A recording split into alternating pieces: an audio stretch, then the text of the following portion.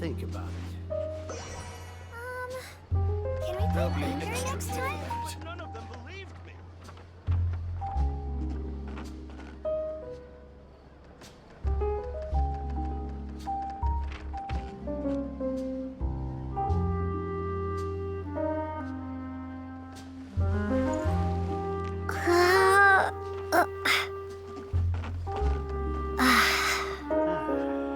I'll Exactly.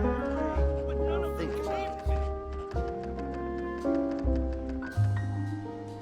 There'll be an extra fee for that. Error.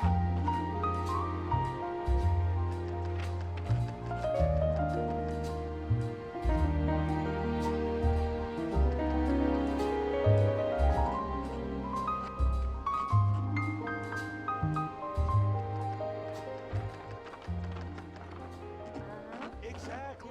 But none of them believed me. I'll think about it. There'll be an extra fee for that.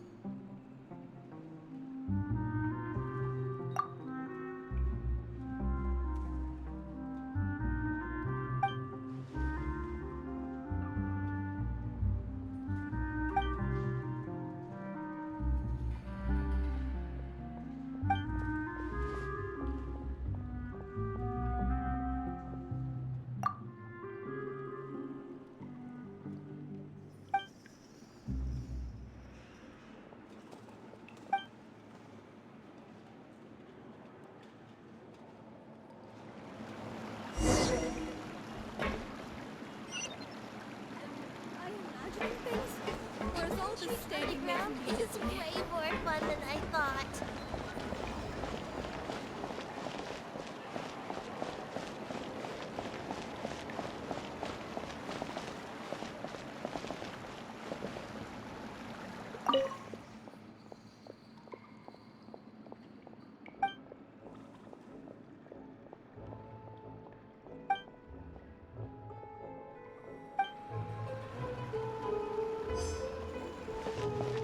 But my research had so much potential.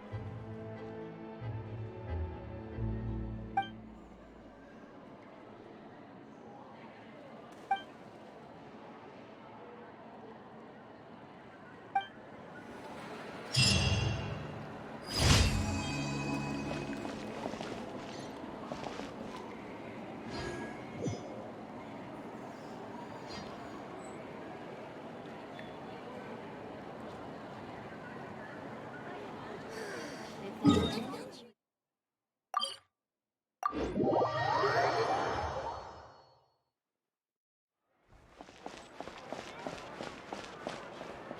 Astra Abyssosk. Welcome to the Adventurers Guild. Thank you for completing today's commissions. Here is your reward. Ad Astra Abyssosk. Welcome to the Adventurers Guild.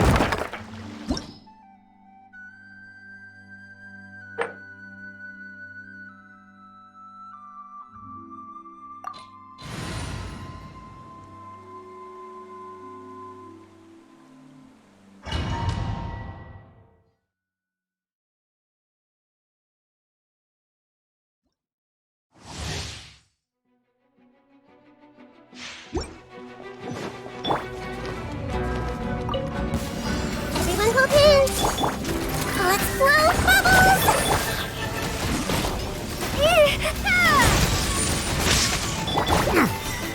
Settle down!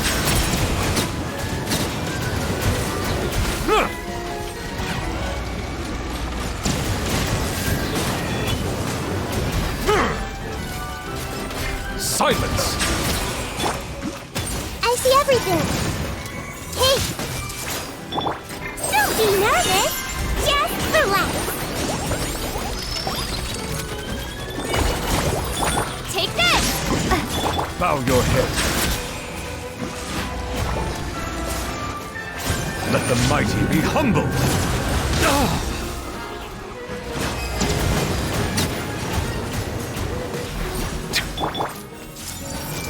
Lightning flash! Silence!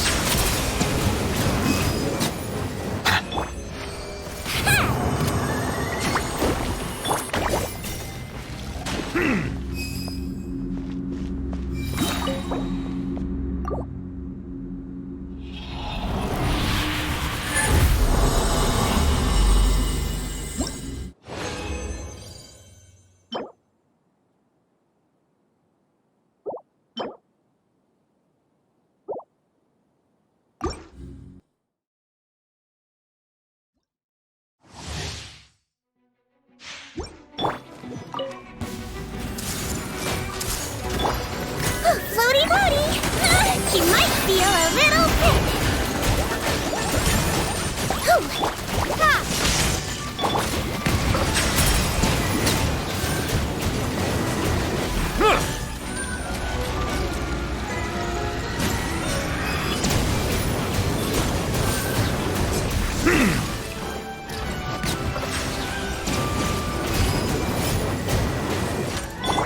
Everyone hold hands!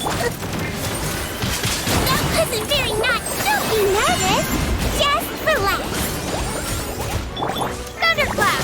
Lightning! Bow your head. An oversight on my part. The tides beckon.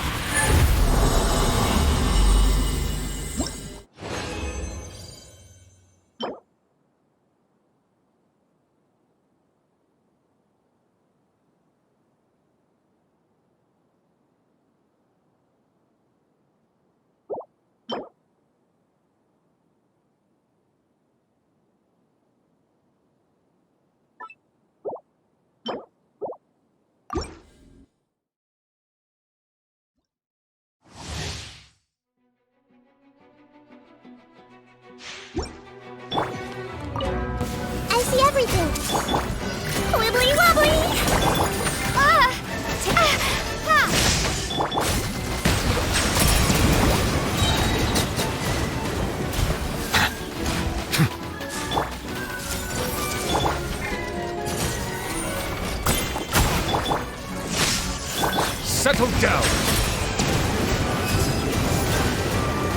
Huh.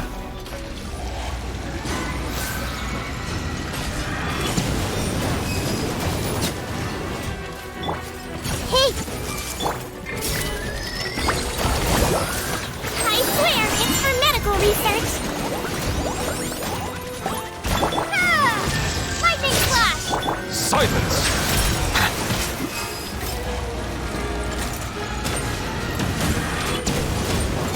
Justice is be sanctified.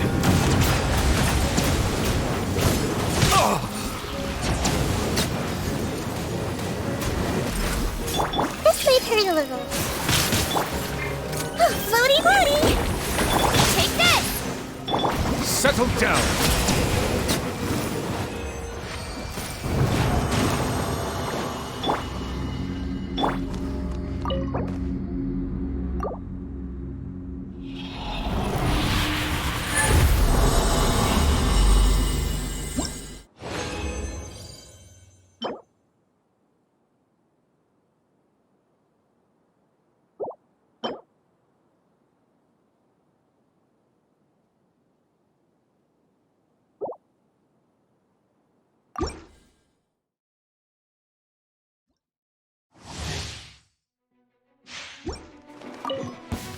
Everyone hold hands! That wasn't very nice! Don't be nervous! Just relax!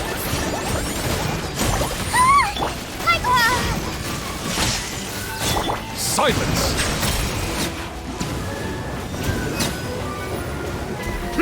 The tides beckon.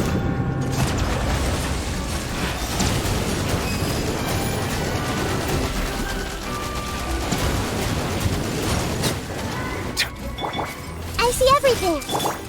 Let's blow bubbles! Take this!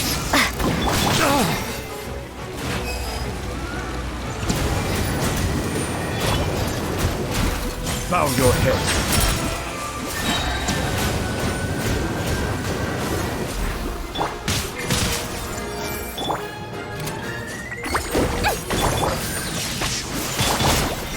Silence!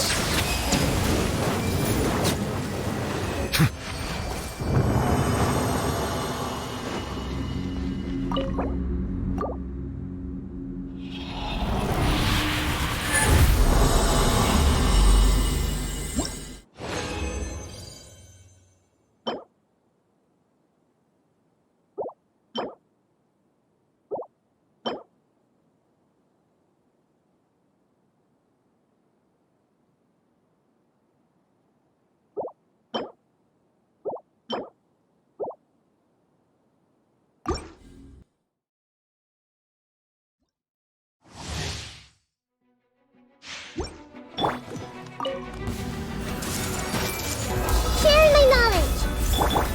That wasn't very nice! He might feel a little prick! Wibbly wobbly! Settle down!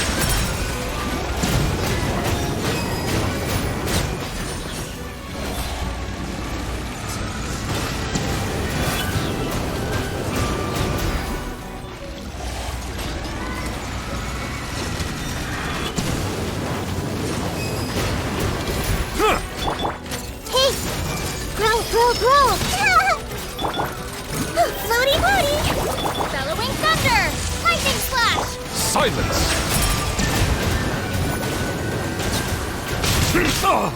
Be sanctified.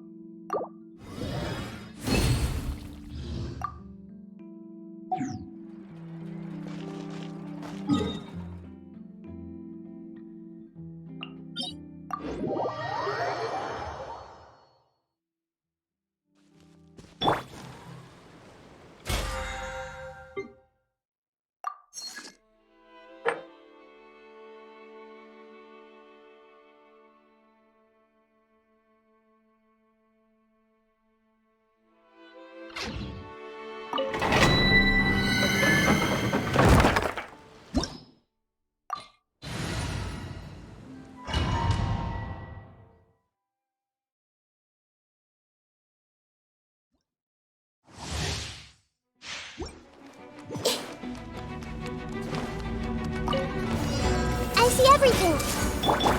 Let's blow bubbles! Don't be nervous. Just relax. Ha! Bow your head.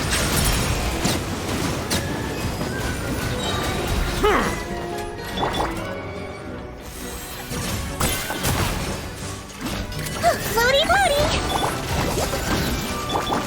Take this! Silence!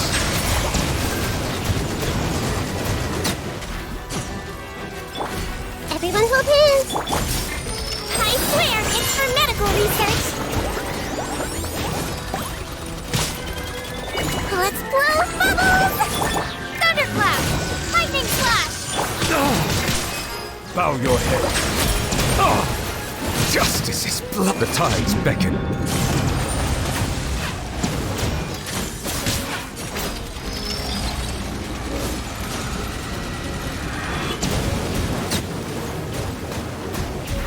Silence!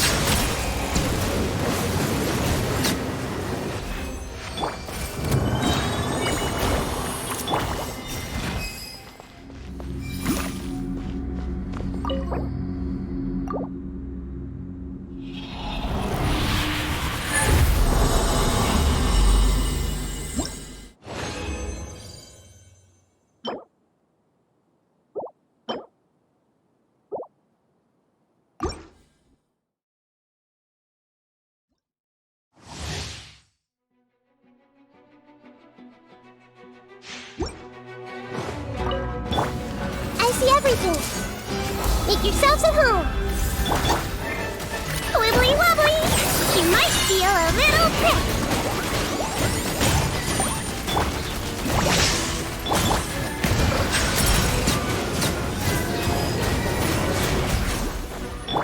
Hey.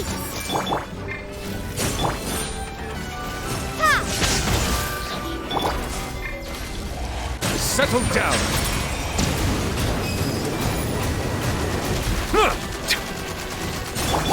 Everyone hold hands! Floaty floaty!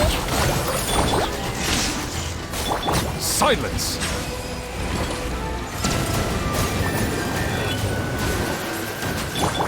I see everything! Don't be nervous! Just relax! That wasn't very nice! Let's blow bubbles!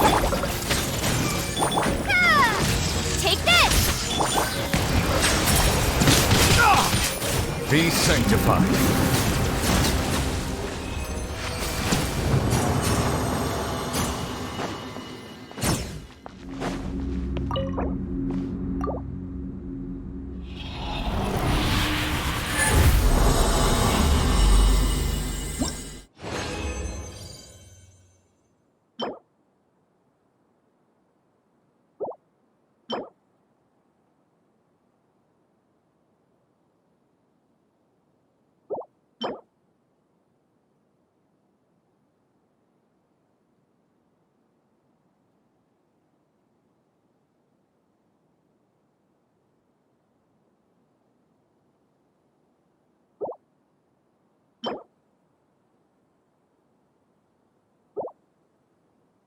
What?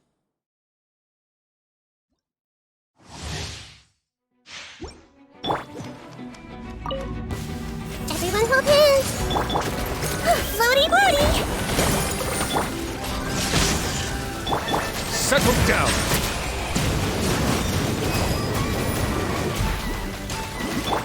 I see everything!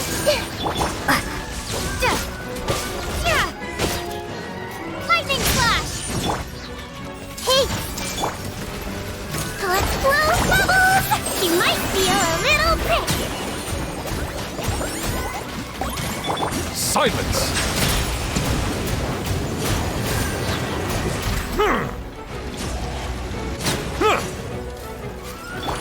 Everyone hold hands! Floaty boaty! Bow your head.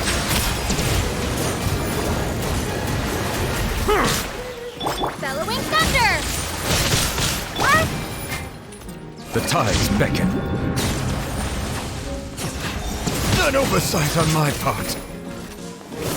Justice is silence.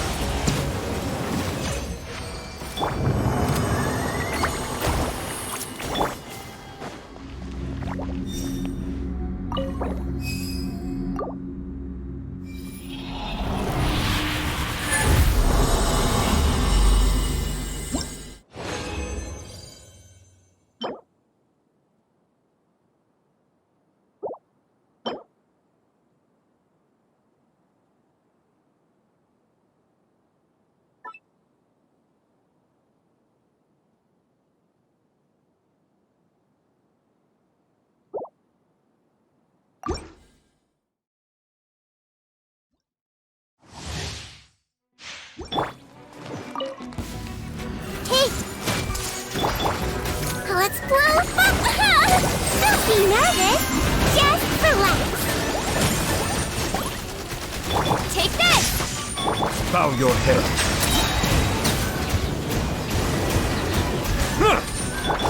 Everyone hold hands!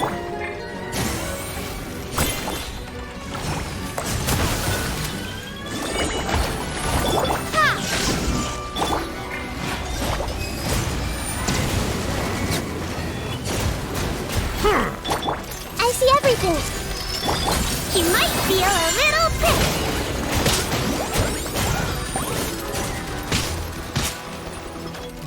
Floaty boaty! An oversight on my bow your head.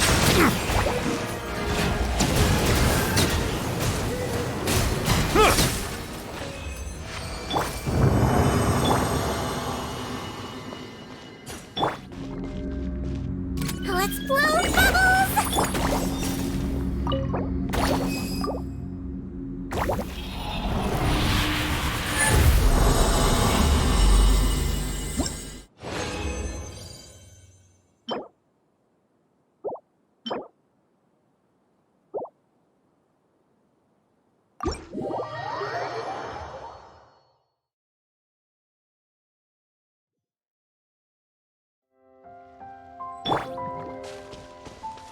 Wibbly wobbly!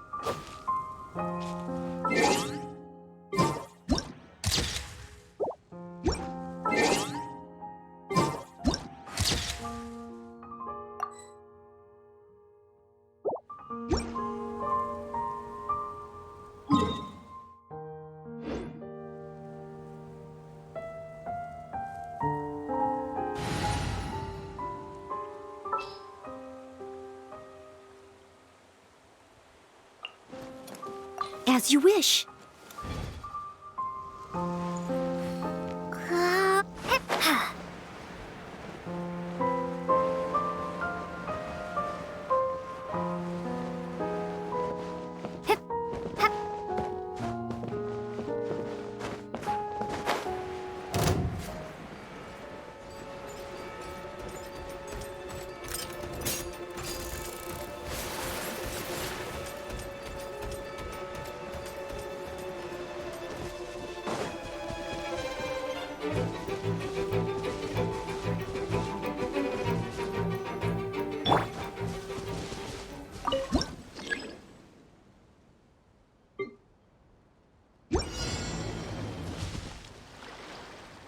Leave it all to me.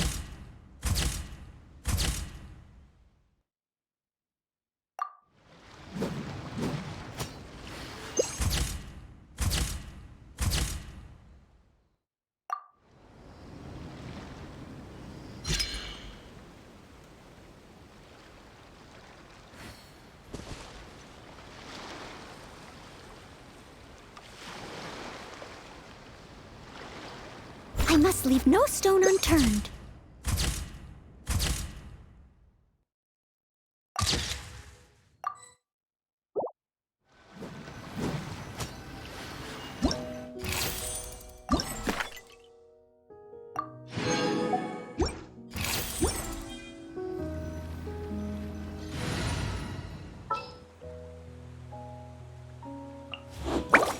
Anastasia.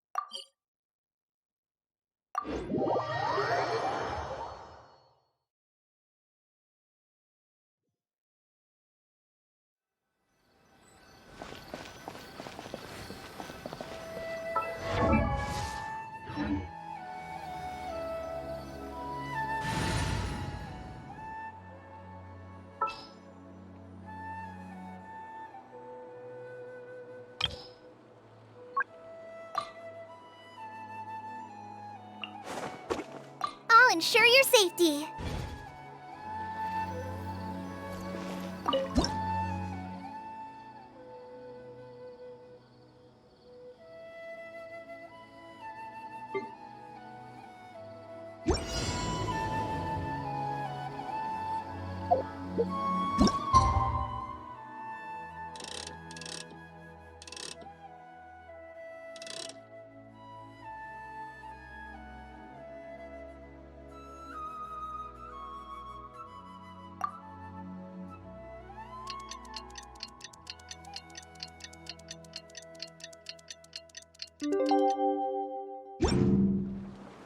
According to today's Forest Patrol route map, we need to head here first, then make our way over to there?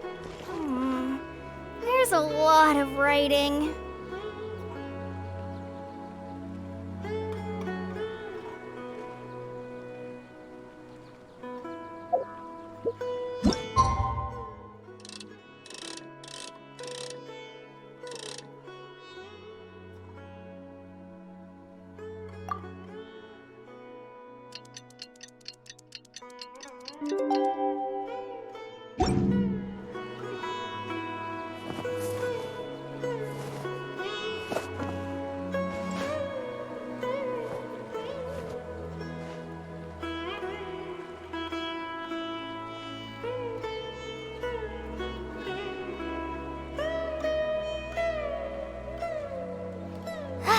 I'm feeling all right today.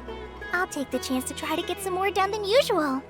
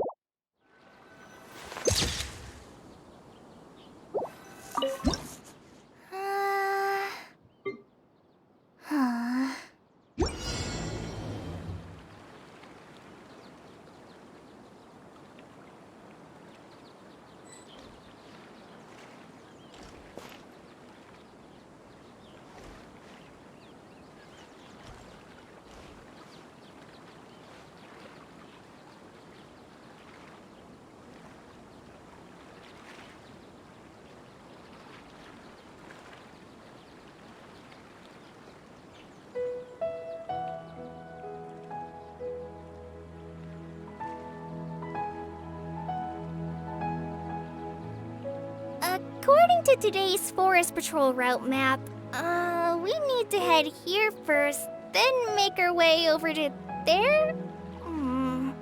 There's a lot of writing.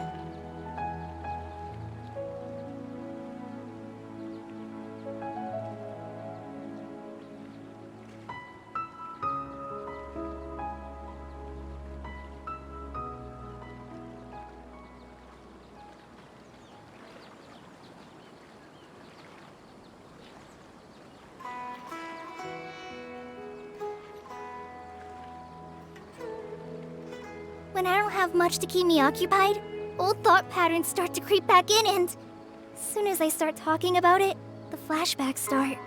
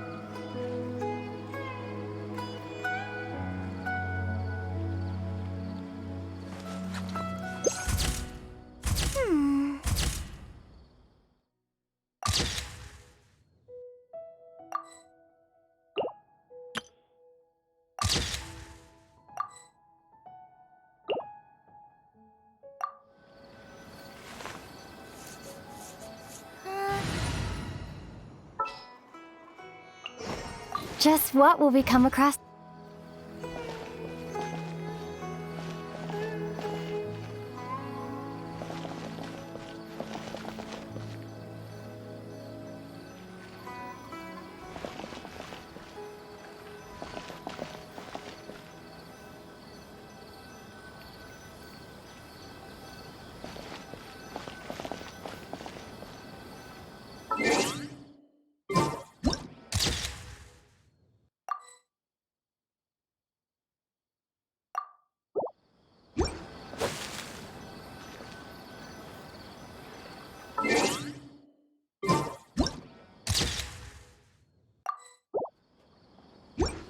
Please be careful not to touch the plants here.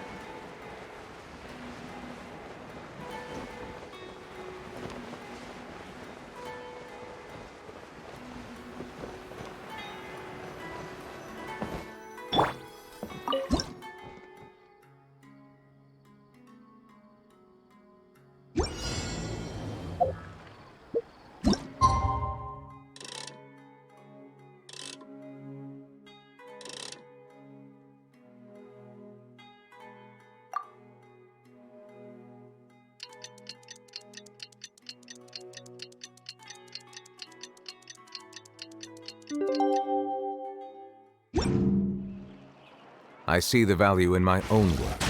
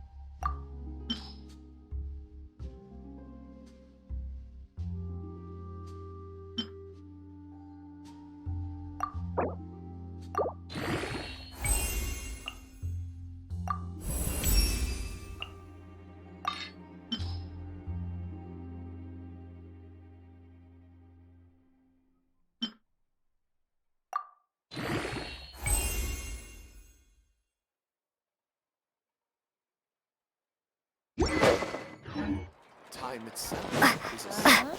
Banger next time?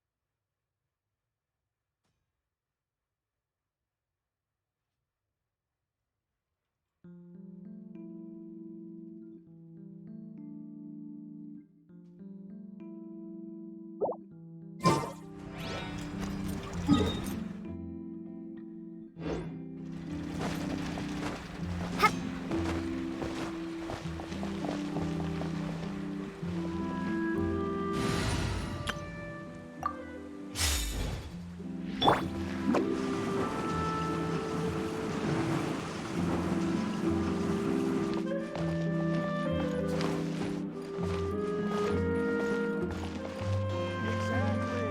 But none of them believed me.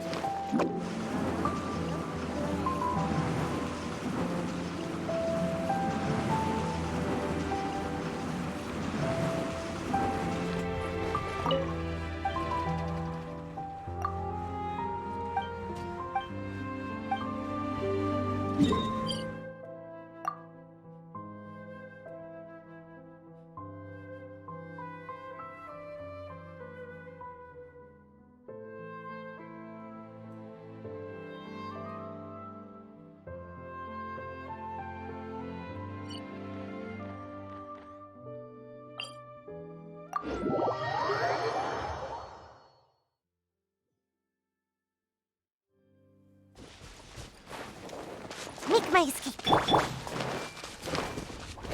Hey!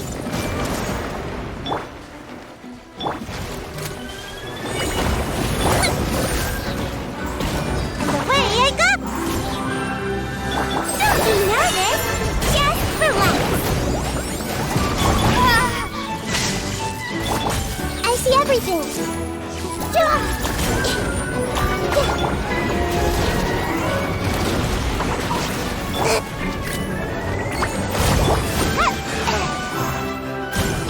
Thunderclap! Lightning flash! Committed to memory. Grow! I'm seeing stars. Let's blow bubbles! This may hurt a little.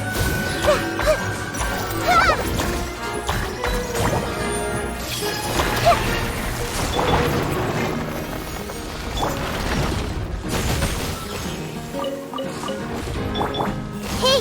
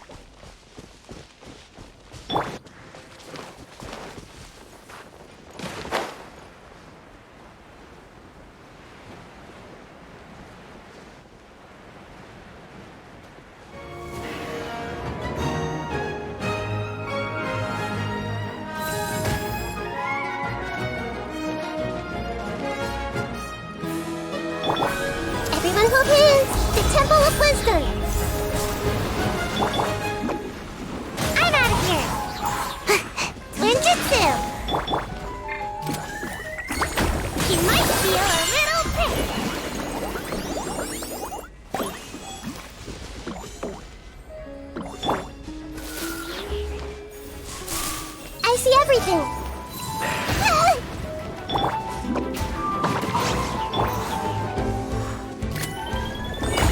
Don't slip and fall! Lightning Slash! This might hurt a little. Make yourselves at home!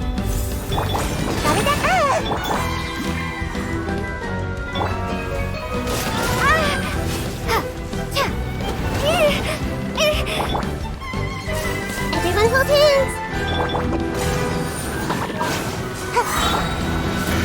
Let's blow bubbles!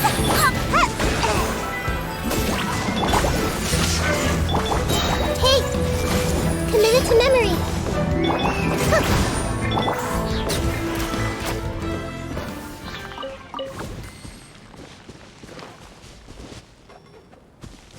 Wibbly wobbly!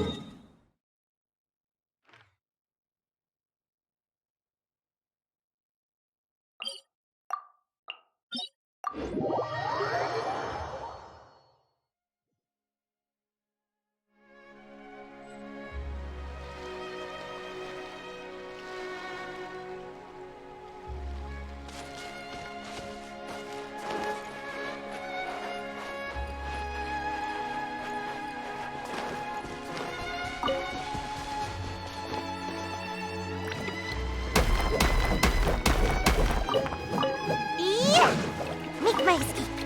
Yeah. Cha. Ha. Ha.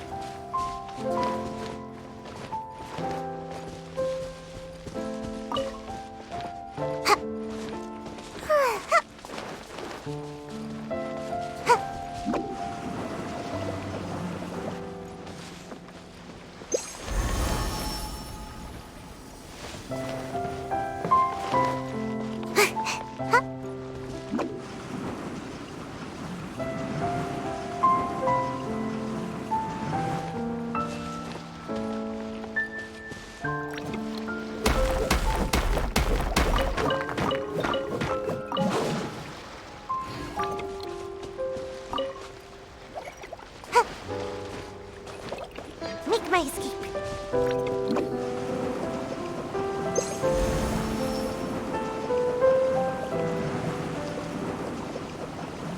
And away I go! Ha.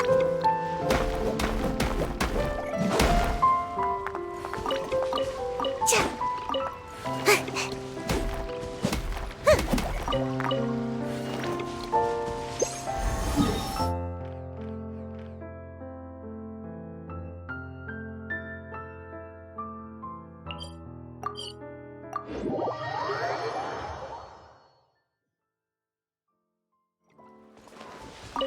Make my escape.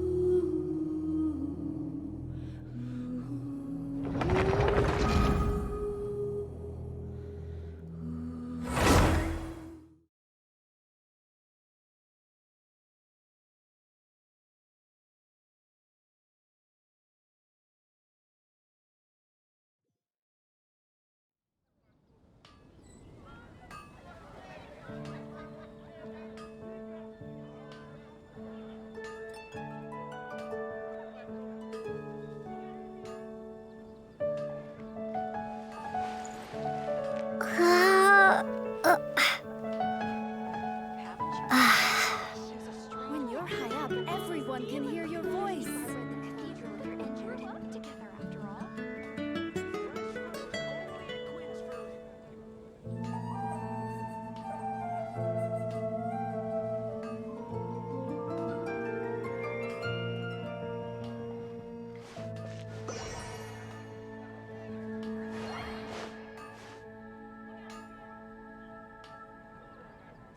When you're high up, everyone can hear your voice. There will definitely be something that catches your eye. That's what I'll make tonight.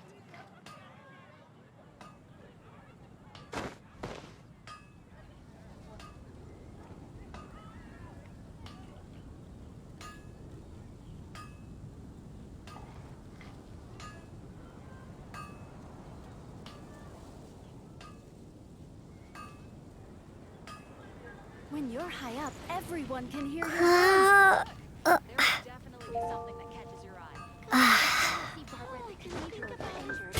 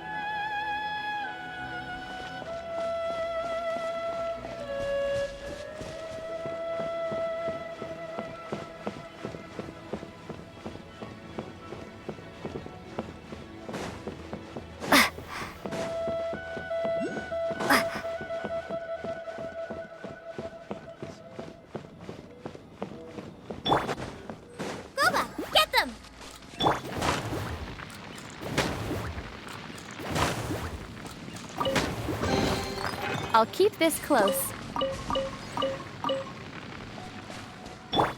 Shower me with praise!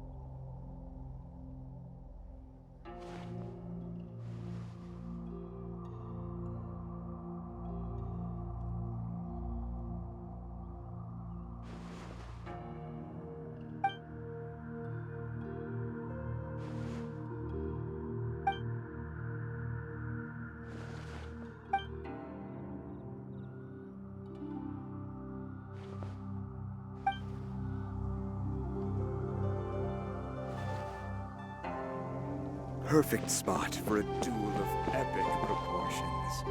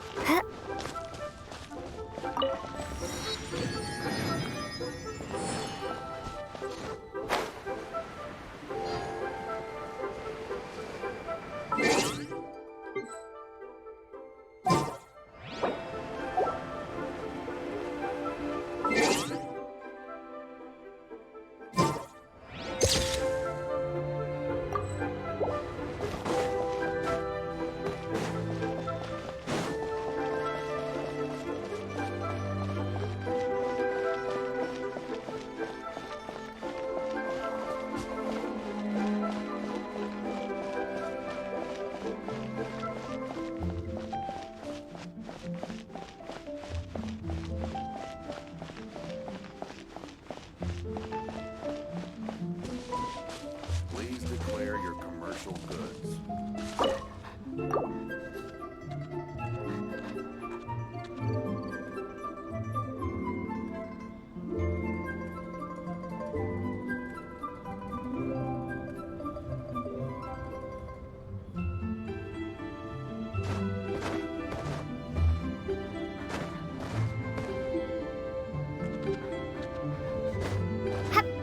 Please declare your commercial goods.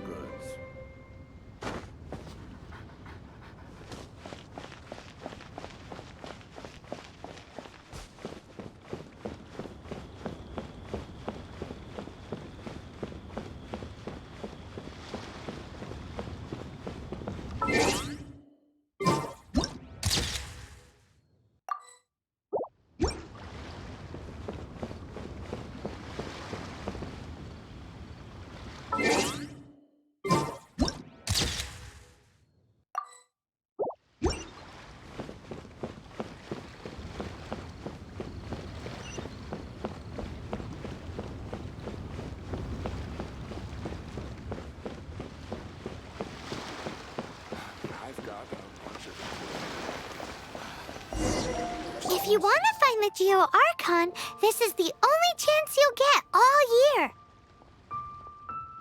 Guess it's a good thing Venti brought it up earlier. Otherwise, we definitely would have missed this year's Rite of Descension. Might be today, might also be tomorrow. Look, we're already in Liyue, so let's go ask some of the locals. Oh, right. About the Geo Archon Morax. Did you know the Mora that we use is named after this god? But it's seen as impolite for people from outside Liyue to refer to the Geo Archon by that name. So we should refer to the Geo Archon by the name Rex Lapis, like the people of Liyue do.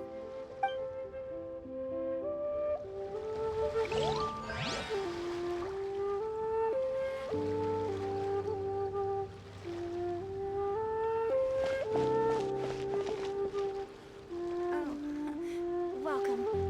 Please take a seat.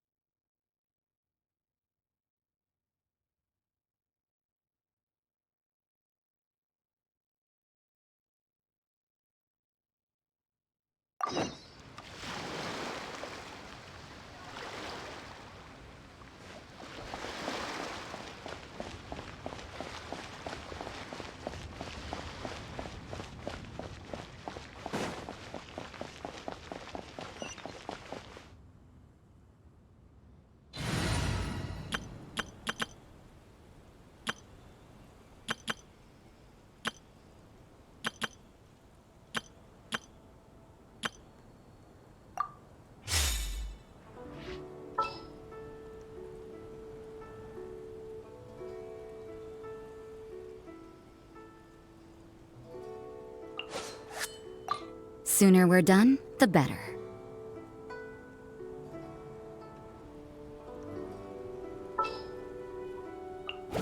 I can't wait any longer!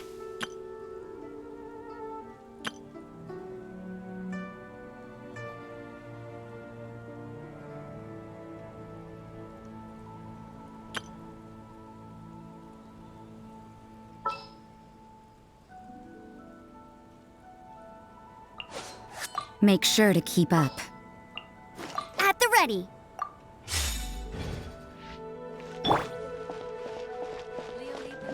Best flea food in town.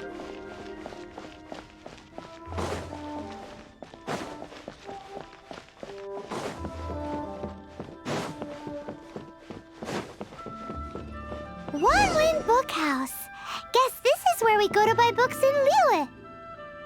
Should we ask here if they have a copy of the Liyue volume of the Teyvat Travel Guide?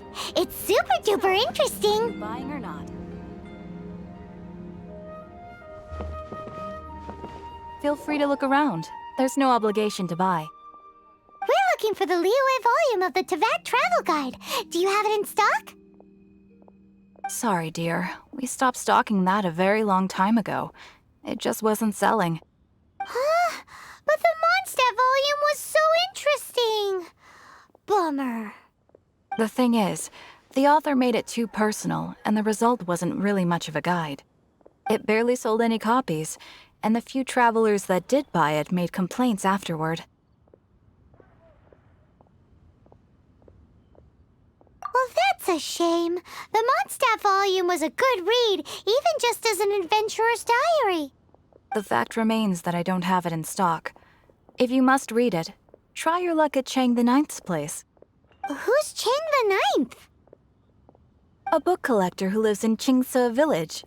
He's a complete grouch, but he will behave himself if the conversation is about books. He was a regular customer here back when he lived in Liyue Harbor, and I still send him the odd out-of-print book or two every now and then. Did somebody say out-of-print books?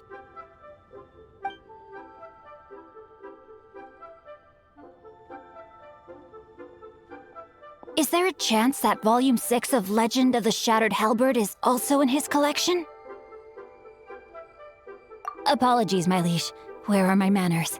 My name is Xingqiu, a humble literature enthusiast who happened to be passing by. Since you and I are both in search of lost books, what say we travel together to Mount Qingse and pay a visit to Chang the Ninth? My pleasure, fellow book lover.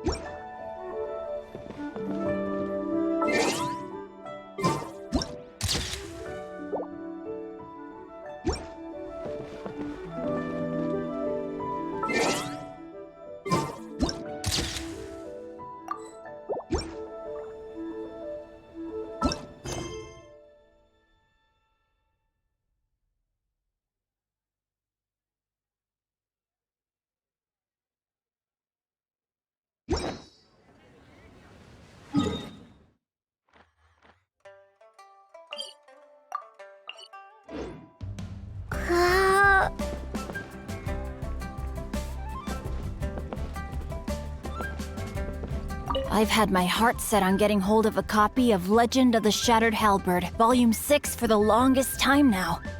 Frankly, I'd be willing to do whatever it takes to get my hands on that book. If this book can be found, it will be nothing far away.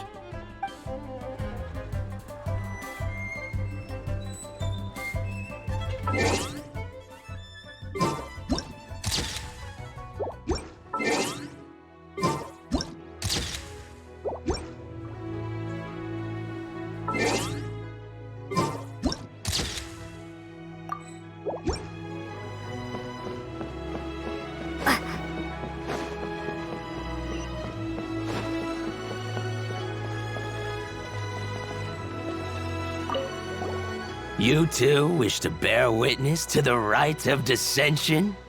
Me too. We all do. As a businessman myself, how could I not take interest in Liyue's most important business trends? The 17 predictions given last year made more than a few ripples throughout the industry. What's more, there's been a rumor going around that the Tianshui herself, Ningguang, has been acting secretly in the shadows. She wants the rocks created by geovision holders to be exempt from taxation. Wow, that's some super professional legal stuff, that is. To be on the pulse of the predictions and the market is what makes this harbor what it is. Among the 7, Rex Lapis is the oldest deity.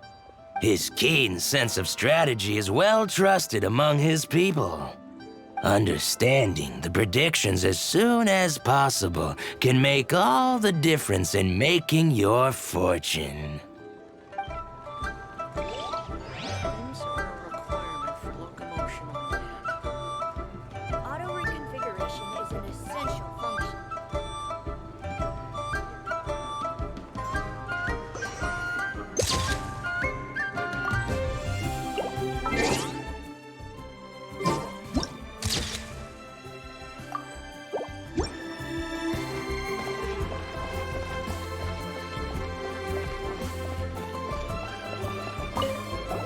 Oh, are you also foreigners here for the Rite of Descension? To think I've lived in Liyue all these years and never come to see this before. I guess it's like they say, locals never visit the tourist spots. I wish you well on your travels. Liyue always welcomes you.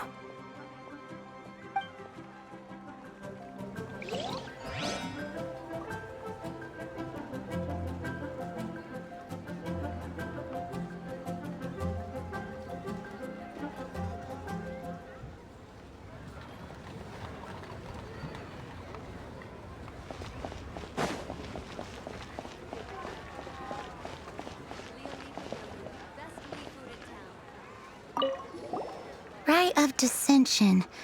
Oh yeah, that reminds me. Isn't that today? Once a year, Rex Lapis bestows upon us his divine prediction, guiding us on how to run Liyue for the coming year.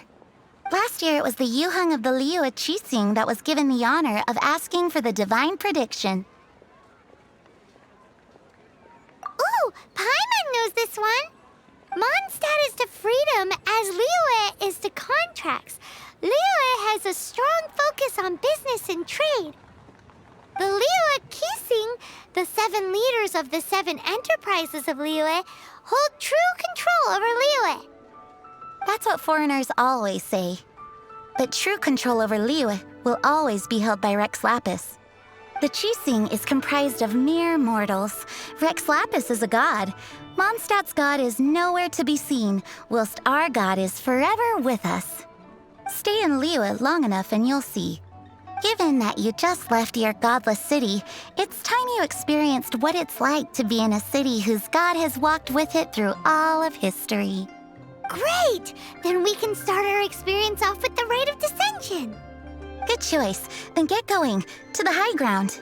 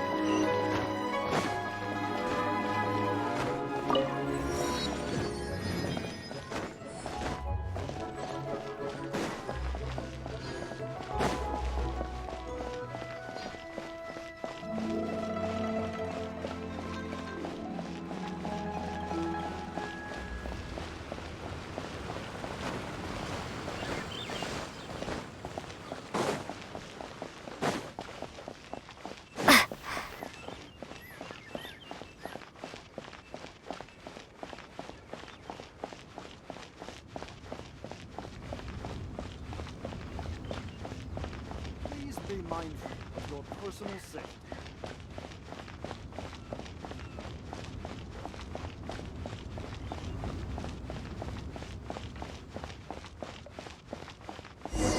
Paimon heard that the best time to make a wish is today, during the Rite of Descension. Wanna give it a try?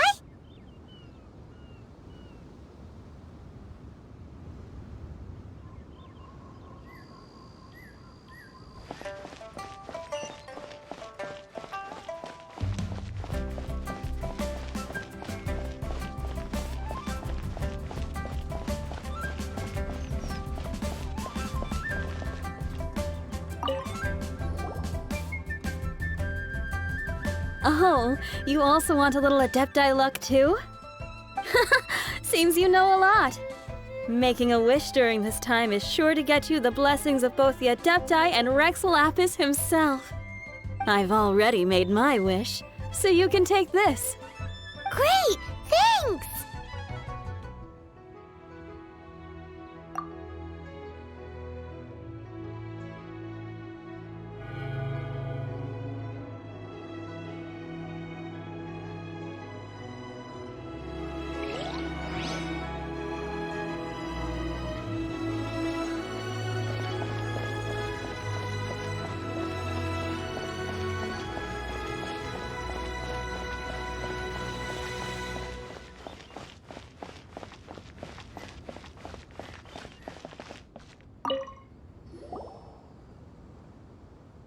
Your first time in Liyue? Actually, it's my first time to see the Rite of Descension, too. Ah, look, that's Miss Ningguang of the Liu Xixing. Only those who have control in Liyue can preside over the Rite of Descension. Oh yeah, not sure if you knew, but most of the Adepti appear in the form of various beasts. I heard that when attending these kinds of formal occasions, Rex Lapis himself appears as a celestial cross between two of Liyue's ancient mythical creatures. Ah, sorry, I shouldn't interrupt your wish. Please, take this.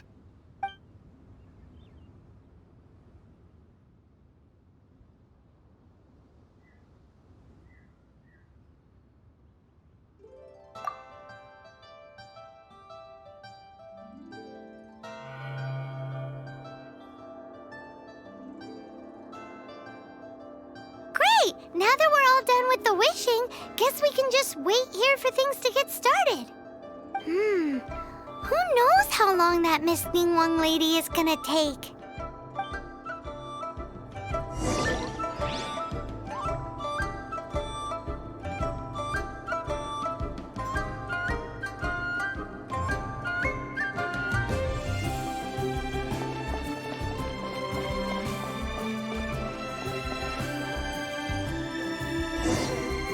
Whoa, look at all the people! We gotta get up front. We can't see squat back here.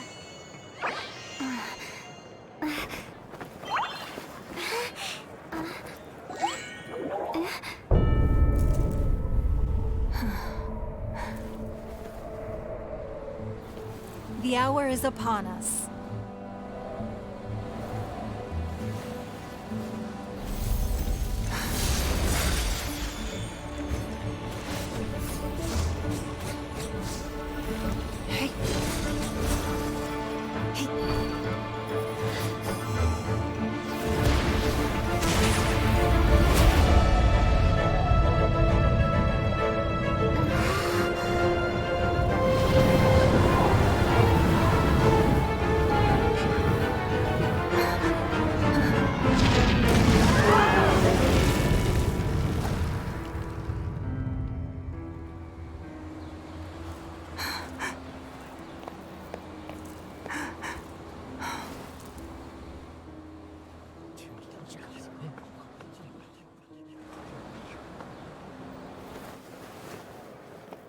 Rex Lapis has been killed. Seal the exits.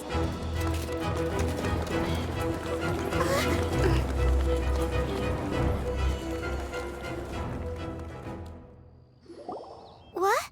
What's going on? Did she just say Rex Lapis is... The Geo Archon is... dead? Oh no! The Monolith! Looks like they're nabbing suspects who got too close. Paimon's freaking out!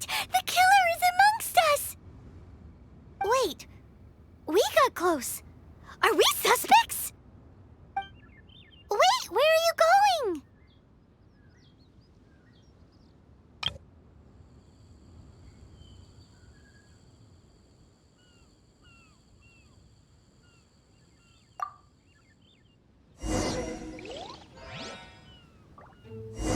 Oh no, there's a whole bunch of soldiers out there too. Your identity. You may not be the killer, but we can't let them get you. But...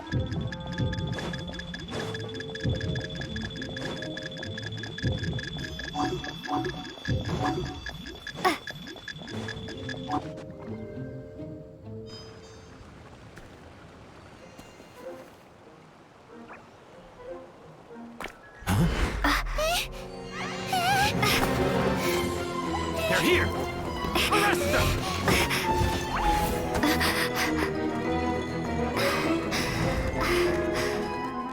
There's nowhere to run! Hey, girlie, hold still.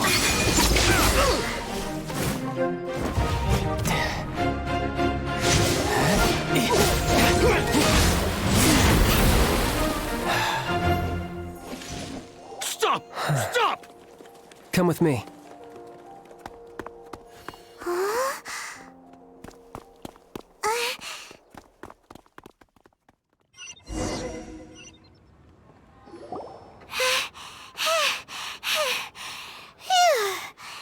Paimon's exhausted. So insensitive. You have no idea just how tiring floating around. Wait.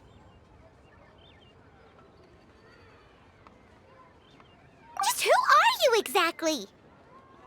Call me Childe. Child?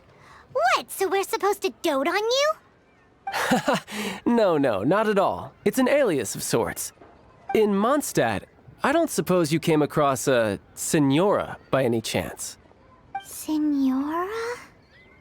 Child?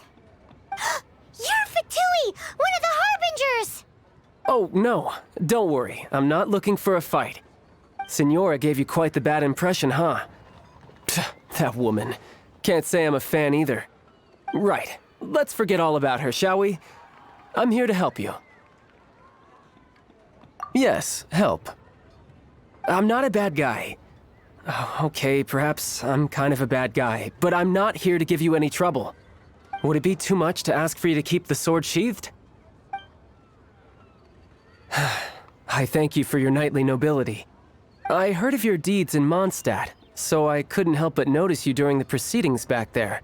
And because I had my eye on you the whole time, I know it wasn't you. Someone else was clearly behind it. But, regrettably, given I'm a Fatui envoy from Snezhnaya, there's no way I'd be trusted after something of this magnitude. The ruling Qixing of Liyue has always been overly suspicious of us. Well, can you honestly blame them? Guess I shouldn't try to deny that. Okay, sure. Maintaining a distance between strangers is probably a good idea. Either way, I'm already used to it at this stage. But right now, if you want to clear yourselves of any suspicion, you need to get yourselves to Northland Bank. Staying here isn't an option. As the old Liyue saying goes, the walls have ears.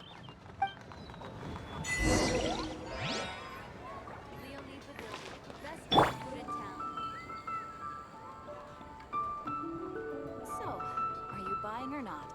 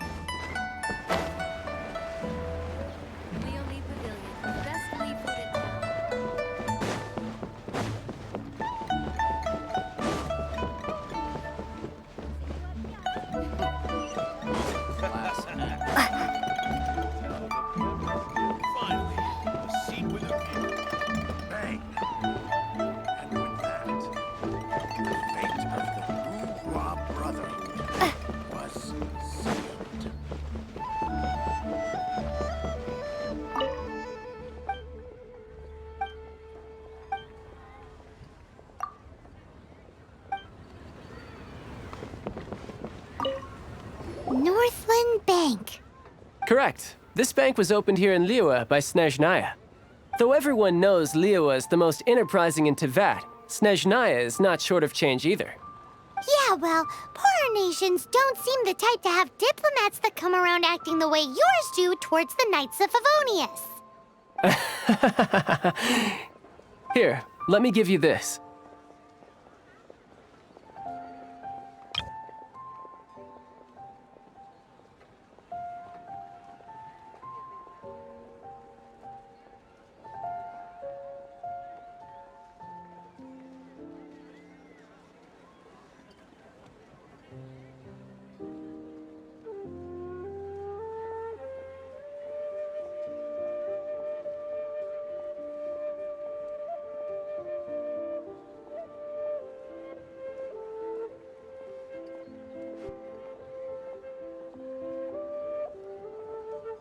This is a... I'm not sure exactly. Sometimes all money can buy is things, and not a name for oneself.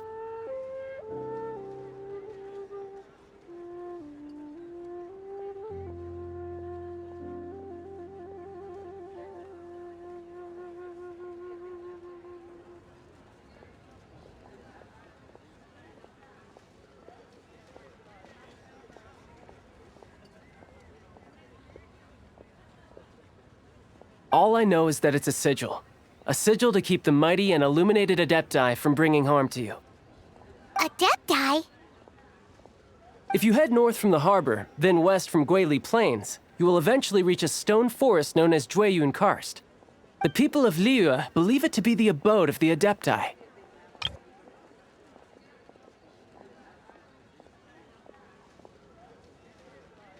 Legend or not, they believe it. As such, offerings to the Adepti are made at its borders. Nobody dares venture in. But I have no need for believing, not when I know for a fact that the Adepti truly exist. Hate to admit it, but your Fatui intel seems all right. But why would we go looking for Adepti anyway? Oh, my little friend. There are plenty of reasons mortals seek the blessings of Adepti. Money, health, love... But you will go for justice. Justice? The Qi Xing will already have dispatched the Monolith. They'll be seeking out the assassin from amongst the onlookers.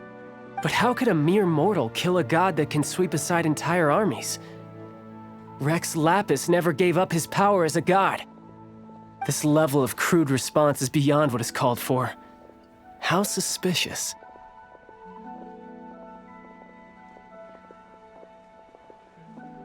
Or to hide something else. Hard to say. Even now, the Northland Bank wouldn't be able to hold the Monolith off for long, but the Adepti can clear you of any wrongdoing. Liyue was founded by the Geo Archon and the Adepti. Of course, it was built by force. Look for them, and be faster than the Qi Xing's messengers, so you may give your version of events first. If there is anyone that can help you in Liyue now, it can only be the mighty and illuminated Adepti.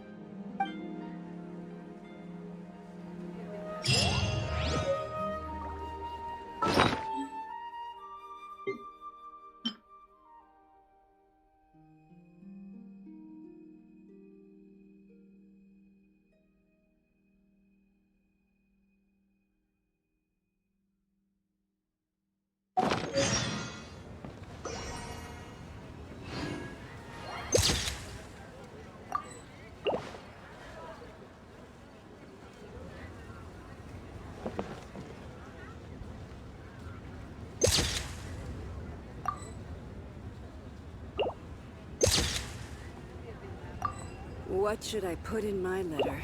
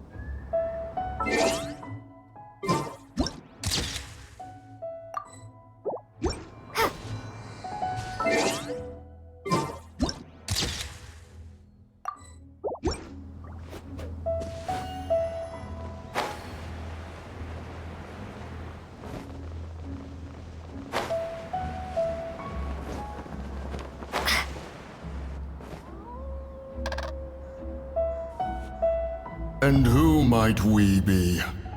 Those that dare enter Jueyun Karst.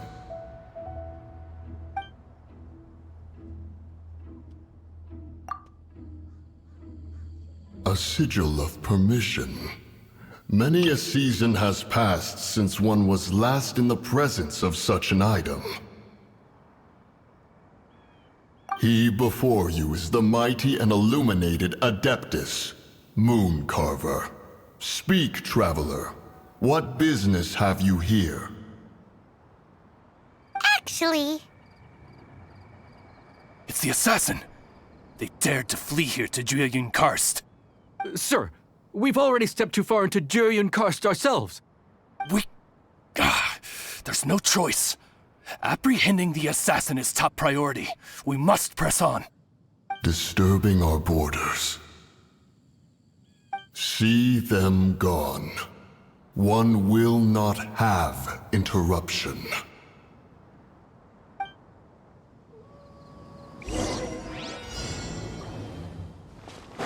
To arms! Yoo-hoo! Take the target alive!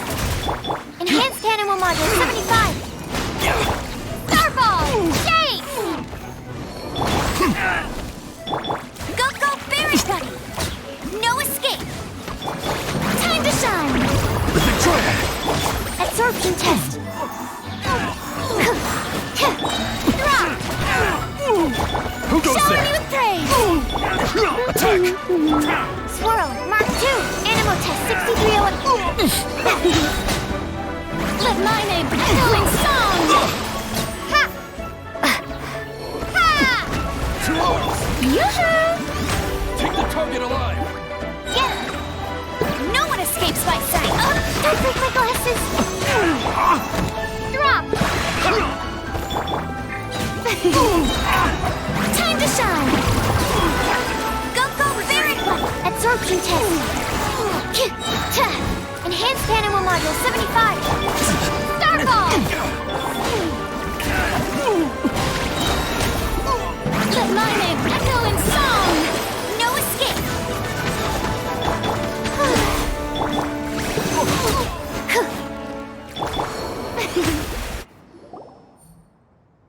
Well...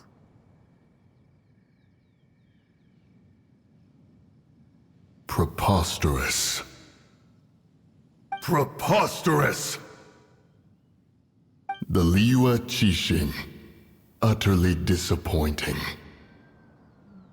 How could someone possibly assassinate Rex Lapis during the Rite of Descension? And then place suspicion upon the attendees?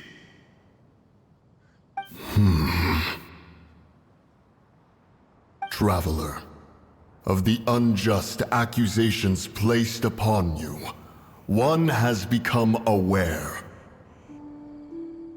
The mind knows its answer, though one must consult with one's fellows, lest the mind be misguided. Go, take your sigil of permission. Carry with you a message. Mountain Shaper and Cloud Retainer can be found here. Only fate will decide if you shall find them. Only fate. There exists a conqueror of demons, a guardian Yaksha. Go to Wangshu Inn. There you shall seek him.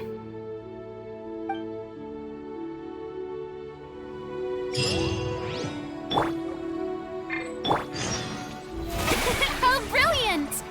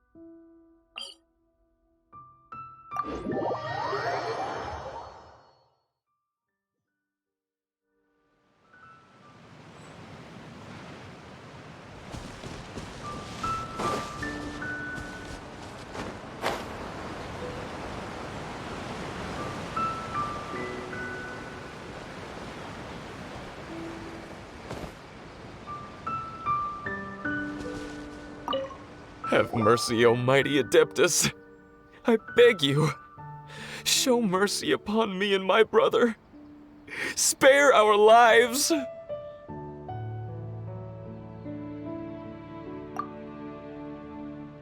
Who are you?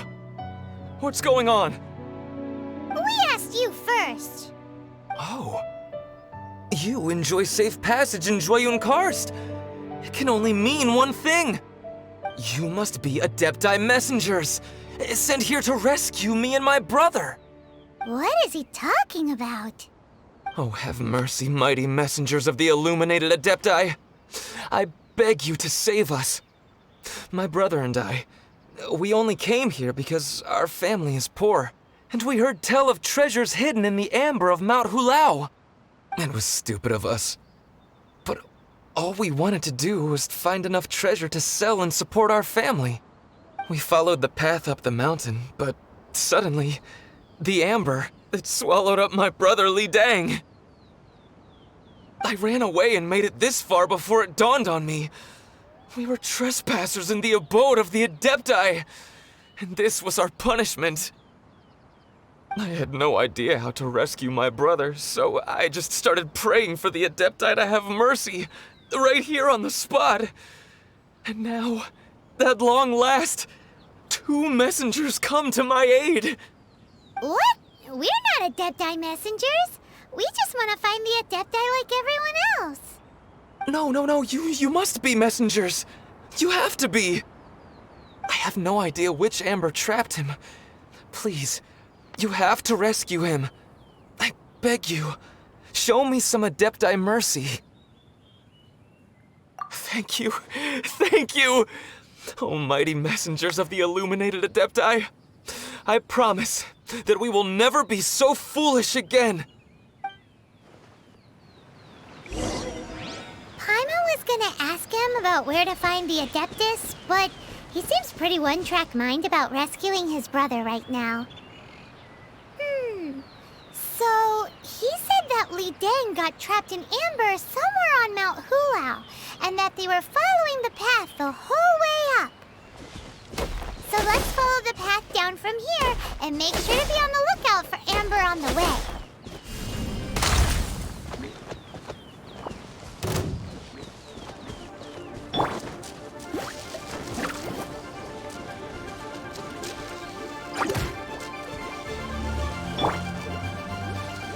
Animal test 60.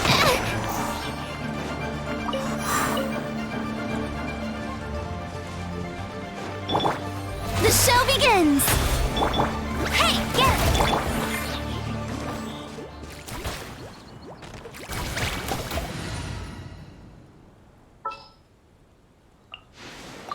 I'll keep an eye on you. You're in for a little shock. Blitz.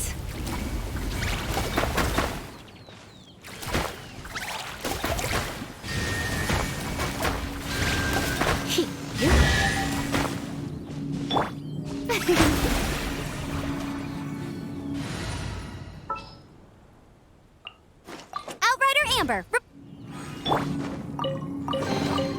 A reward on the road.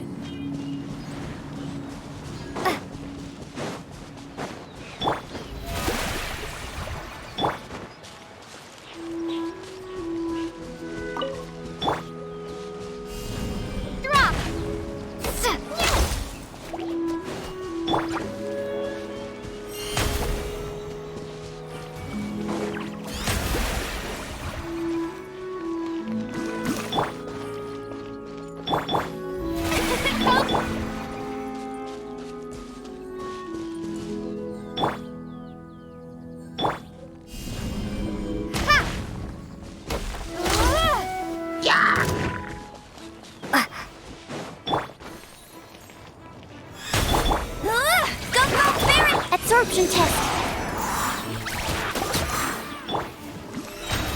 The show begins!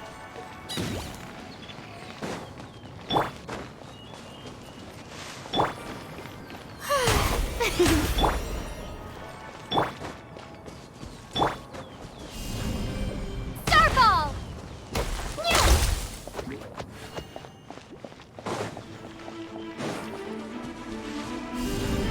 Drop!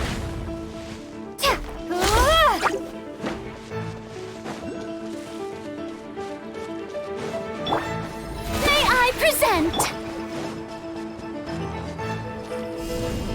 Ha! Yeah!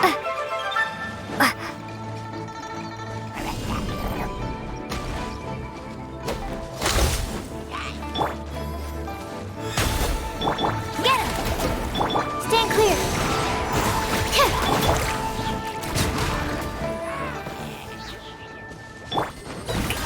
Ah.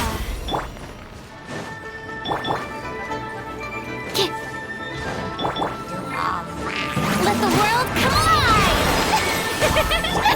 Hey, go Baron Bunny! Animal hypostasis emulation! Let it rain!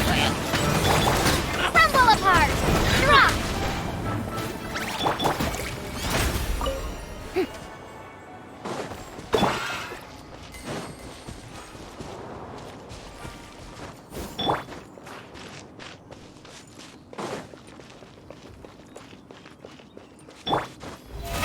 Oh, brilliant!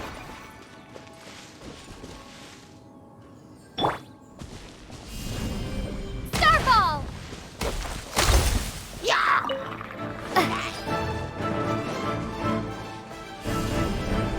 Ha!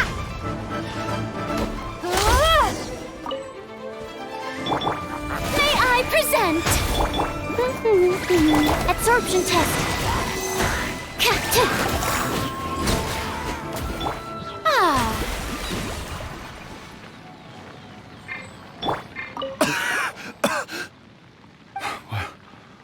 What happened? You rescued me. Thank you. Oh, and have you seen my brother? His name is Li Ding. We were climbing the mountain together. I just hope he didn't get trapped in Amber too. Phew. So he's safe then? Oh, thank you. I will head up to find my brother now. Here's hoping I don't run into any more Amber on the way.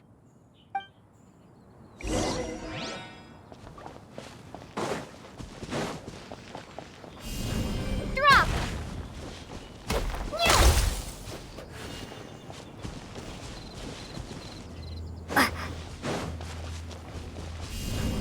Starball!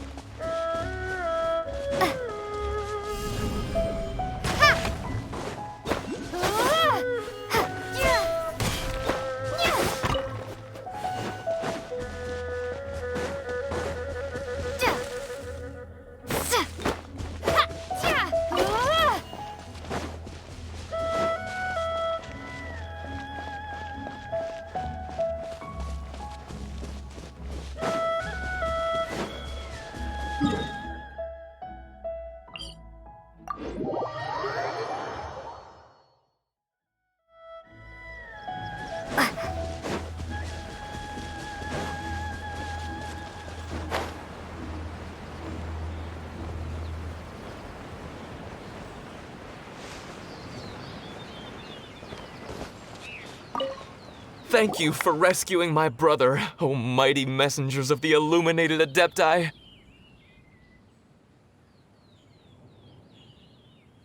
What? No. I mean, like everyone else, we've heard that there's an Adeptus living in Mount Hulao. But regular folks like us would never have the chance to meet them. No way. Unlike you guys, you're Adepti messengers, so it's a whole different story. Anyway, we have trespassed in the realm of the Adeptus for long enough. We should get going. Thank you, mighty Adepti messengers. Yes, thank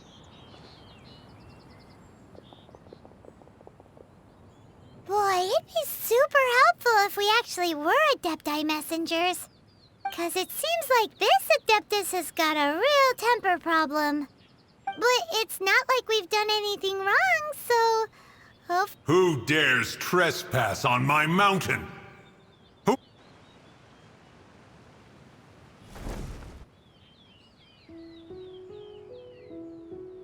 Foolish mortal, come forth and receive your punishment.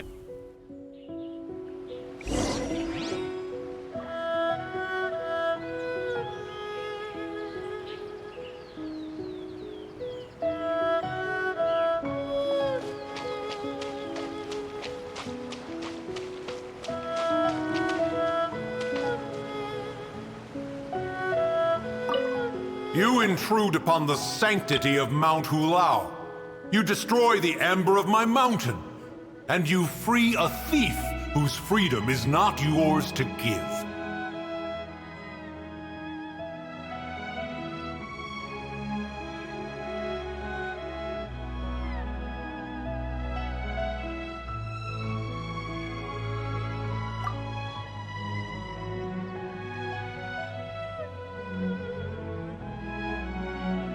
The thieves' ignorance was an affront to the Adepti, but your actions are an abomination of the highest order.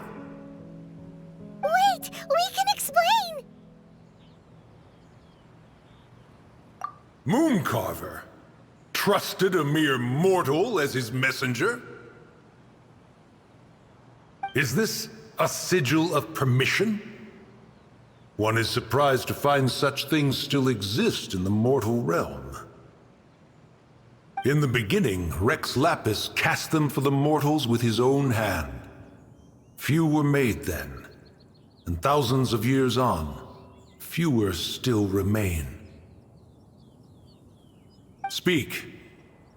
One shall listen to the matter which brings you here. Then one shall verify the truth thereof. You would be wise to speak the truth.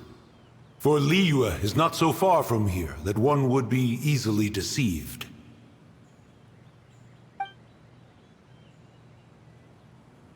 Rex Lapis, assassinated?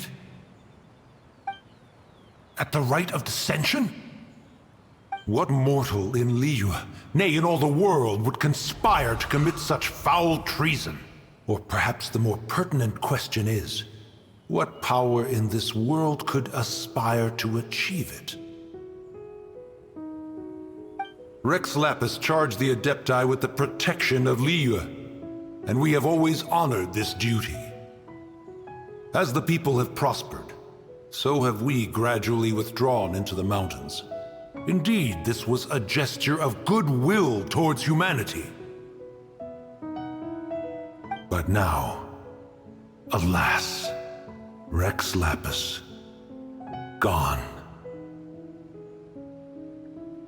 Traveler, of the matter you have relayed, one has become aware. One now knows why Mooncarver has sent for us. Once one has dealt with certain matters here that require my attention, one shall convene with the other Adepti. Paimon can! Adepti always have magical powers in storybooks.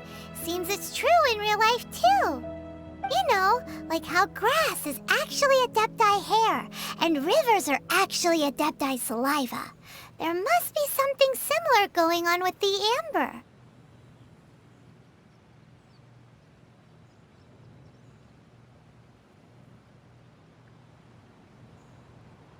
Your nonsense knows no bounds. This amber is produced by a flower that one has planted here, called the Karst crawler. The majority of the plant is hidden underground. When stepped on, it produces amber to trap the invader. After taking up residence here, one planted many karst crawlers to ensure that the tranquility of the mountain would remain undisturbed. Over the years... Oh, so the amber is alive? After taking up residence here, One planted many karst crawlers to ensure that the tranquility of the mountain would remain undisturbed. Over the years, they have helped to prevent many disturbances. But in the process, they have also trapped many curious things. Oh, so they... Correct. Thus, one may not leave this place in its current state, for fear of the risk to innocent lives in one's absence. One will depart as soon as one has attended to this matter. One trusts that the manner of your departure will be swifter in nature.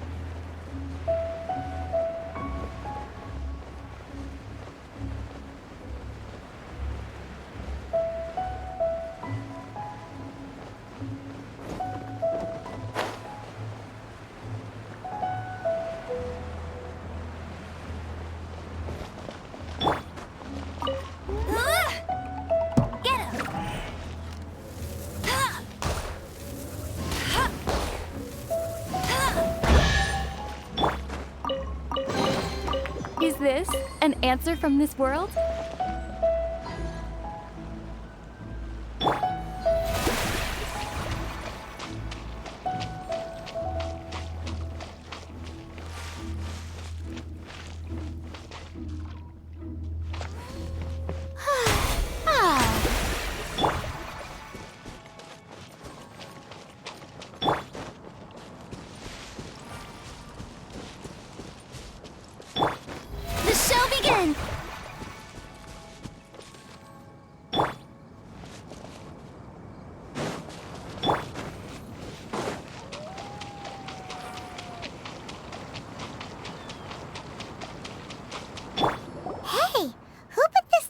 Here. They've even set it ready for dinner. There's a wine jug and everything. Ooh, they even have the guests' names carved into the seats. Here sits Retainer. Here sits Guizhong. Here sits Rex. Maybe Rex is short for Rex Lapis. But Paimon has no idea about Guizhong. As for Retainer... That's it! When Mooncarver was going through the names of his Adepti buddies, he said there was one called Cloud Retainer. So this must be where Cloud Retainer and the other Adepti have their dinner parties. How about we cook up some extra special dishes for the Adepti? We're sure to get Cloud Retainer's attention that way. But what do Adepti even eat anyway? Paimon has no idea. People must make offerings here all the time. Guess all we can do is look around the area for any leftovers. Maybe that'll give us some ideas. Do you think maybe it's at all possible that the Adepti might like to try some sticky honey roast?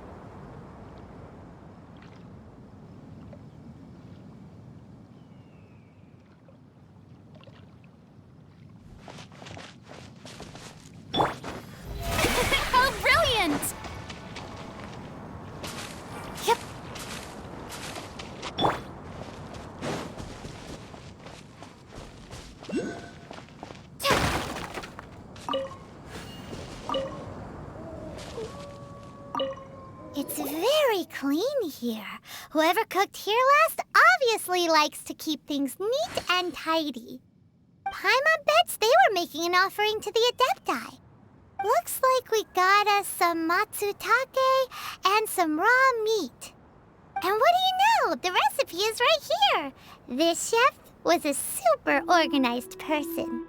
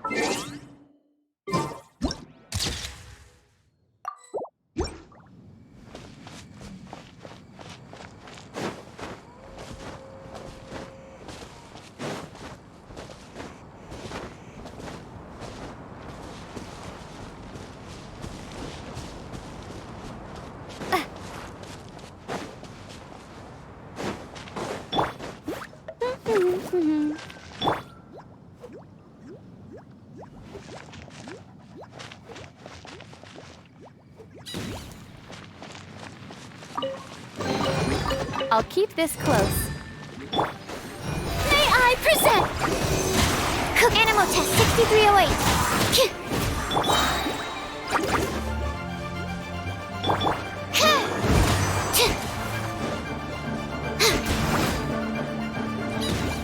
Swirl Mark 2. Absorption Test.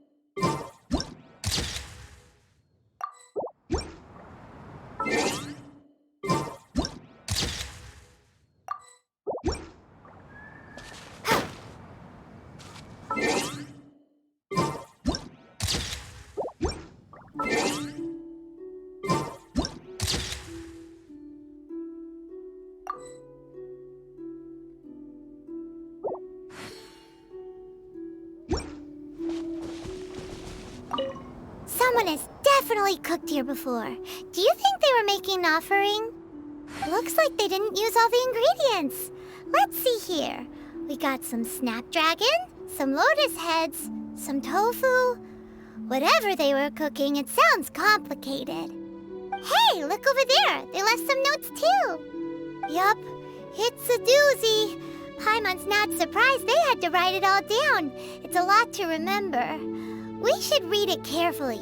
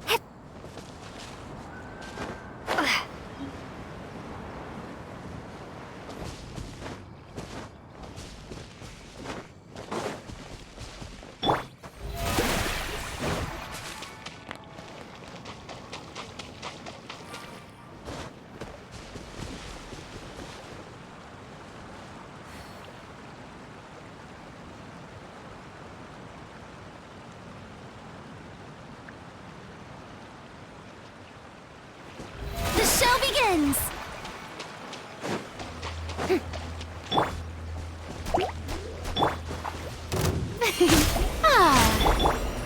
Go, go, Baron Bunny! Animo test 6308. Drop! No escape!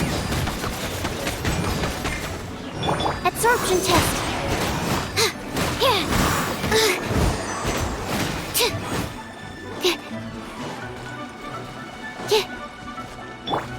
Starball! Ha! May I present? Hey, get him!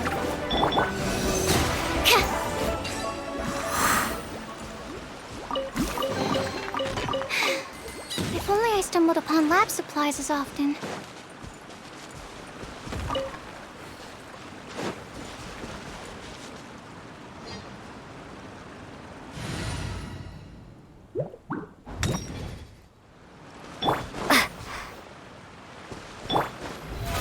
Oh, brilliant!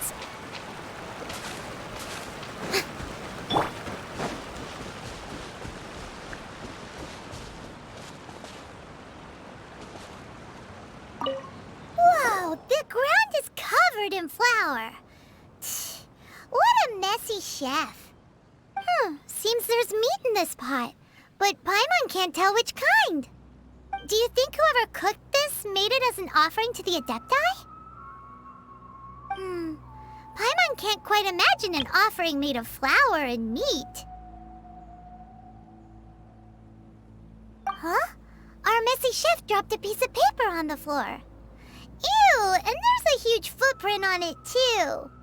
But footprint aside, maybe it has something to do with this mystery dish.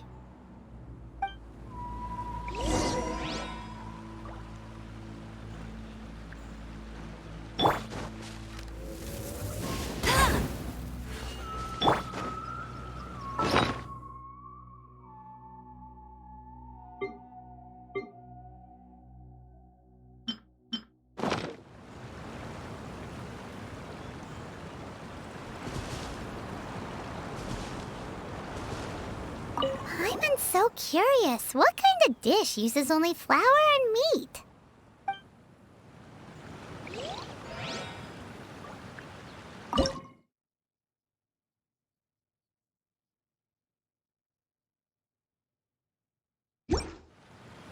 I'm so curious. What kind of dish uses only flour and meat?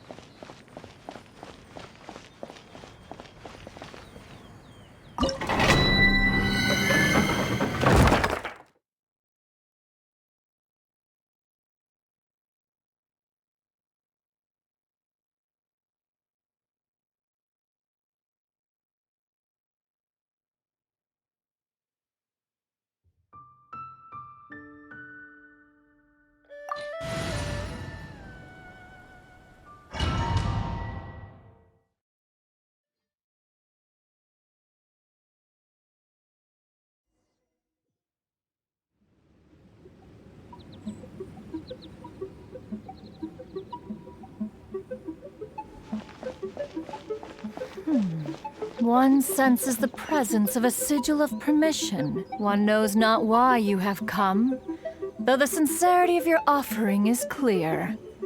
Hence, you shall be granted an opportunity. Find your way through mine abode, and you shall receive an audience with the Adeptus whom you seek.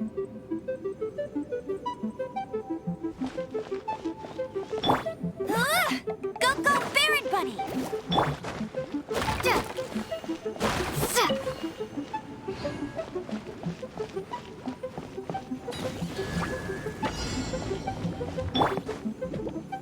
Bet you can't keep up with... Animo test 6308, absorption...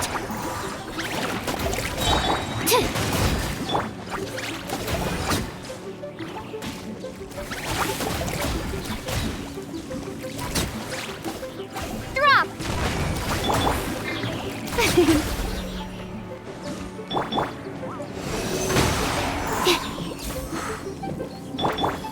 The show begins! Animo hypostasis emulation! Hey! Ha! Ha! Crumble apart!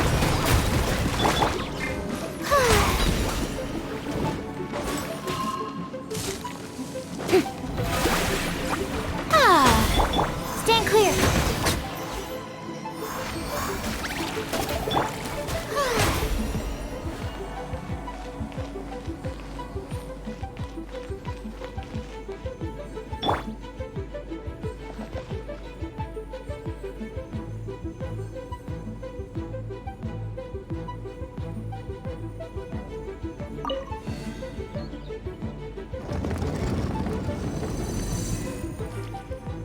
Look! That platform is moving! So that's what this button is for!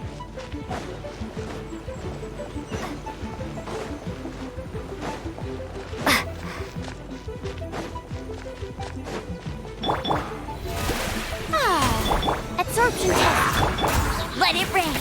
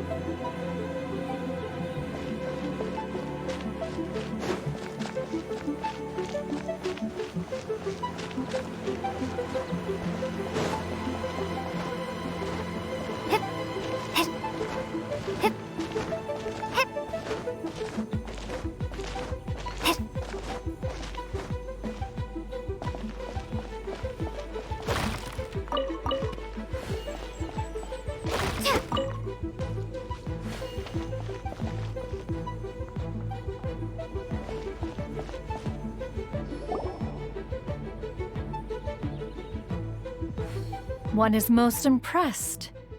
The path that leads through this abode defies those of ordinary abilities. The one before you is the Adeptus Cloud Retainer. Now speak of the matter which brings you here.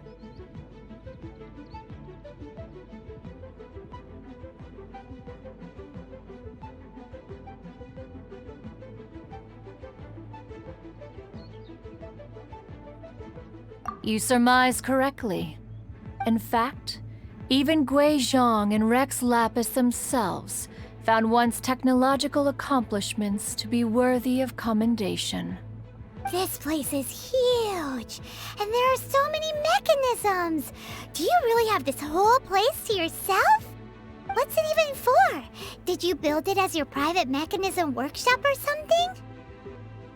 It's just like the stories say. The Adepti leave the human world, find somewhere to go be a hermit, and then they research and invent all these amazing things.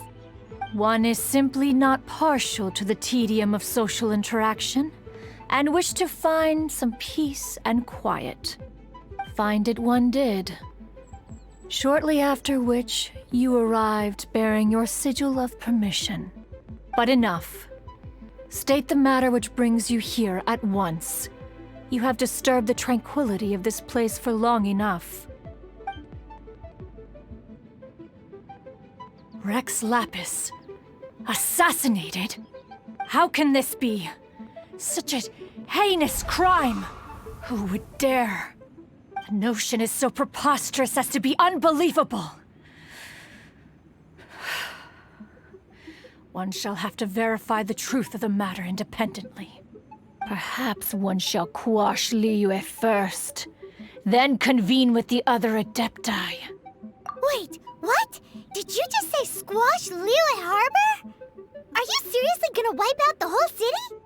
Only a response of sufficient magnitude can negate the possibility of further incidents. It is as you say. We have protected Liyue Harbor under the leadership of Rex Lapis for 37 centuries. But in the face of this coup, by nefarious actors, exceptional measures must be taken. Yikes! Quick! You gotta think of something! She wants to squash Liyue flat! And it doesn't seem like she's bluffing! Exactly what Paimon was gonna say. We made all that delicious food and gave every last bit of it to you. We were hoping you might help Liyue out, not wipe Liyue out. Or at least let's, discuss it first. Can't hurt for you to get a second opinion. Contract? A cruel irony that you should appeal to the notion, after the merciless murder of the god of contracts himself. The people of Liyue seem quite content to dispense with their contracts. They are quite adept at taking that which is composed of black and white and turning it gray. Nevertheless, since you come here in the name of contracts, far be it from one to abandon one's own contractual obligations. Least of all when you come bearing a sigil of permission. Rex Lapis infused these sigils with adeptal power when he first cast them. That power once aided humans in battle. Most of the sigil's power has long since worn off. It is but a keepsake now. This keepsake cannot be taken as proof of your trustworthiness. One must investigate the claims that you make independently. This, no doubt, is Mooncarver's very reason for summoning us. Your audience with the Adeptus before you is now concluded. Leave at once, and...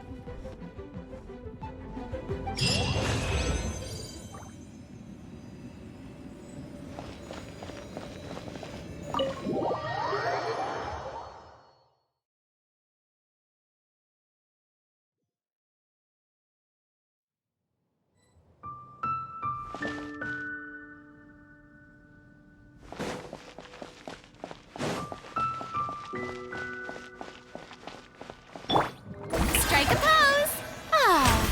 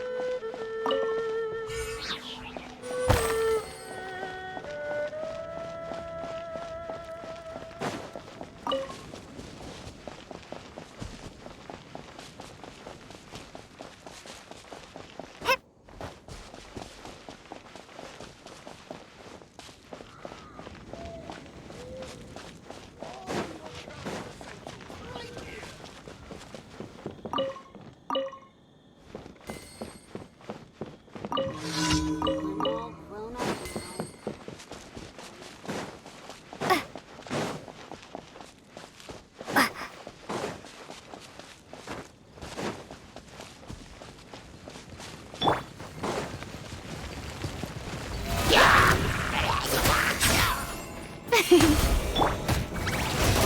not right. Hey, get him! Drop!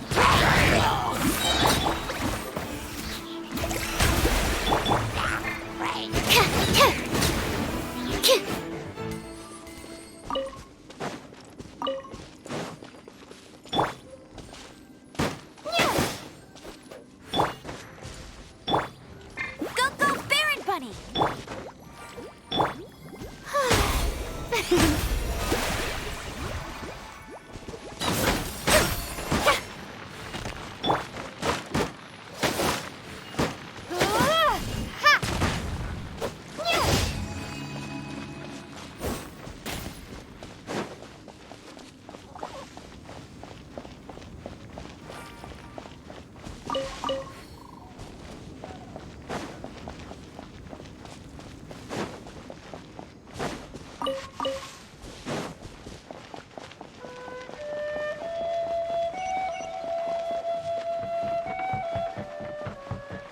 And now my life's in the spotlight again.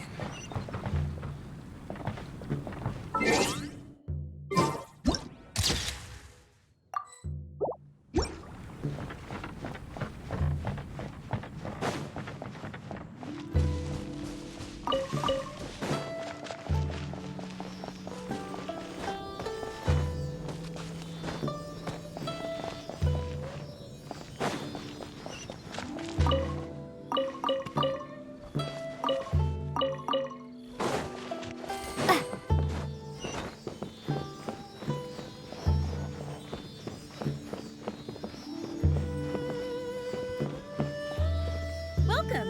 Take a seat, please.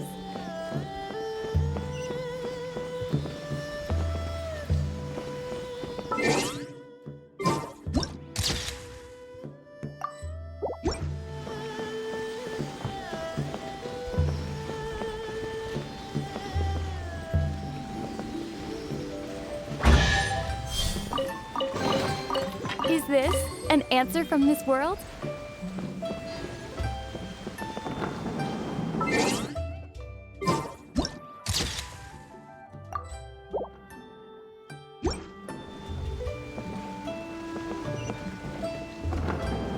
Oh, this seems to be Wangshu Inn.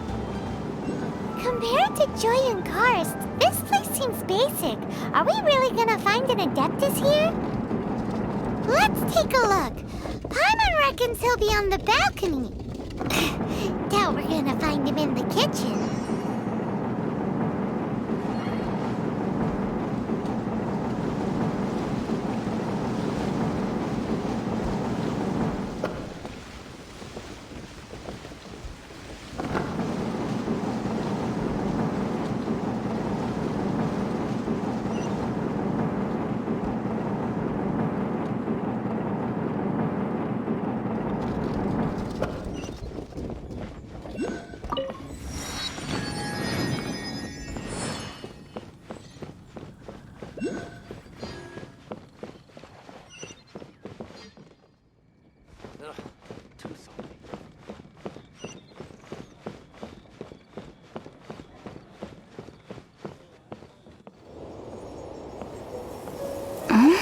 Oh, he's not here?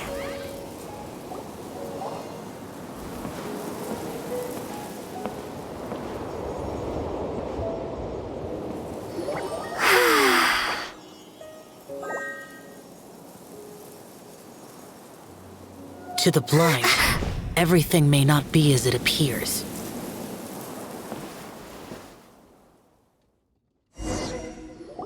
A sigil of permission? You came prepared.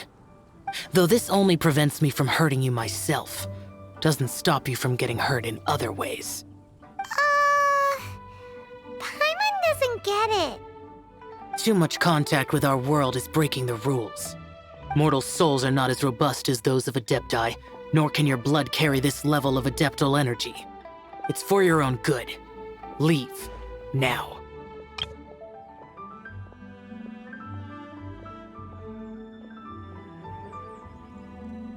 Wait a sec, we came here to... Paimon's peeved. All he does is think about himself. Paimon Paimon wants to give him an ugly nickname. But if you tick off an Adeptus, the only thing you'll probably ever find in treasure chests is cabbages. Blech. Guess we should go ask the boss lady of the inn about just how she manages to talk to Adepti.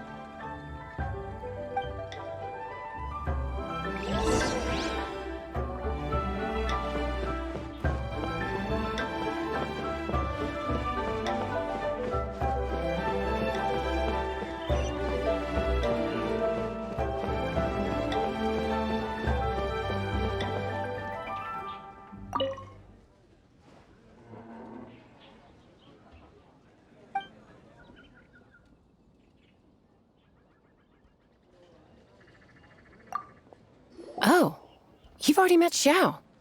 Not bad. Not often he's in a good enough mood to agree to see people. That's his good mood? Oh yes. The Adepti are very hard to come by. Many people go their whole lives praying to them, never once actually getting to see one. When the Geo Archon built Liyue, he borrowed power from the Adepti. But most of them only know how to protect Liyue by fighting. So for many millennia, it has instead been humans who have led Liyue. You really know a lot, huh, boss lady? It's not boss lady, it's just boss. Anyway, seeing as you have the favor of the Adepti, things should be a lot easier. Well, if you want to know my opinion, if you keep Xiao in a good mood, things should be okay. Good mood?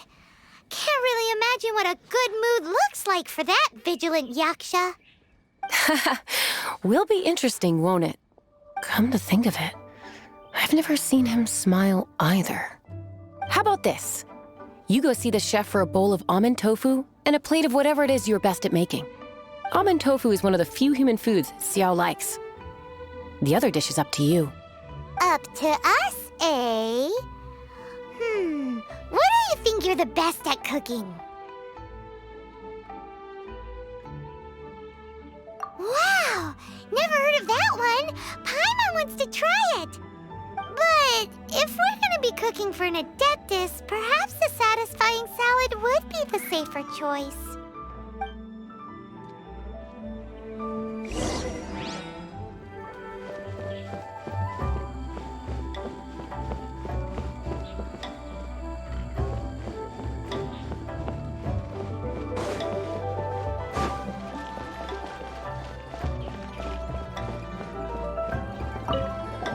Can't you see I'm on a break, kid?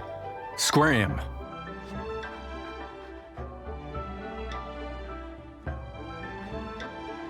Scram!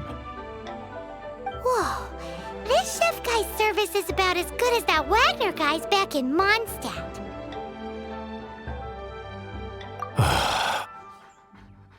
I see. If it's for the boss, then guess I don't have a choice now, do I? But my heart's not really in it right now. Not enough to make a dessert as painstaking as almond tofu. And why is that? A fencer's hand must be steady. So too must the hand of a chef. But my hands, they're not steady. Because, a traveler once told me that this inn is haunted. And then just now, in the kitchen, I saw something. Something not right. This chef looks so intimidating, but speak of ghosts and he becomes weak. I keep thinking, even Wangshu Inn isn't safe. I can't keep a steady hand for something like almond tofu. All right, in the name of high-quality almond tofu, we need to go check this kitchen out.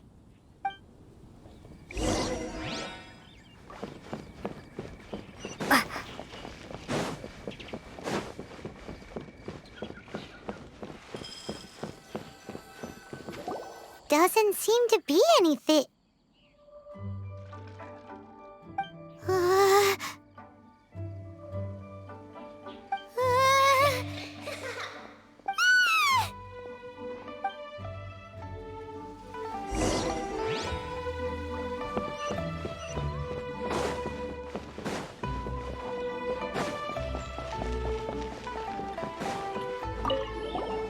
What? You saw it too? There really is a ghost! How could I? Okay, so he's useless now. What do we do? Forget it. Let's just go see the boss lady again.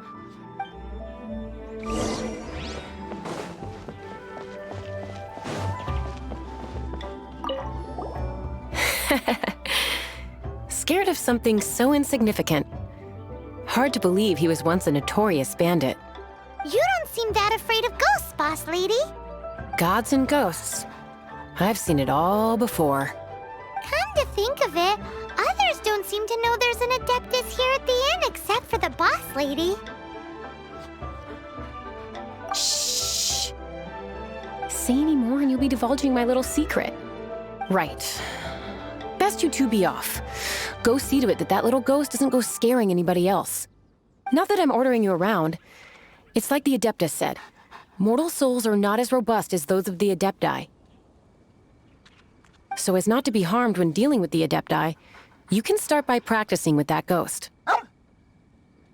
There is a calligraphy painting in the inn known as the Witness Sigil. It's been in circulation for over 1,000 years. Go take a look at it. Once you have, look for a place outside where you can see the exact same Witness Sigil formation.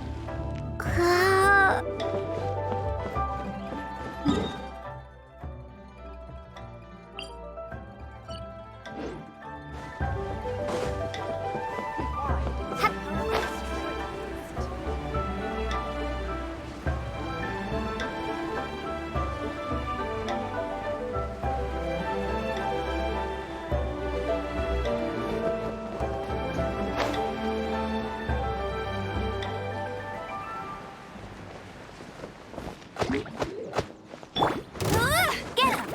No one escapes my sight!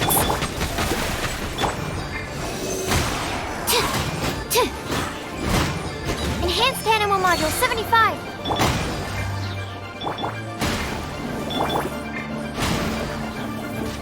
Hey! Starball! Is this an answer from this world?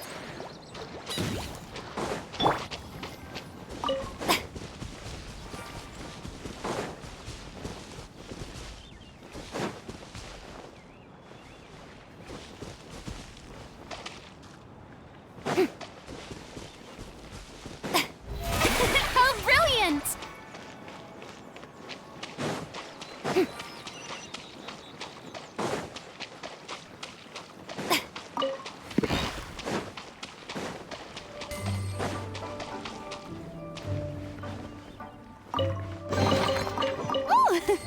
What a pleasant surprise! Truly an extra slice of joy.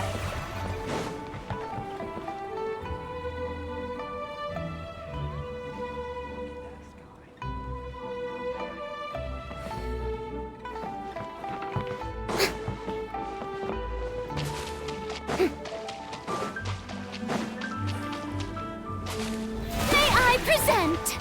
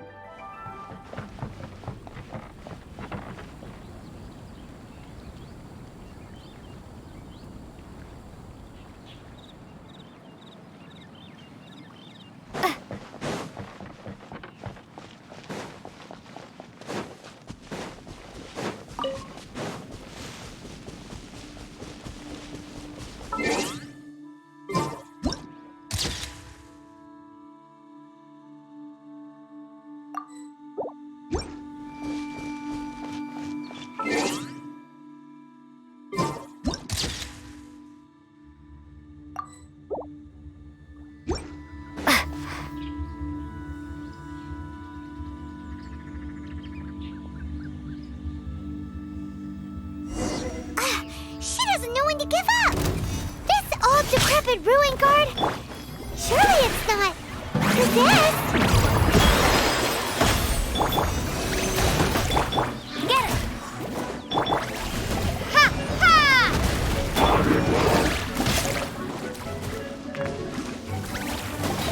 Ha!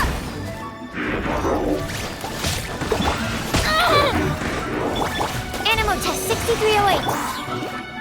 Let it rain.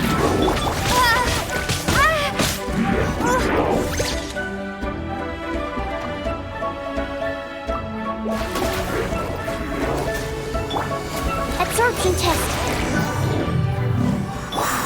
Silly churl, Billy churl. Finally caught you. Paimon's pooped. Silly Billy, Hilly churl. Haunting things isn't nice. Little girl, are you listening? Chilly churl, frilly churl. Now listen here, young lady. Oh.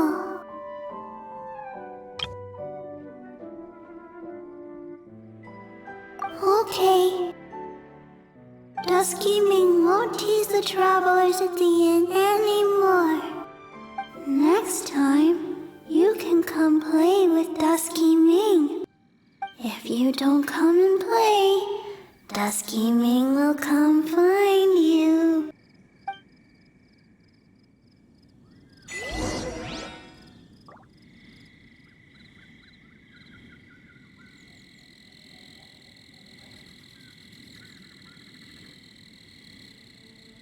May I present?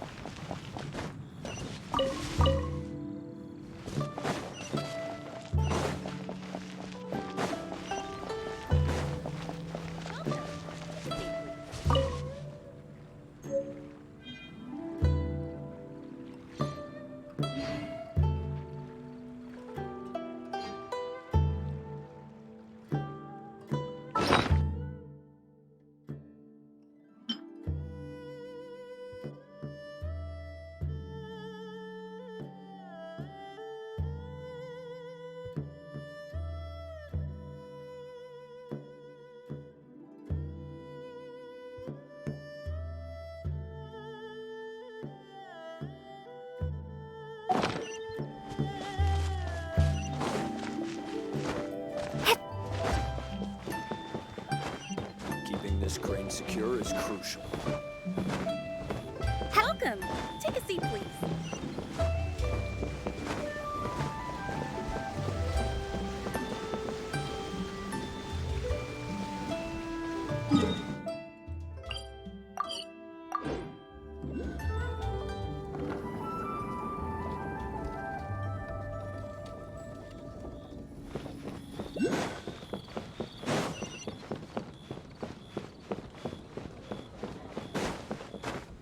Let me guess where you're from.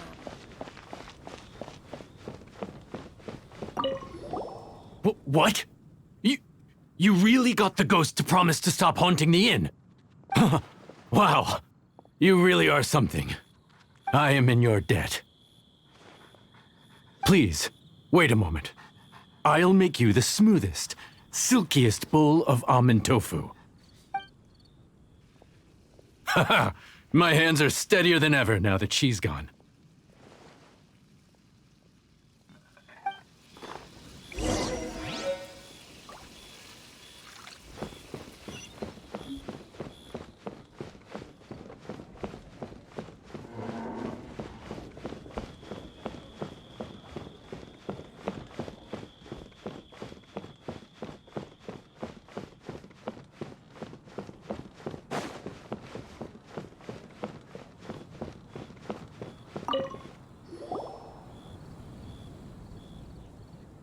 You two, again. Wait, don't go disappearing again! What's this? It's your favorite, almond tofu, as well as this distant traveler's best dish, a satisfying salad. Quick, tell him everything before he finishes eating. Rex Lapis. How could this be? I can't imagine it.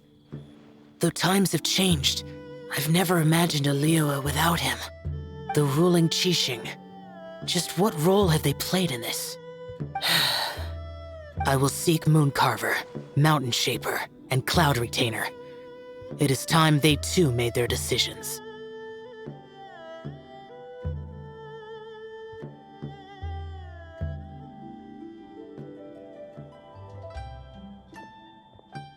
Adepti do not turn on their responsibilities. I have my reasons to not want to be tainted by the mortal realm, but responsibilities are responsibilities. Our god is the god of contracts, after all. Wait, Paimon still has one last question. That Dusky Ming, she's... When conquering demons, on occasion, you can come across spirits who have never hurt anyone, yet are also not yet able to be moved on. So I asked the innkeeper and the boss if they could keep her here for a time. So really, Wangshu Inn was looking after her. Really keeping a wide range of business going, huh?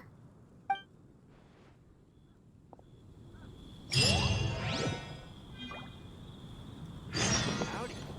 Please, head straight on in.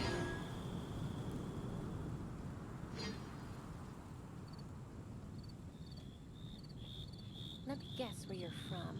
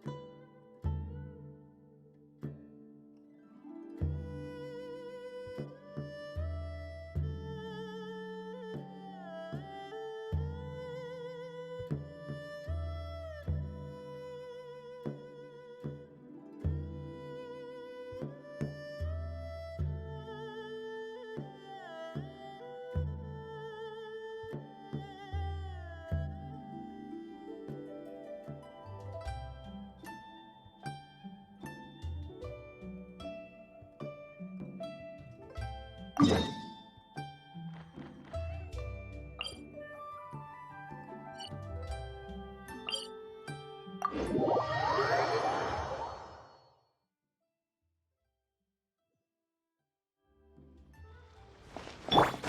show begins!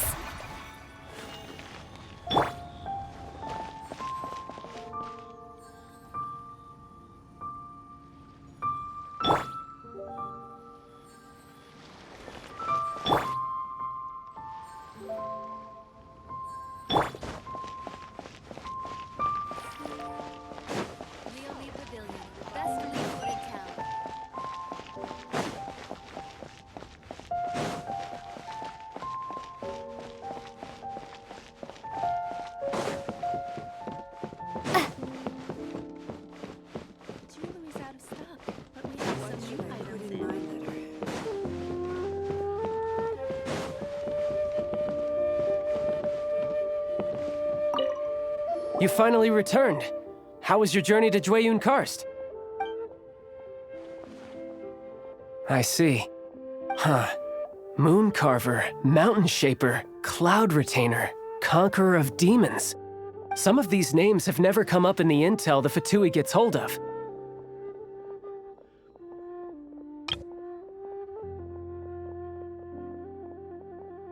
As a returning gift, I too have information for you. Regarding the Archon's passing, the Liyue Qixing's response really has given me food for thought. They've announced that, as the true killer has not yet been found, they are not allowing anyone to pay their respects to the Exuvia. They've even gone so far as to try and cut off information. But with the Rite of Descension and all, even the Qixing isn't able to keep a lid on things. Exuvia? It's common knowledge in Liyue that Rex Lapis is also an Adeptus. The Geo-Archon is also the god of contracts, and is also known as the Exuvia, prime of the Adepti. The mighty and illuminated Adepti of today all signed contracts to protect Liyue way back then. Guess that explains why they're all so focused on Liyue's well-being. Naturally, they both have the responsibility and the aptitude for the job. If the ruling Qixing became unable to perform their duty properly, the Adepti have the right to take corrective action. The Geo-Archon's spirit has risen, so why would the Qixing hide his vessel? Truly suspicious. Oh, right! He's the whole reason we came here! If the Liyue Qixing has locked up Exuvia and won't let anyone near, then our quest to find the Seven is already over. Oh? You're trying to find the Seven? And just why might that be, pray tell? Nice answer. A knight that gets duped by the Fatui would really be no knight at all now, would they? But I can help you with that too, you know. Really? Give me some time. Time to find someone. Someone who can help you break through this stalemate. Huh. Truly fascinating. The harder they try to silence the situation, the greater the chaos that erupts. If you want to be around to see it all come crashing down, best you stay alive until we next meet, yes?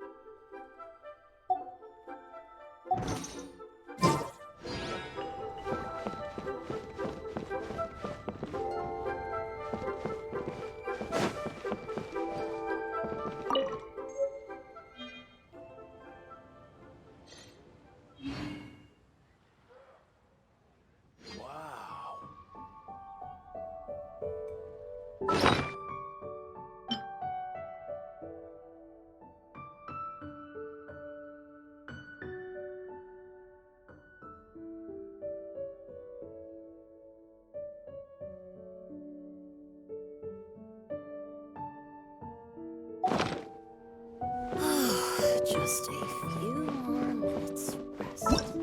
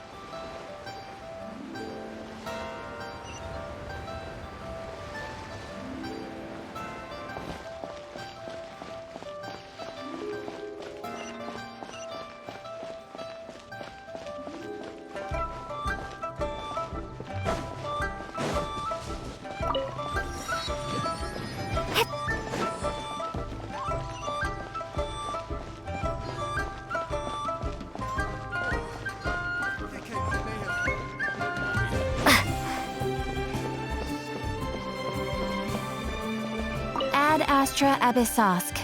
Welcome to the Adventurers Guild. Ad Astra Abyssosk. Welcome.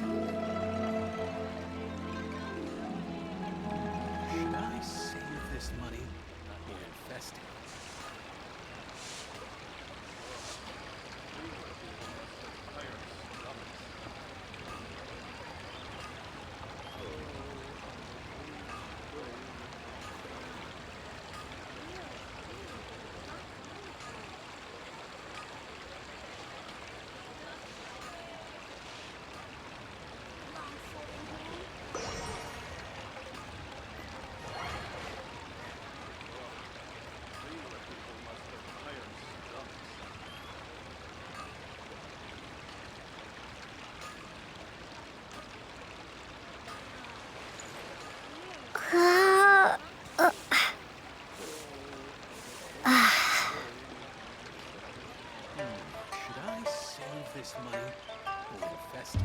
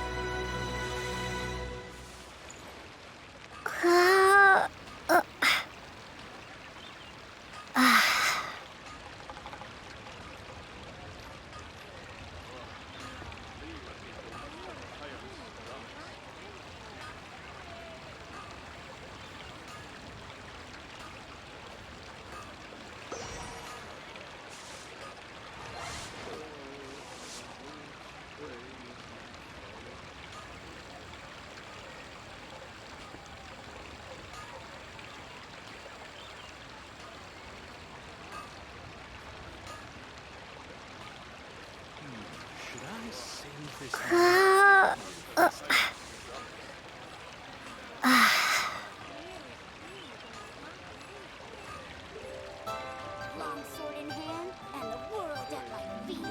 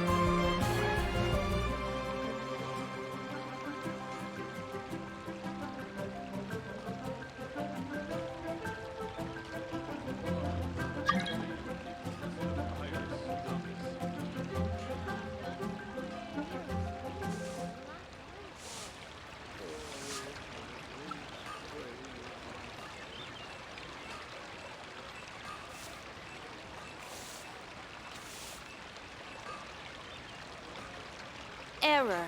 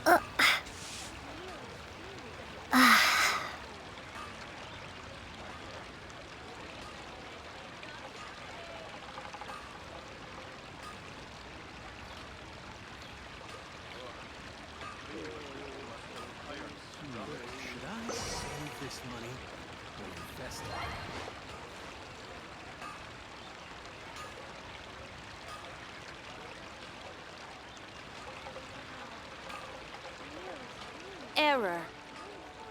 Long sword in hand and the world at my feet.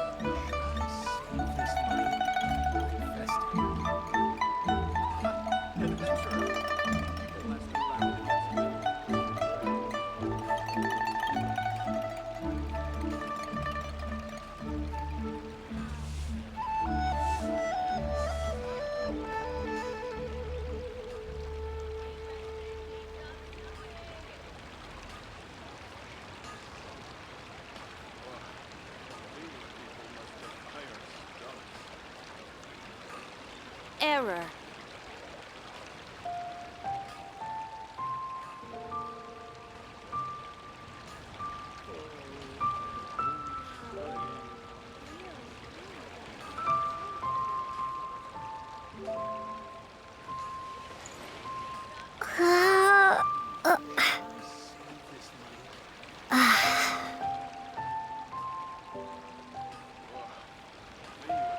Long sword in hand and the world at my feet.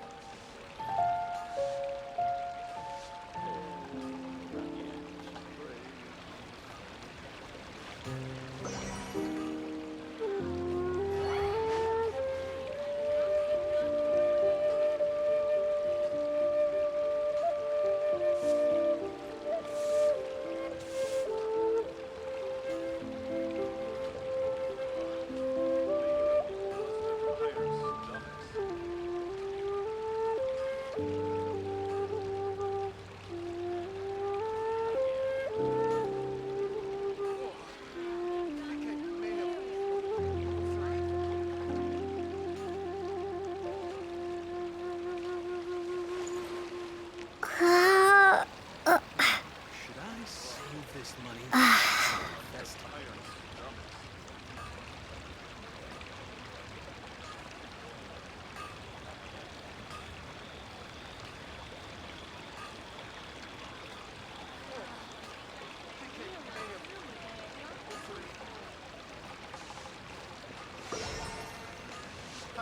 Adventurer, think you can last a round against me?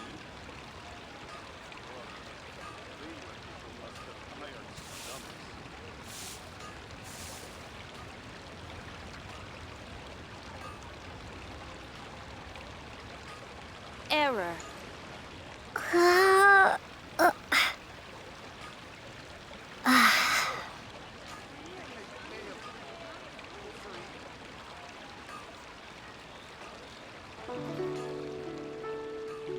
Should I save this money or invest it?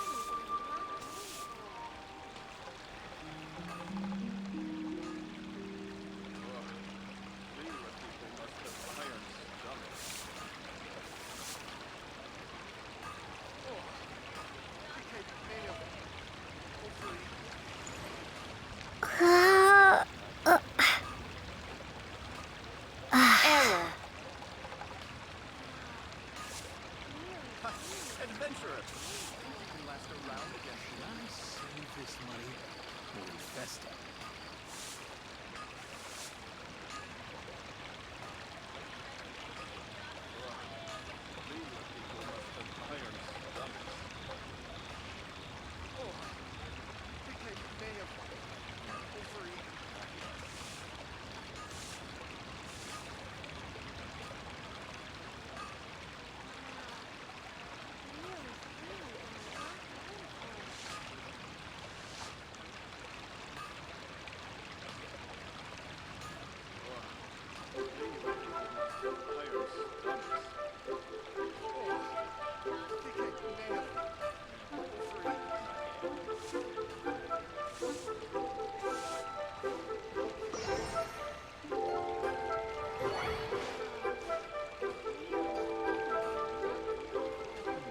Should I save this money or invest it?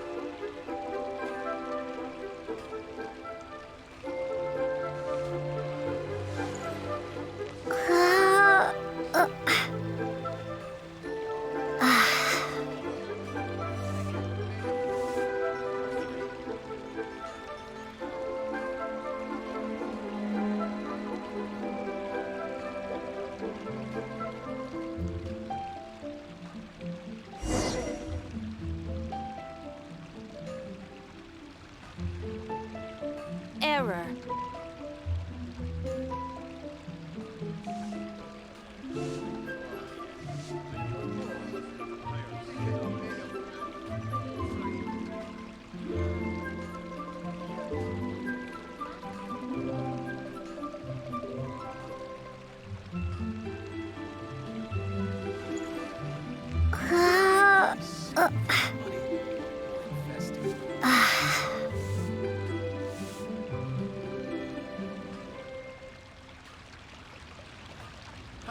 Adventurer! Think you can last a round against them?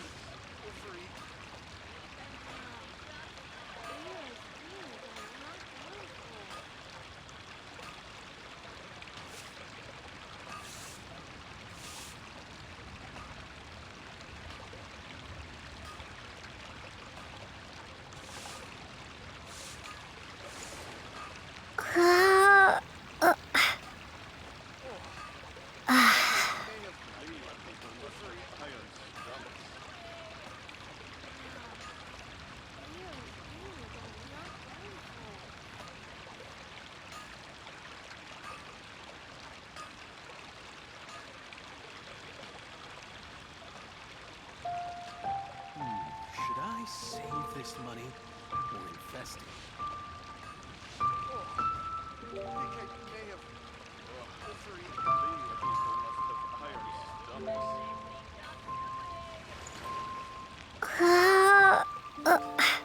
Error.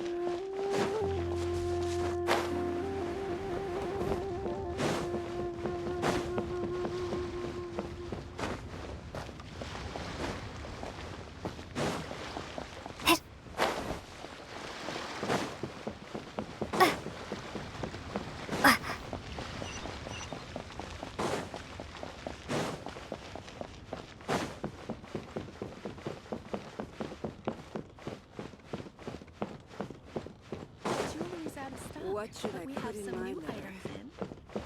Where has Master gone this time?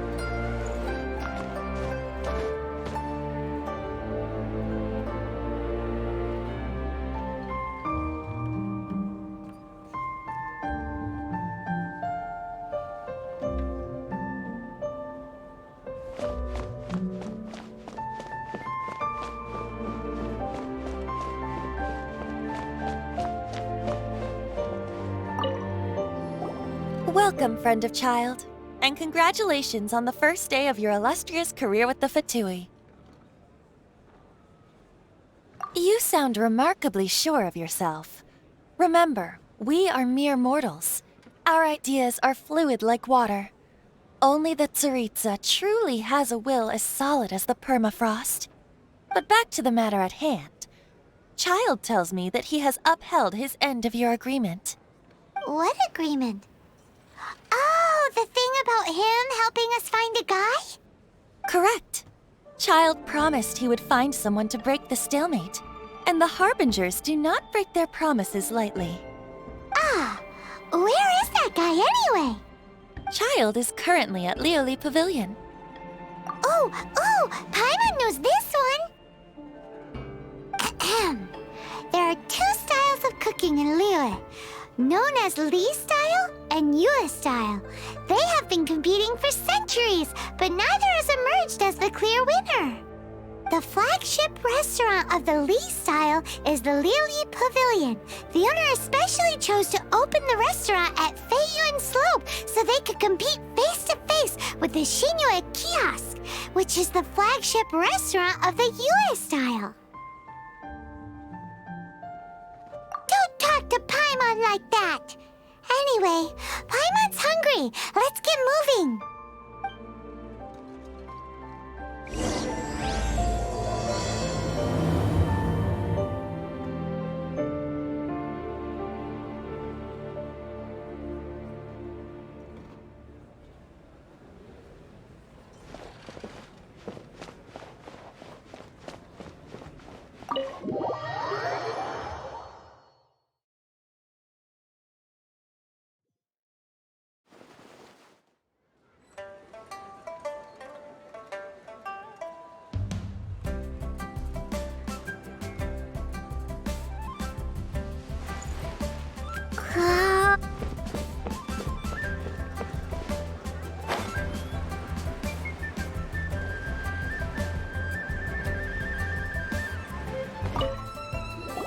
Aha, you made it.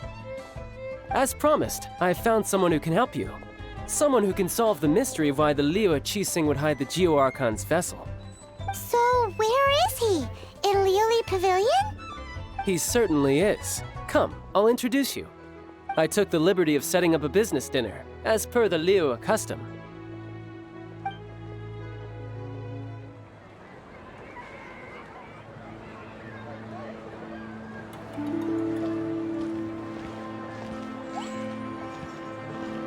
Welcome back, sir. You honor us with your patronage. Mr. Zhongli is awaiting your arrival in the room you booked.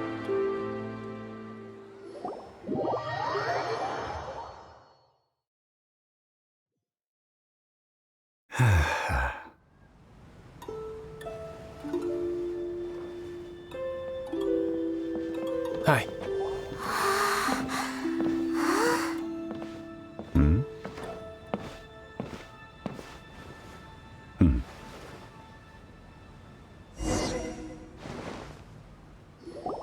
Allow me to introduce Mr. Zhongli, consultant to an organization known as Wangshu, and a trusted associate of the Fatui. Indeed, Wangshu's line of work can be sensitive at times. Let's just say they understand when discretion is needed. And we, the Fatui, have always been glad to do business with friends who walk in the shadows. Walk in the shadows? It is an honor to meet you. I have heard tell of you from Mondstadt. Discretion? Shadows? Is Wangshu some kind of business involving dealing with people?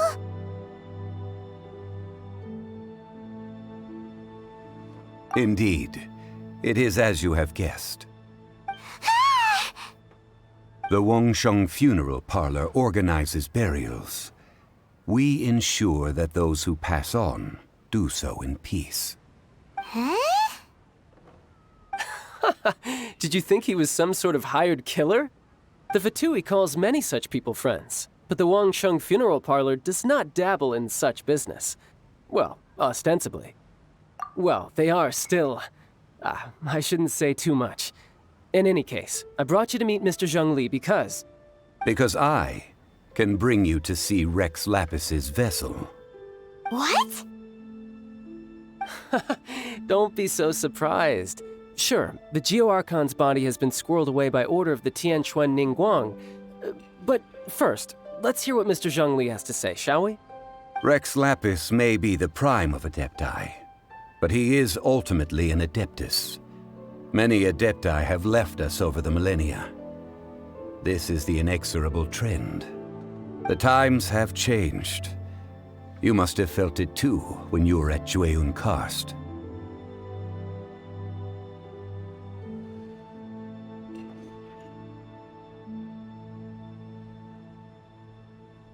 Archons go by many names. The god of contracts, the god of commerce, the warrior god, Morax, Rex Lapis. Is the idea that he also has the title of Adeptus so strange? As you have seen, the time of the Adepti is ending, and the time of mankind is slowly dawning. In years past, Liyue's tradition was that a huge memorial service be held to mark the passing of every Adeptus. But this time, the Qixing have made no attempt whatsoever to respect this tradition. It is sacrilege. Yeah, the killer hasn't even been caught yet.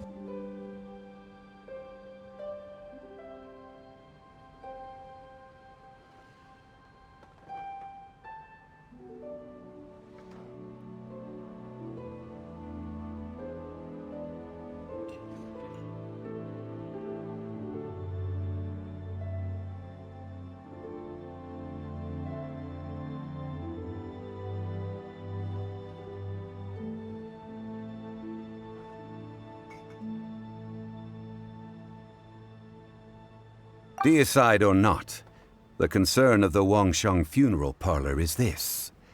When the ritual to receive this god is so kingly, it is all the more egregious for his final send-off to go unattended to. Traveler, Childe has told me a lot about you. Since you have had dealings with the Animo Archon, could I ask you to help me prepare the Geo-Archon's last rites? A wise decision. The Tianquan Ningguang has forbidden anyone from accessing Rex Lapis's vessel, which of course you would need to access if you were to achieve your goal of meeting all of the 7.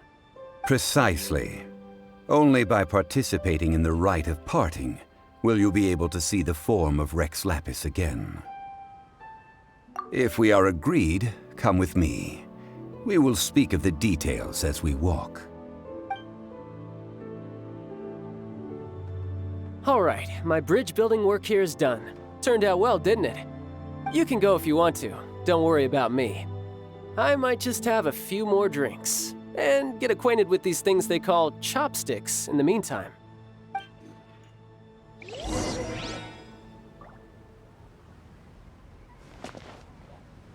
My, chopsticks truly are difficult to use.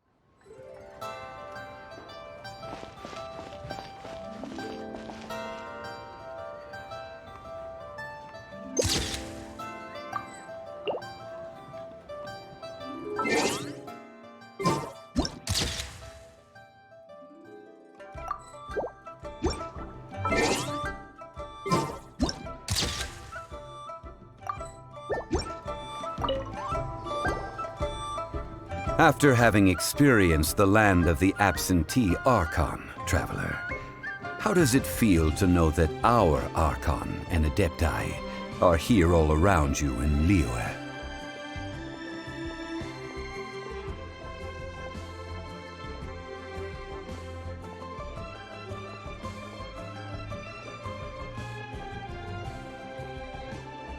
Indeed. The weight of 3,700 years' worth of history runs deepest in the true divinity of Liyue. Organizing the Rite of Parting should prove to be an enlightening part of your travels. Liyue is the most prosperous of the 7 nations, defended by deities and ruled by the Qixing. As such, the diplomatic maneuverings of the Fatui have gained no purchase here. Ningguang of the Qixing has always been on her guard against the Fatui. That is in all likelihood why Childe wants to make use of the Wangshu funeral parlor's connections. Huh. What would Childe get out of us doing the Rite of Parting anyway? I neither know nor do I wish to know. As far as I am concerned, the Fatui are merely financial sponsors. I only wish for Liyue's traditions to endure. These are the advance funds that Childe has provided. If you use them up, you can go to him to apply for any subsequent funding. Wow! Well then, let us be off. The first step in our preparations shall be to obtain some prized Noctilucous Jade worthy of a deity.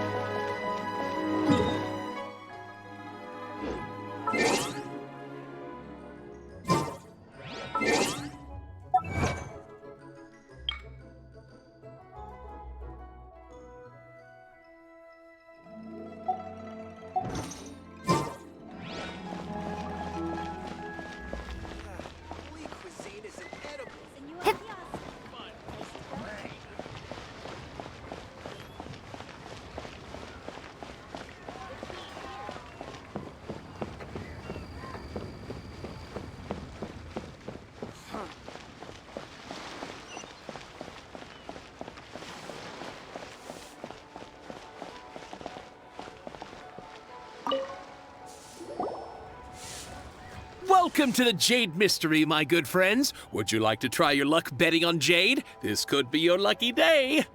It's cheap and it's fun, and who knows, you just might strike it rich.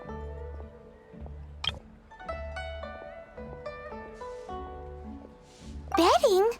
No, we're here for... what was it again? Noctilucous Jade, of radiant grade at the very least. Radiant grade Noctilucous Jade? I see. You're not a tourist. My apologies. I have some here for your perusal. What do you think? The Jade Mystery is an old name in the jade business. Just look at that wonderful quality. Rex Lapis doesn't often bless us with such finery. Go on, pick whichever one you like. These 3 pieces really do look pretty. Not like the ones you usually dig up. But how do we pick? Should we just grab one and go?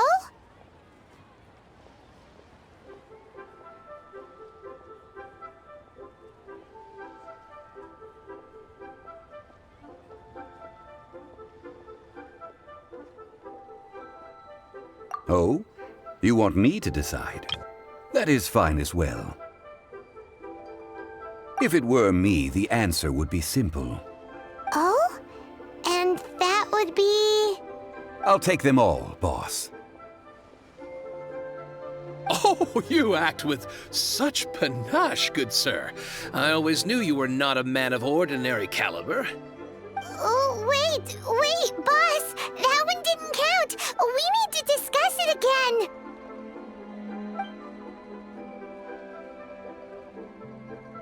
Hey! If we only need one for the ritual, aren't we wasting 3 times the Mora if we buy them all?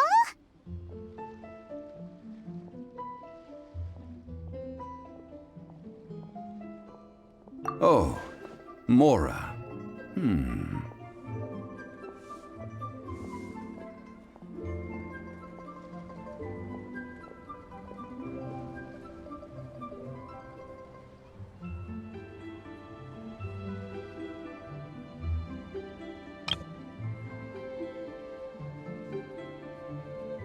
It is as you say.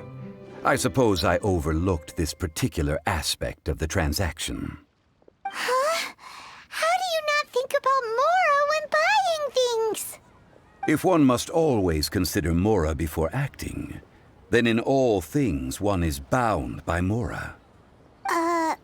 What? All Mora is currency, but not all currency is Mora. What? Is this how the rich live? Well, he knows a lot about big money, but not a lot about big savings. No need to waver. Even when I am constrained by Mora, I have ways of working around my limitations. Evaluating the quality of Noctilucous Jade is indeed very tricky.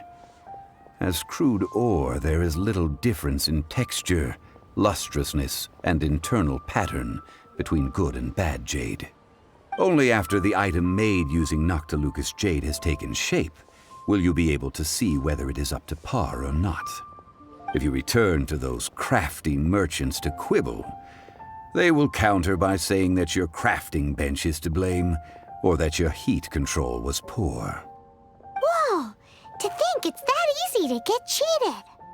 But there is a way to truly evaluate this jade, and a true insider would know it.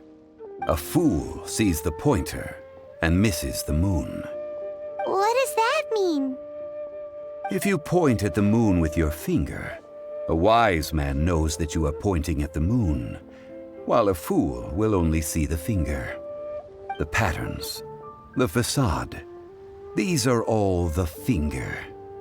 Noctilucous Jade is a mystical stone used to light up the darkness, and so its brightness is the important thing. It is the moon. Noctilucous Jade of excellent quality would have superior pyroaffinity. In other words, the bluer and brighter the luster of the ore under high temperature, the higher its quality. I have imparted the priceless secrets of the jade trade to you. Now, all that's left is to put it into practice. Priceless, huh? Paimon's just said that we might never be able to use it again. We're back to buy some rocks, boss. But can you let us burn them first? Burn them? You can't do that, my friends. If you were to do so, what would I have to sell? That would... well... fine. As you wish, then. How about this? I can take a small sample of all 3. I'll take a bit of a loss. We'll count it as a friendly gesture. Don't worry. I know the rules. As long as we can prove that it is good jade, you will not take a loss. All right. Take these as samples. I've carved them off with a knife and tagged them to boot. Aren't these too thin? Even paper's thicker. No, even a bug's wings are thicker. These are almost see-through. Oh, you flatter me, but I have to be gentle with these rocks. They are my pride and joy. If I'd taken off even a bit more, it would have killed me. But wouldn't something this thin go poof if we held it to the fire? It can't be helped. Trying to deprive a merchant of his profits would be like forcing a ravenous wolf to vomit up the food in its stomach. Nonetheless, under the right conditions, these thin slices will serve. What sort of conditions? While we add the high temperatures using pyro, we can use hydro to reinforce it from within. This way, the samples will not disintegrate immediately. Oh!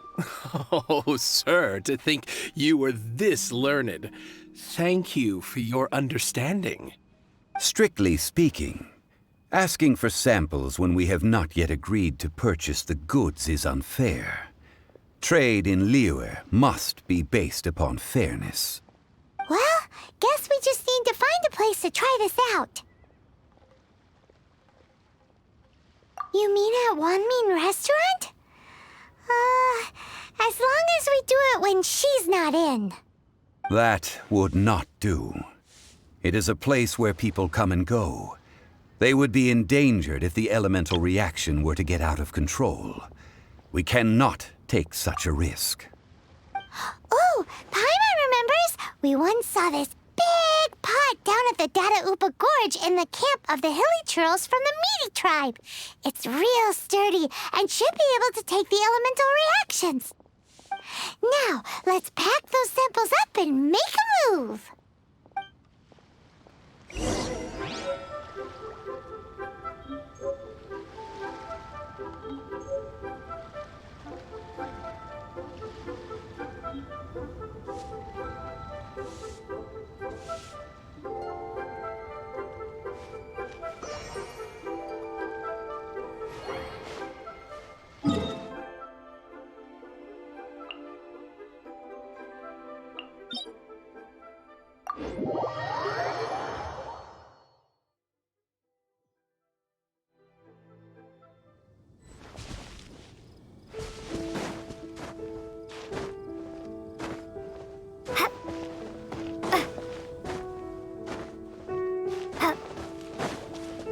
It has been a long time since I last set foot in the Nation of Wind. A friend of mine from Mondstadt would always bring a few bottles of locally brewed dandelion wine whenever he came to visit me in Liyue. It must be said that the famed liquor of the land of pastorals is far better than Sumeru's frigid snake wine.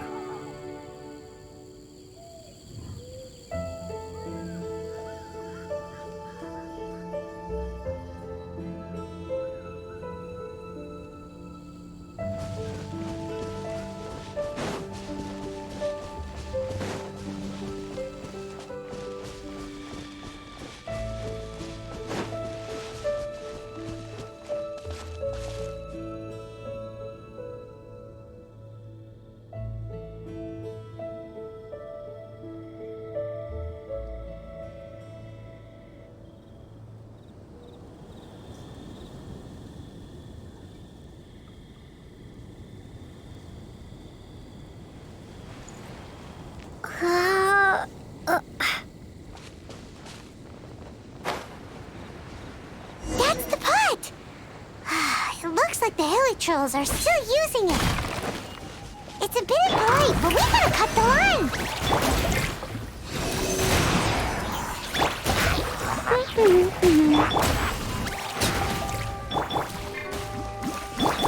Animo test 6308. Animo hypostasis emulation. No one escapes my sights. Shower me with prey.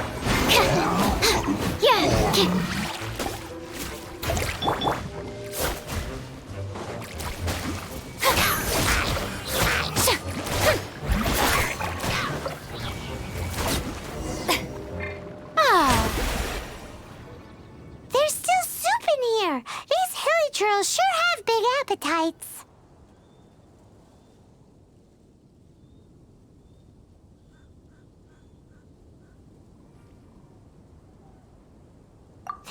Looks like it could be used as our hydro-elemental protection.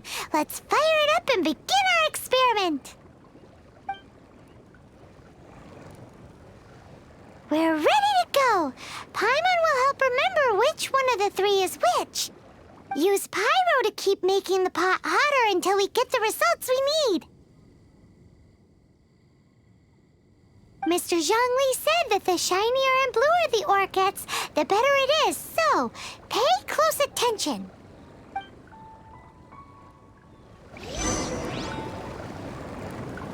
May I present? Go, Ferret Bunny!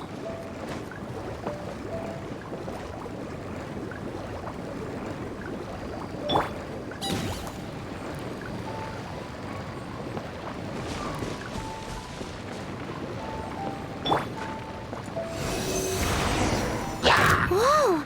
That light came from the first Noctilucous Jade! Hilly trolls are surrounding us again! Were they attracted by the light? Such nosy neighbors! Let's take care of them and continue again after. Let the world come alive! Strike a pose! Stand clear!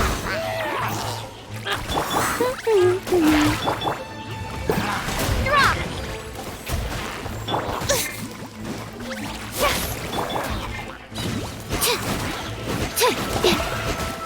Animal test 6308. Go, Ferret Bunny! Starball! Shower me with praise!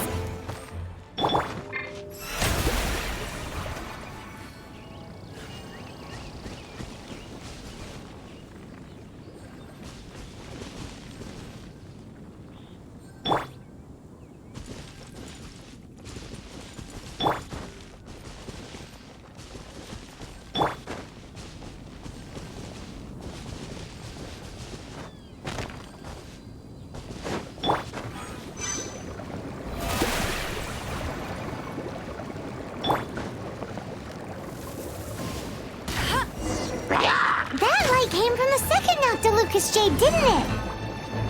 More hilly churls. They don't give up, do they? Looks like they're mad that we ruined their food. Stand clear. Animal test 6308. No escape. Shake! Let my name echo in song!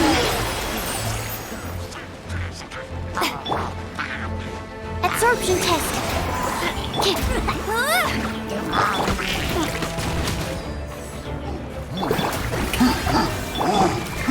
Enhanced animal module 75.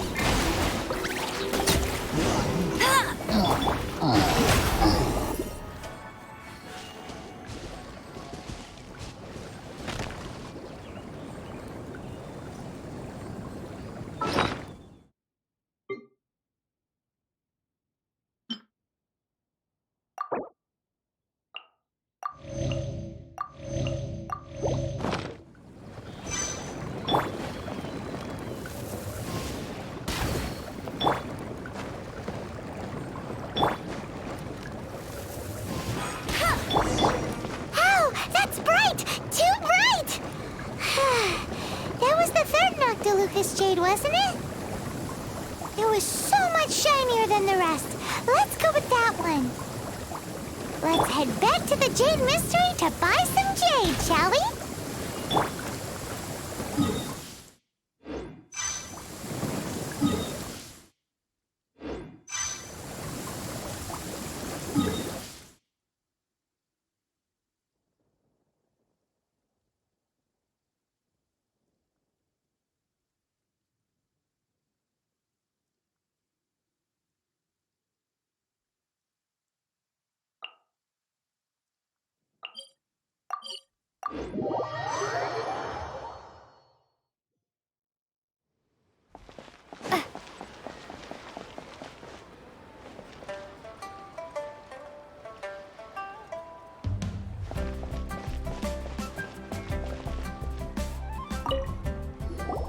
You're back, my friends. I've kept the goods for you. Which of them would you like?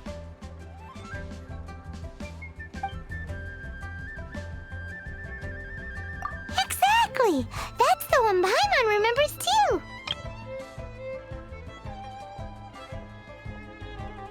No problem. If you have your eye on this one, you can have it. Then we'll take a box of the third type of jade. Done. All the same, and pardon me for asking, but I'm curious.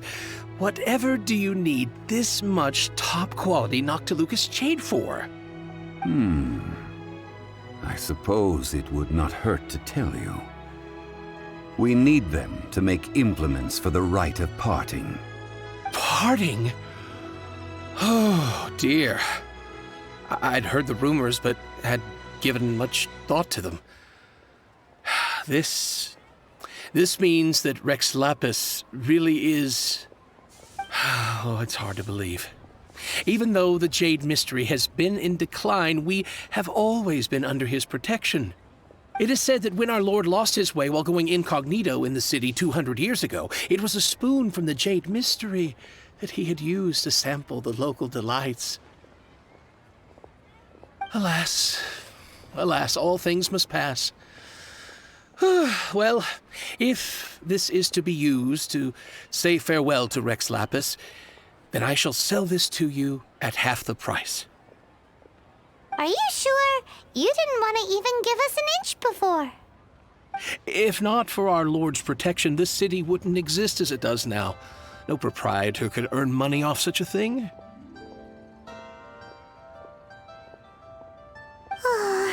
I'm sure Rex Lapis will feel your sentiment, boss. In the safe hands of the Liyue Harbor and good honest merchants such as yourself, I for one believe that Liyue will continue to prosper as it always has done. All right. Thank you, my friends. What's with me getting all sentimental like this? I'll practically be giving away all my fortune at this rate.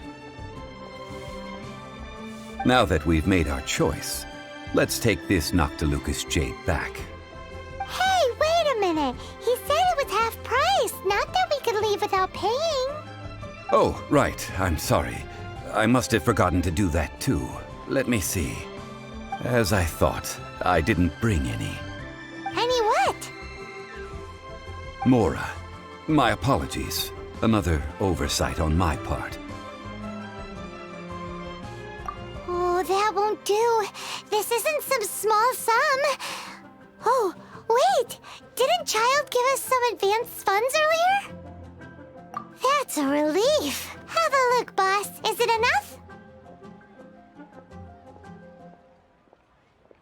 It's fine.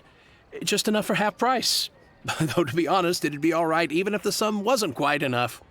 Well, it's settled then. Let's take this jade to Yujing Terrace. That's where we plan to hold the rite. Look at you bossing everyone around. You didn't cough up a single Mora.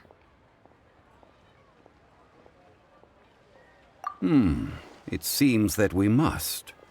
I will keep that in mind. Thanks, both of you.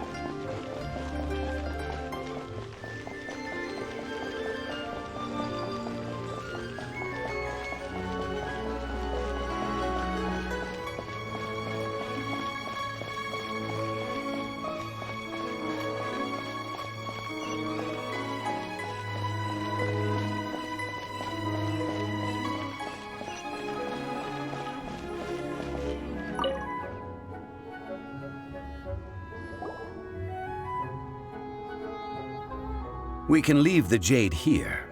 I have already called for a jewelsmith to shape them into the implements that we will need. Ah, yes. I have yet to go and see Childe. So, as for the jewelsmith's remuneration... Guess we can't do anything else. Also, is this where we're doing the Rite of Parting? Yes. I have already rented this location, and have begun making preparations for the rite.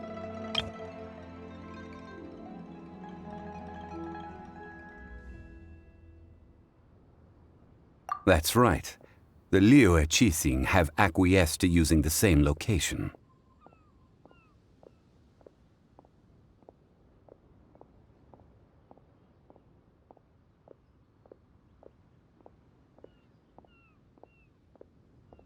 But when something this big happened here, should suspects like us really be at the crime scene? We might get caught by the Monoliths. Although with that said, since we got back from Jueyun Karst, none of those pesky Monolith soldiers have come chasing after us. I wonder what that's about. Also, the, Rex Lapis vessel... Traditionally, we call it the Exuvia. Ah, right! That's what it was called. You seem to know everything, Mr. Zhongli. So, was this Exuvia hidden away by the Qixing? I mean, we haven't even figured out who the murderer is. One must think that they already have someone in mind. Or perhaps they already know. Surely they must have found all the evidence that there is to find here.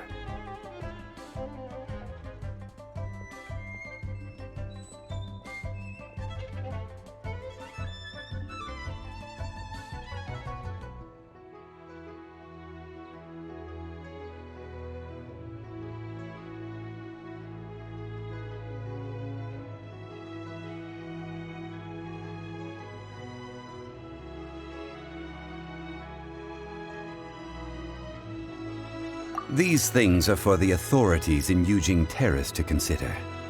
Trying to help would probably only add to their troubles. Before the rite is conducted, the Exuvia will be kept temporarily in the Golden House. Golden House? The only mint in Liyue, which is to say the only mint in Teyvat. All the Mora that flows throughout the world is minted there. Wow! Oh, no! Paimon wasn't thinking about anything bad. Paimon thinks it suits Morax. But why do you know this, Mr. Zhongli? Since the Rite of Parting has the approval of the Qixing, it is a semi-official event. As such, there is already some limited information available.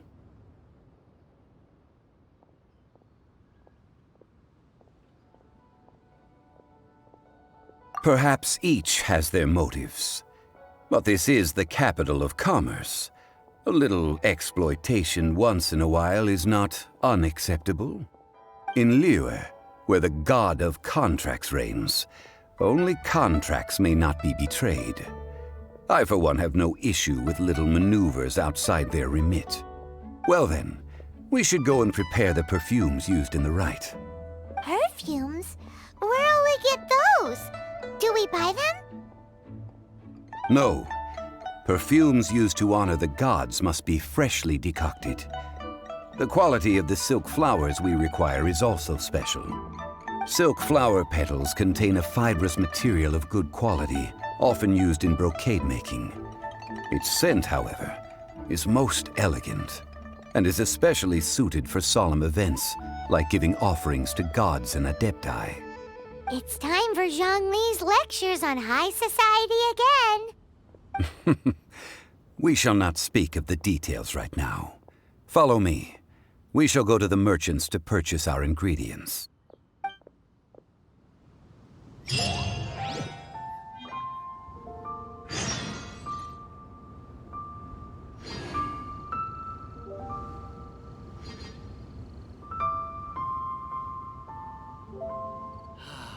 May the Lord of Geo protect you, and fortune find you.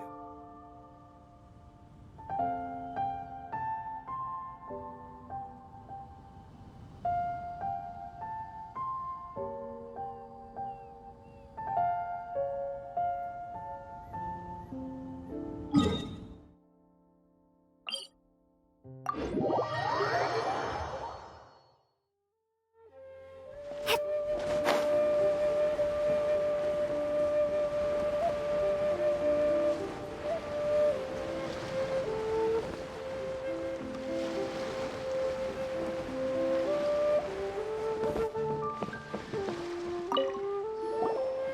boss, do you sell silk flowers here?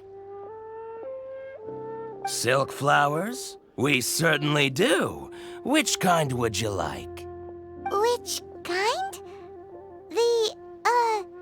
The good kind? The best kind? Remind Paimon what kinds there are again. Ugh, you ignorant shoppers. Always coming in here with your stupid questions. Golden Housemaiden, Valley Weaver, and Fate's Yearning. One of each to start with, if you don't mind. My goodness, this gentleman is quite the connoisseur. You two must be his servants. Please refrain from any further attempts to contribute. Now then, please peruse at your leisure. Do let me know if you have any further thoughts. Silk flowers exhibit different properties based on how their environmental conditions differ from their ancestral habitat. Nevertheless, these are fine specimens, excellently preserved. Just look at the abundant foliage here, and these stamens, glamorous as a maiden of the Golden House. This strain is an evergreen, and mostly grows under complex hydrological conditions. By contrast, this variety thrives in any dark, damp location, often in large clusters. Morphologically, it is distinguished by the profusion of petals and densely packed stamens, though its powerful scent gives it away just as easily. Lastly, this strain is quite the recluse.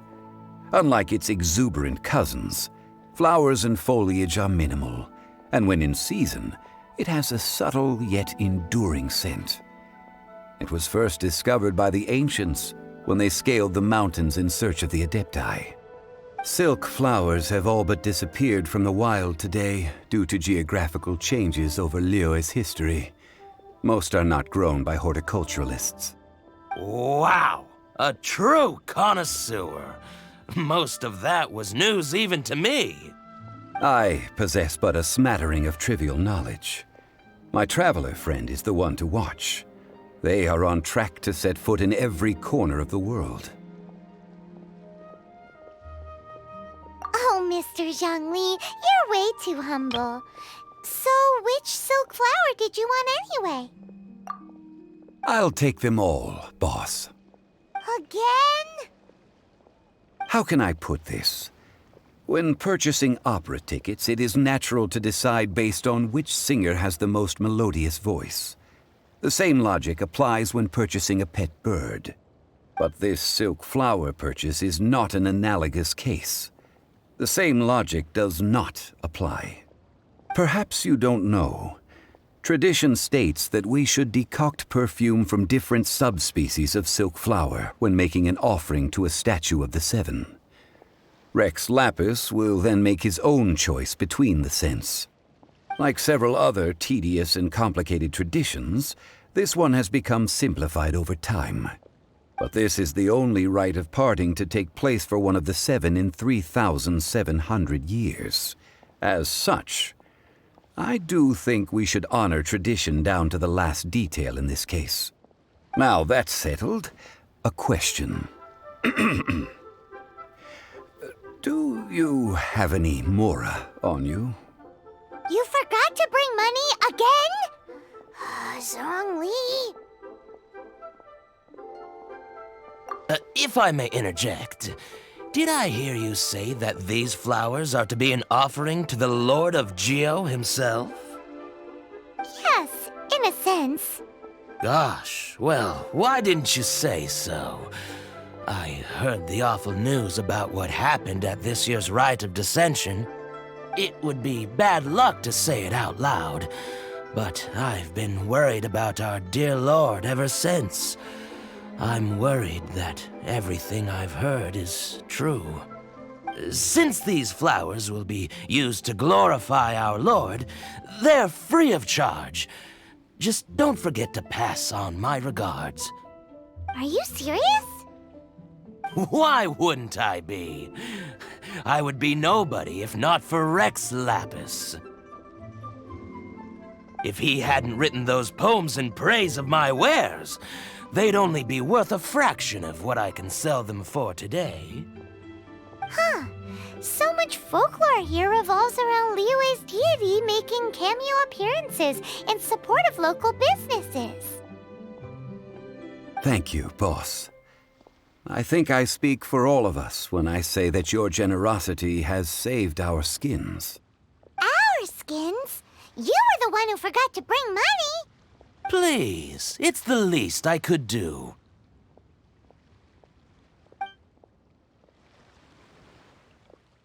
So, now that we've got the flowers, how do we make the perfume? Ideally with the help of an expert. Unfortunately, none of my acquaintances have personal experience in the art of decoction. Talk about first world problems. Hence, I need you to help by asking around in the city. Try the common folk, especially women. So this time we get to go around town looking for nice-smelling ladies to talk to? Paimon likes this job. I will wait for you near the Statue of the Seven. Meet me there when the perfume is ready. Maybe we can find some good candidates at the Adventurers Guild. Let's ask Lan. She's master of the Liyue branch, right?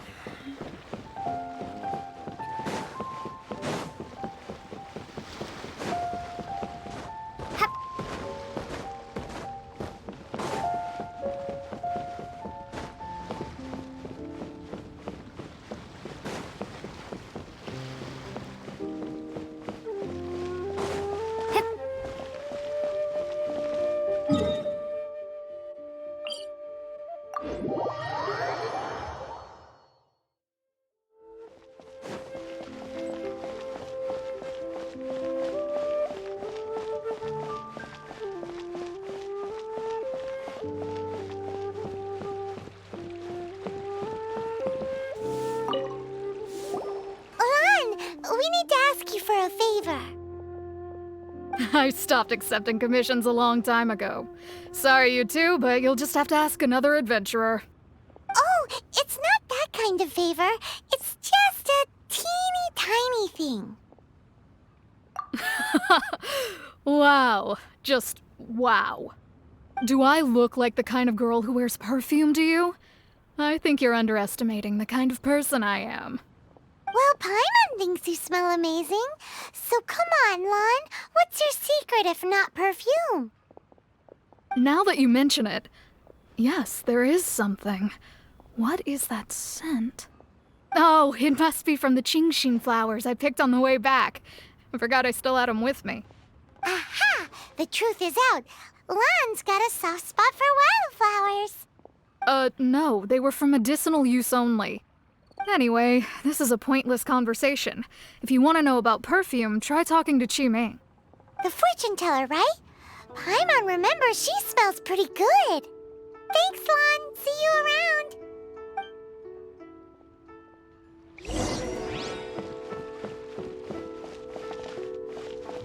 Should I save this money?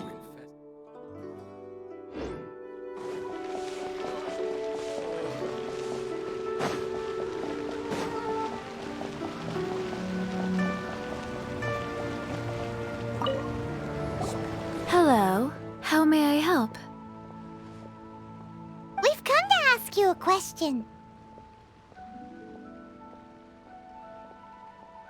Perfume? I rarely think to use it, let alone about how to make it myself. That said, some of the cosmetics I use are scented. Perhaps that's the cause of this confusion. Since I usually set up my stall by the docks, I avoid perfume like the plague, because Celestia forbid those lusty sailors catch a whiff and come hunting for the source. That's the worst thing Paimon's heard all day. While we're on the subject, have you never heard anyone mention Ying R's homemade perfume? Yang air? Oh, as in scent of spring, Yang air? Yes, that's her. Many a rich family's daughter has gotten her to make perfume for them. Apparently, her homemade product is better than anything you'll find on the market. Great! This is just the intel we need. Finally, we're getting somewhere.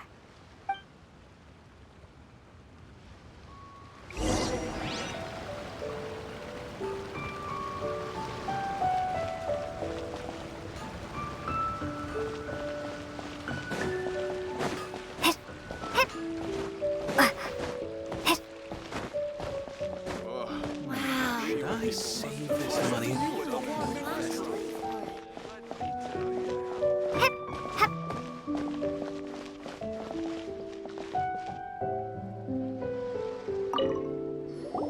Well, hello. You found me at last.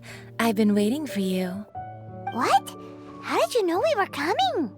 Oh, I heard a rumor about a couple who were snooping around town looking for a sweet-smelling lady. Actually, I was starting to worry you wouldn't find me. This is the ultimate test of my appeal, after all. Snooping around? Why are you making it out like we're bad people? What can I say? People love to talk. Maybe you ought to be more discreet in the future if you don't want word to get around. Relax. I know why you're here. You want to get your hand on my homemade perfume, don't you? What kind would you like? 3 in one go. My goodness. You have extreme tastes for someone your age. Maybe the rumors I heard were true after all. You're on the prowl and need some sweet-smelling ammunition? Is that it?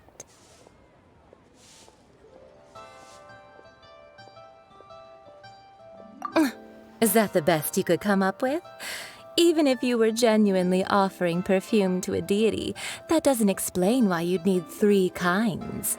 Sorry, your story just doesn't hold water. Zhongli was right. People don't remember this tradition anymore. As one of my favorite poems goes, O cherry tree, begrudge not thy blossoms as they are deflowered in the spring, for come winter, even thy sturdiest wood shall wither. That went over Paimon's head a little. In short, I'm happy to help. Traveler, you can be my assistant, but you'd better make sure I'm the only person on your mind while you're hanging around with me.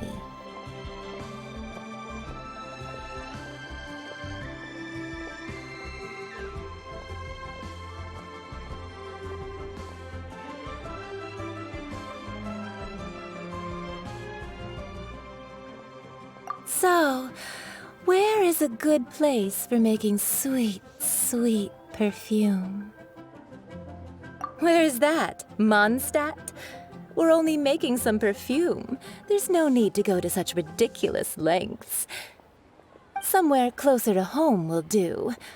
Let's go for the kitchen at Wan Min Restaurant. Adventurer, think you can last a round against me?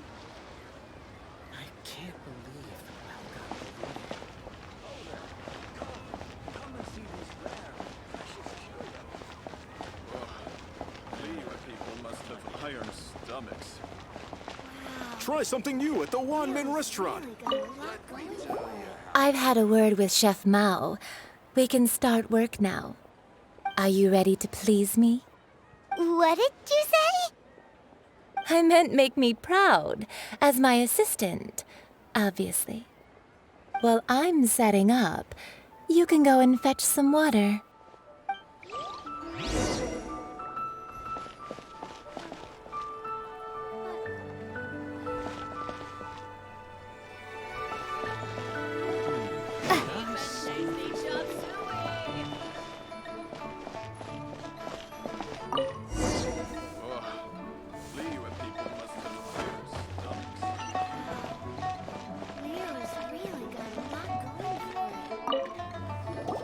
This water will do nicely.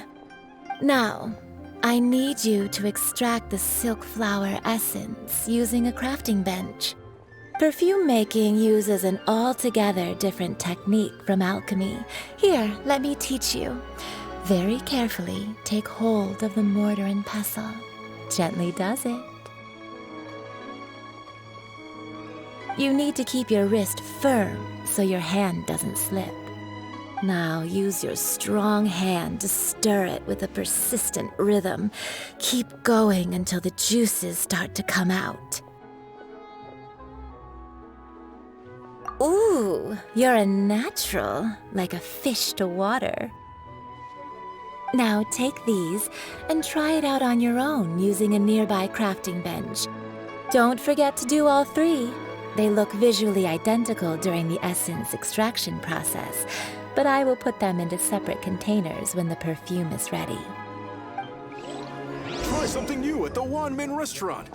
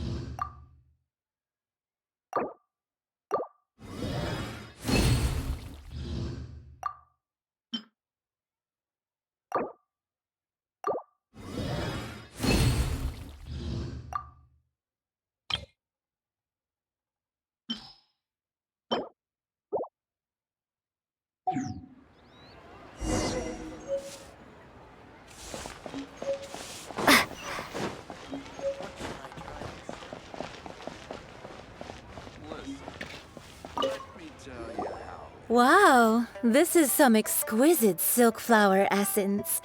On to the next stage, the most important one of all. The essence is placed into water and simmered over a low heat until most of the water has boiled off. You must take care to control the heat during this process. If the temperature goes too high, it will affect the scent. So please focus on controlling the heat. This is the final step. Don't waste a drop of that essence now. We want all of it in there.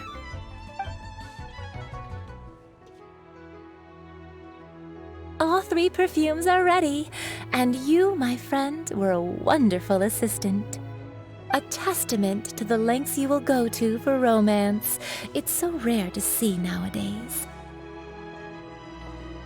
Anyway, shall I give you a brief overview of each scent? It might just help you match the right scent to the right occasion. Paimon wants to hear this. This first one is sweet as candy, straight out of a fairy tale. Younger women will love it.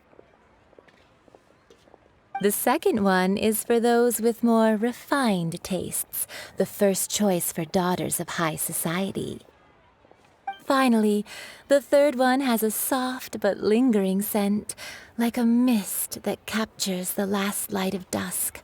Mature women adore this one. All clear? Don't get them mixed up now. You'll ruin the mood. Good.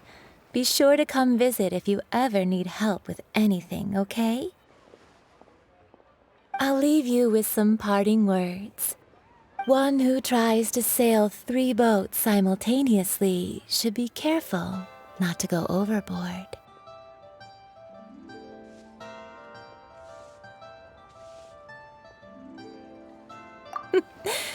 Come and hang out with me at Scent of Spring sometime, okay? Let's take these 3 perfumes over to the Statue of the Seven. Try something Mr. new at the Zhang has Wanmin probably been restaurant. waiting a while.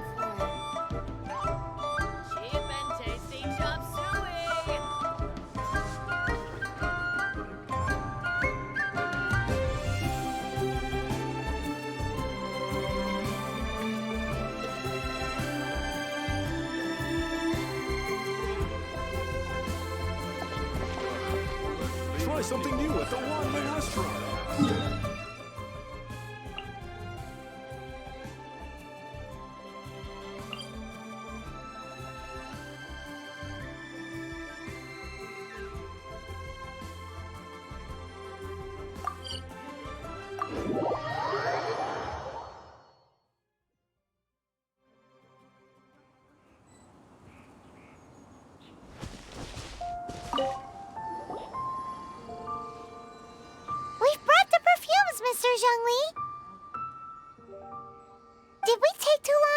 You were just staring up at the statue.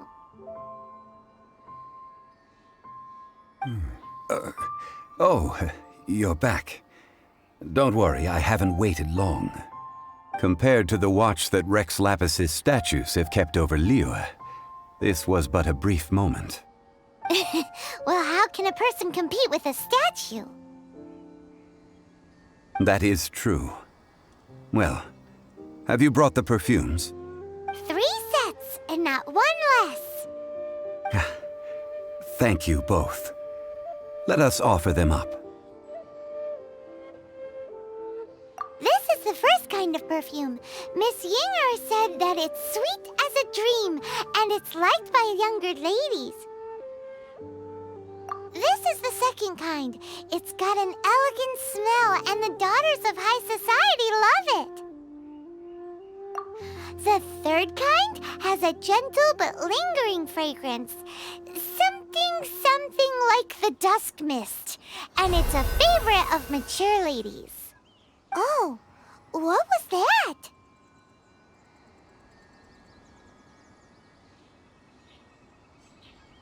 That's the one older ladies like, right? Does that mean that Rex Lapis is actually an older lady? Perhaps. Perhaps. Rex Lapis has taken on countless forms. Perhaps that really was one of them. What a shame. We only got to see the giant dragon form, and... Let's hope the Qixing can catch the real killer. We can leave that to the authorities.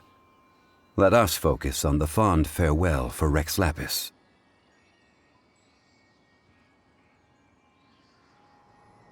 So, we finished another step in our preparations. What's next? Next, I would like the 2 of you to help me borrow the cleansing bell. Cleansing bell? At present, a friend of mine named Madame Ping is the guardian of the cleansing bell. She lives near Yujing Terrace. If you ask her, she will know what to do. Sure, but aren't you going to come with us?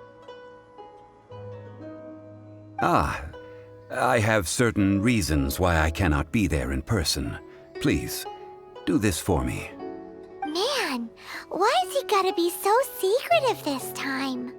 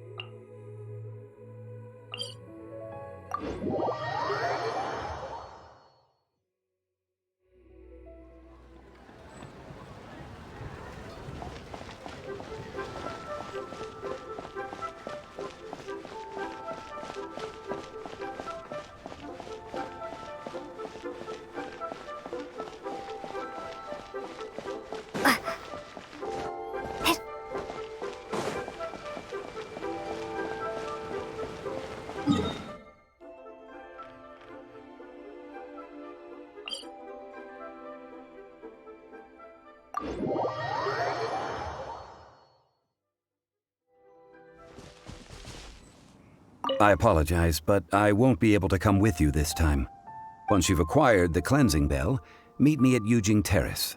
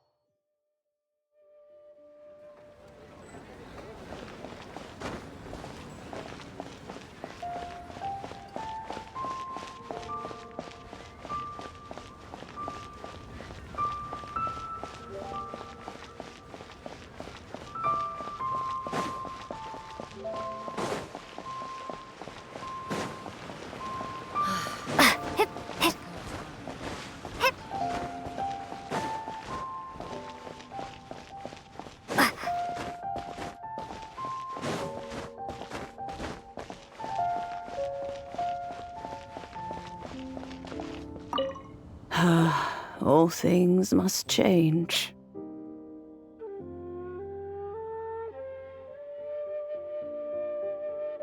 It's nothing. It's nothing. I just thought it a great shame that so many of these glazed lilies have wilted. What happened to them? Back in my day, people said that glazed lilies can read human hearts. If they heard beautiful sounds like laughter and singing, they would also bloom joyfully. But if they heard too much wild gossip or slander, they would quickly wither away. So that means these flowers feel what's happening in Liyue? Yes, the rumors of Rex Lapis's death are no small matter. They are everywhere. Some say it was a Fatui plot. Others say that the Qixing made it all up. And still others think that which lies in the deep is breaking free. This harbor is like a mountain of dry tinder. One spark, and the fire will consume us all. Well, I shall say no more. This old woman's grown too old and naggy. Did you have something to say, youngster? Borrow something? Oh, you've come to borrow the cleansing bell, yes? Apart from that, I don't have anything of value that you youngsters might want. But it was not originally mine, either. That trinket used to belong to a friend of mine. I was a vain beauty when I was young, and I would pester him for that bell all the time. He could not dissuade me, and so he gave it to me. But he said that if someone should come to borrow it, I must not be loath to give it away. It has been many years, and who knows how many times someone has come to borrow this bell. Still, though, I can't recall when. It started. It's been a long time since anyone has come to borrow it. Oh, these old bones are so slow to look for things. I doubt you can wait that long. That's right, Granny. We'll follow you back home and search for it ourselves. And, we can help with chores if you have any too. All right, children. There is no need to worry. I didn't place the bell very far away. Do you live near here, Granny? Whoa, but this is Yujing Terrace. It's gotta be expensive. Oh, an old lady like me can't afford to buy a place in this city. See this ceramic teapot? My entire household is in here. How does that work? What? There's no way Paimon would fit in there. And why do you need Paimon to go in anyway? Can't you just lift the lid and look inside? Oh, youngsters. I simply mean that the bell is somewhere inside this teapot, and you are quite welcome to borrow it, if you can find it.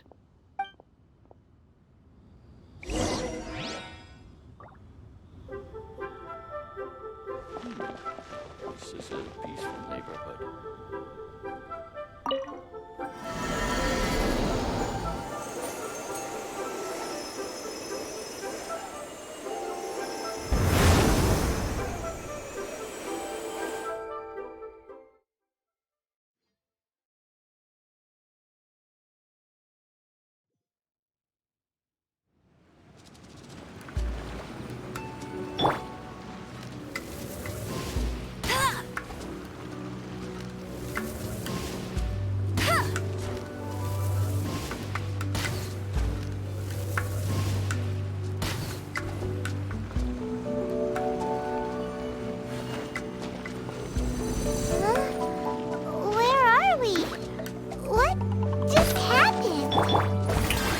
Youngsters, this is where this old woman keeps all her things. Quickly now, go fetch that bell. Whoa! That sounds like Granny's voice. So, this is her teapot? What's going on? Oh dear, so many cobwebs. It seems I really haven't cleaned it in a long while. Sorry to trouble you, children. Please help an old lady clean up. Let it rain.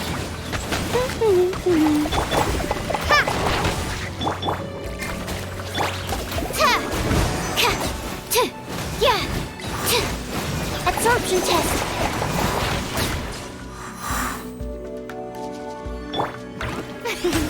The show begins.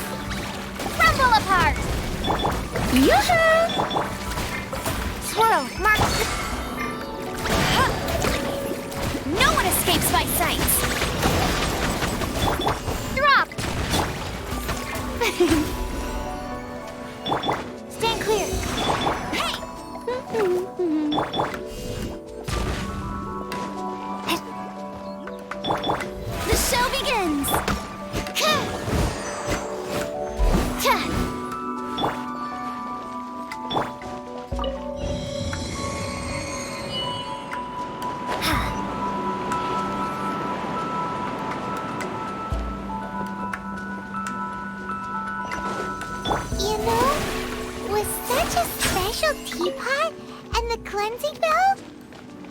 Do you think this old granny could also be an Adeptus?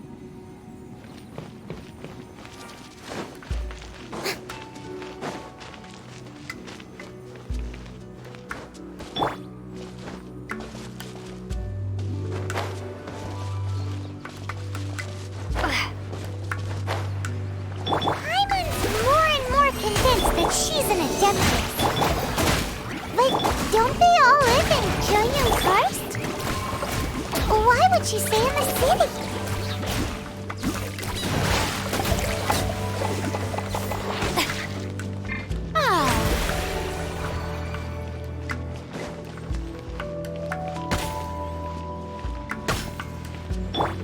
Stand clear.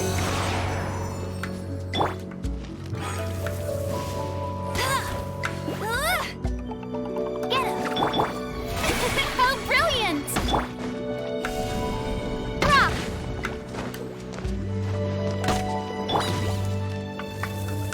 Hey! Absorption test.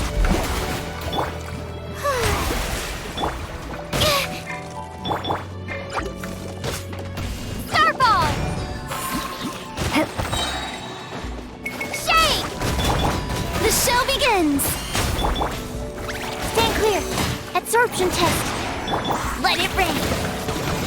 I'll receive it. Drop! Let the world collide! Doesn't hurt. Doesn't hurt. Animal test 6308. Yeah.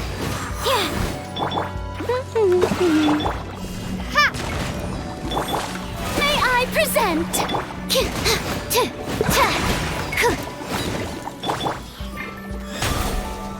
Stand clear. Animal hypostasis.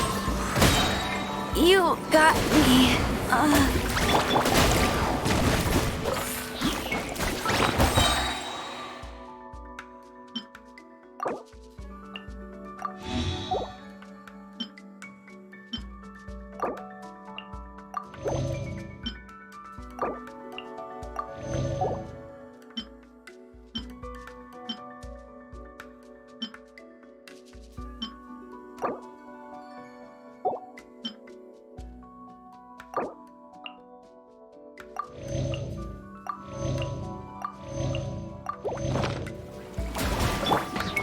Strike a pose!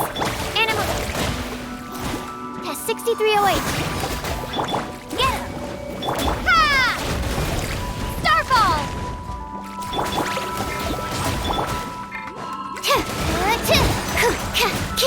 Yeah!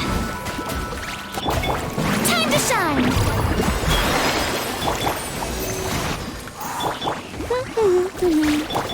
Drop! Stand clear. Ha!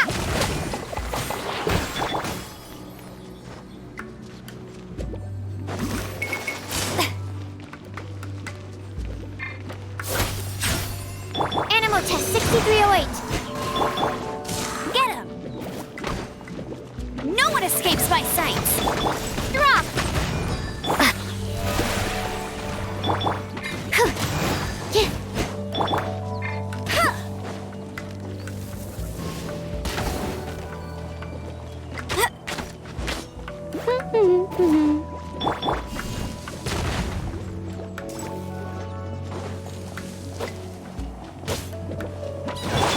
The show begins! Absorption test.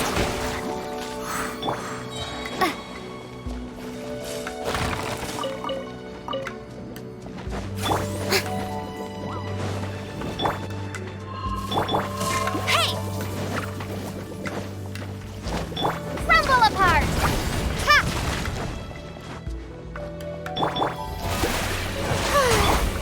Enhanced animal module 75. Animal test 6308. Absorption test. Get him! Drop!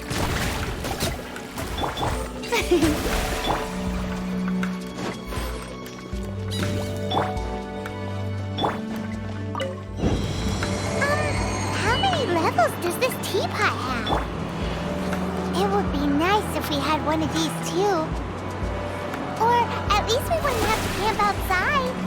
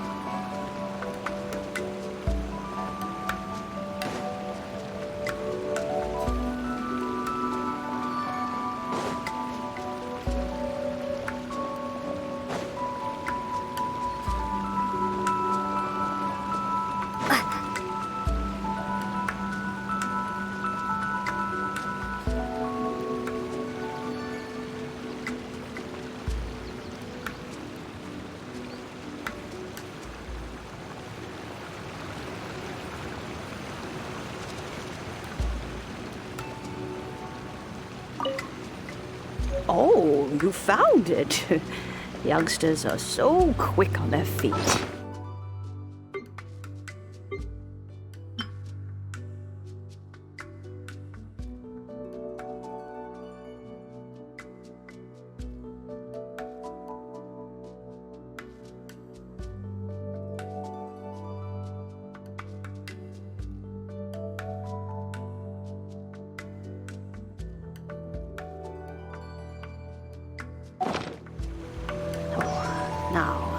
Let me see.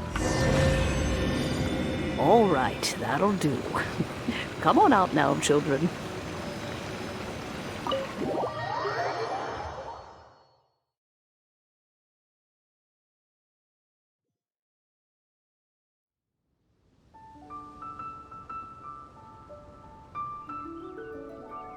Oh, in and out in no time. You youngsters really are quick.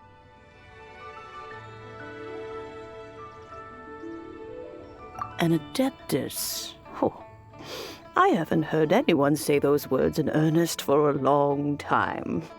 As to whether I am one or not, child, surely you already understand. Paimon kinda knows what you mean, but is also kinda confused.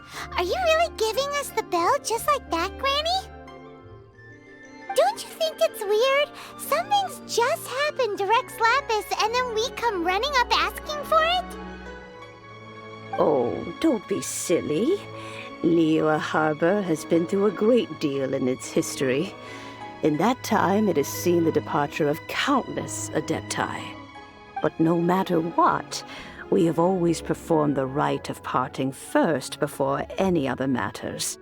To cry, "Catch the murderer," at the top of one's lungs, but ignore the Rite of Parting. That, to me, is what is wrong-headed.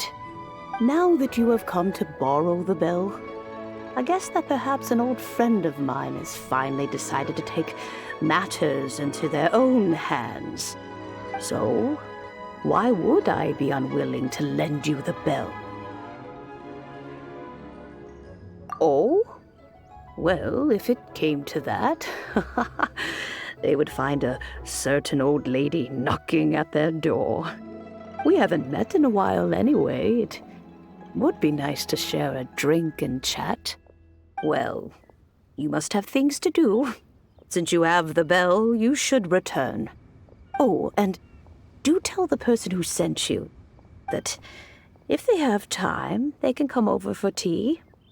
I don't have much to offer, but you can always count on an old lady for a pot of tea. We will. Thanks, Granny.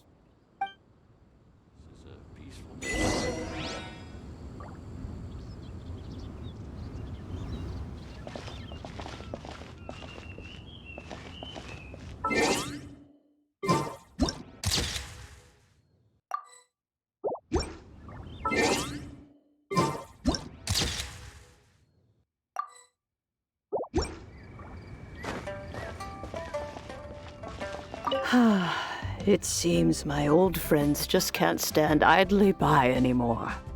Let's just hope nothing messy comes of this.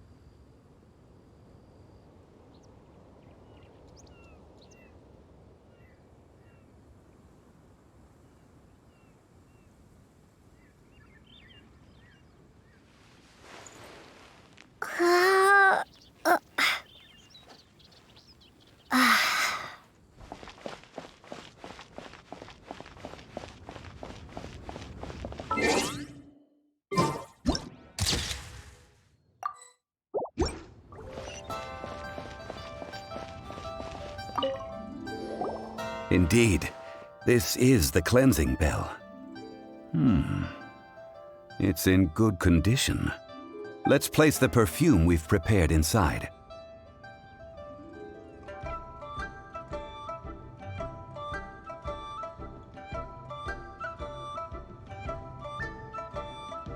An Adeptus. That's suspicious. But if you don't want to talk about it, we won't pry. Oh, yes, that old granny asked us to tell you something. If you have the time, you can come over for tea.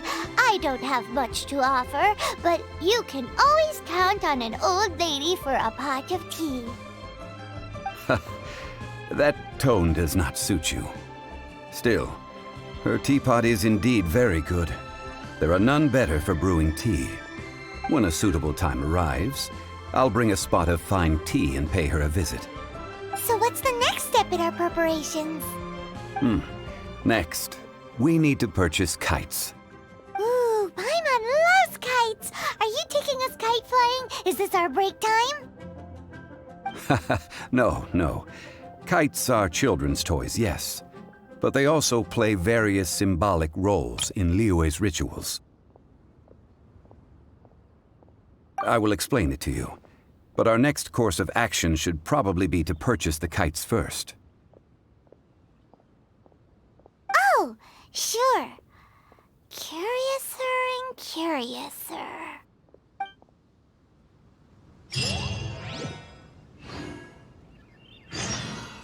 May the Lord of Geo protect you and fortune find you.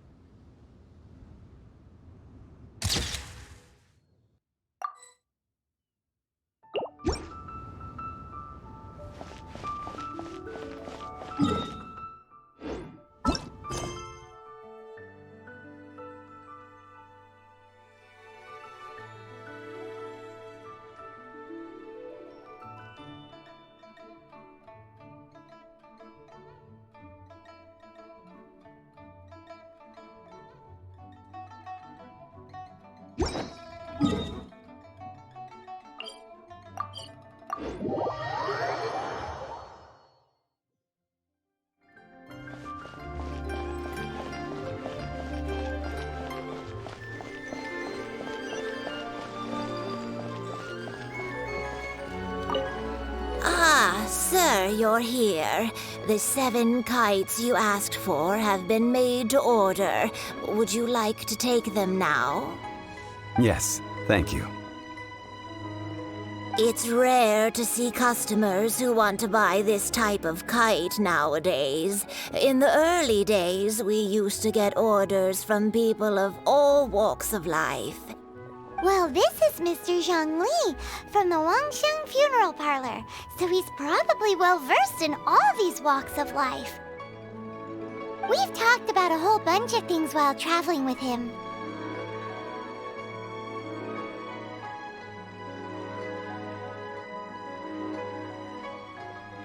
He seems to know Liyue's favorite topics, money and government, really well, but he likes talking about less useful topics instead. Well, that's because I prefer to share fun things with you. Children's toys are very fun things, that's for sure. I enjoy watching the children at play as much as anyone else, but there is more to it than that. Finely crafted toys are well loved by children, but this craft itself has been honed over thousands of years, and there is meaning behind that. I have made kites in Liyue for 40 years, and I am intimately familiar with the forms passed down from my ancestors. The meaning of these 7 kites is far from banal. Indeed. These are decorations used in the Rite of Parting. The 7 kites represent the 7. I took the liberty of coloring outside the lines when doing the insignia of the Animo Archon. As for the kite that honors the Geo Archon, one must follow the contract given right down to the last letter. These patterns are ancient, and you can also find them in the Golden House. Ah, Paimon's heard that name before. Huh? The design of this kite displays a firm grasp on the cyclicality and eternity so dear to the Electro Archon. These markings of tree and leaf pay due honor to wisdom and the passage of time. All this on a single kite. Truly astonishing. Justice flows across the surface of the waters. War rages like a flame, as does that which the Cryo Archon once... Yes, these details are masterfully done.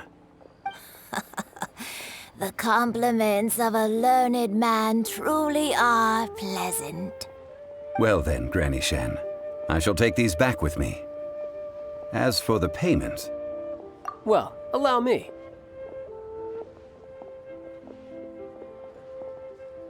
Hey, it's Childe!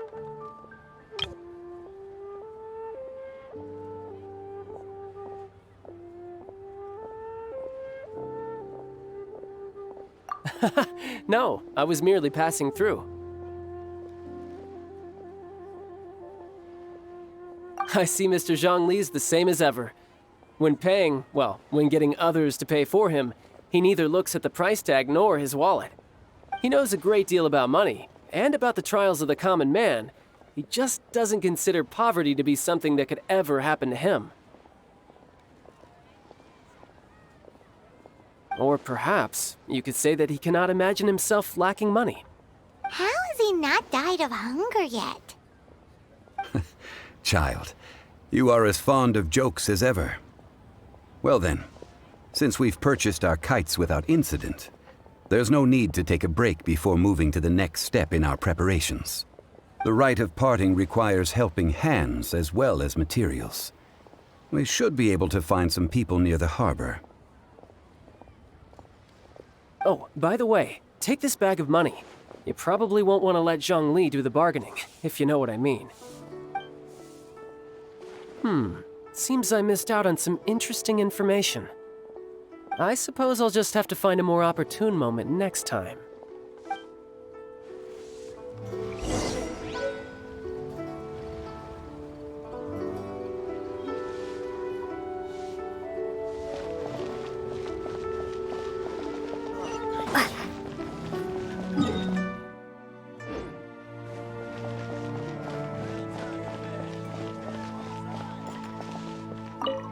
Hiring help? Sure. But let me just say first that I'm a reserve member of the Adventurers Guild. I take adventuring commissions, but I don't do anything clerical. Adventure? Venturing into the mountains to capture a few crystal flies seems adventurous enough. That's not hard. Almost a bit too easy for a reserve adventurer. Never mind. I'll only charge you 15,000 Mora. What say you? A most fair price.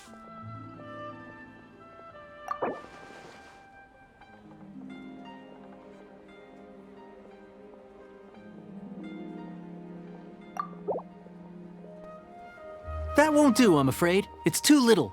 Too little, I say.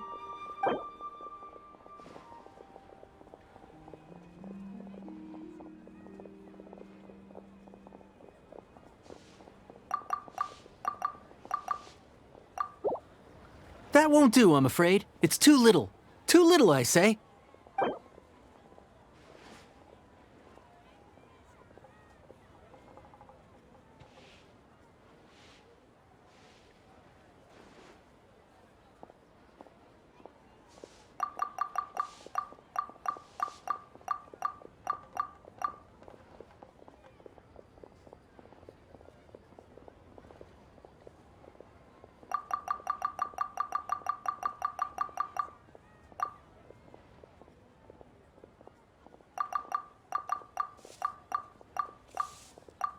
Five geocrystal flies. Yes, I do think it's worth about this much. I'll do it.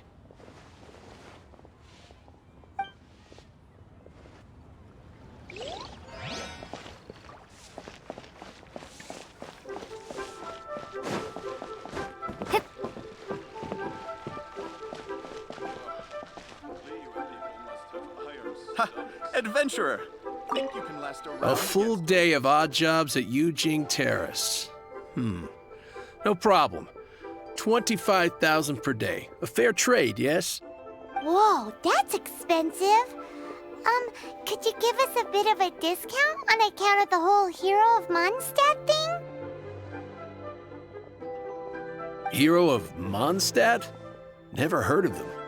Well, you may never have heard of this hero, but it seems you've heard of Mora nonetheless. Thus, I will simply pay the whole sum.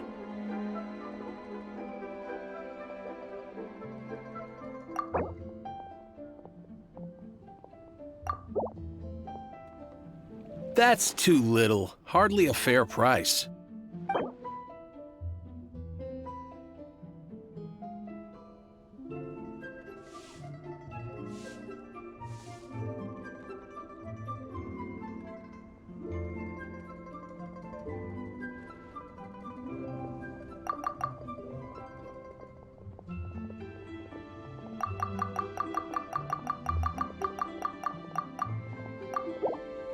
That's too little. Hardly a fair price.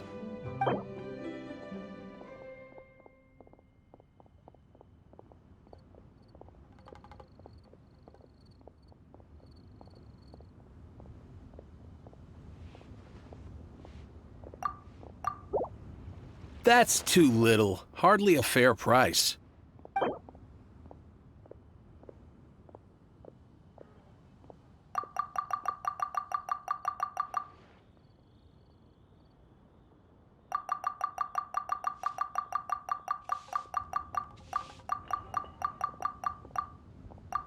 That's enough. I'm done. 25,000 and not a more or less. Take it or leave it.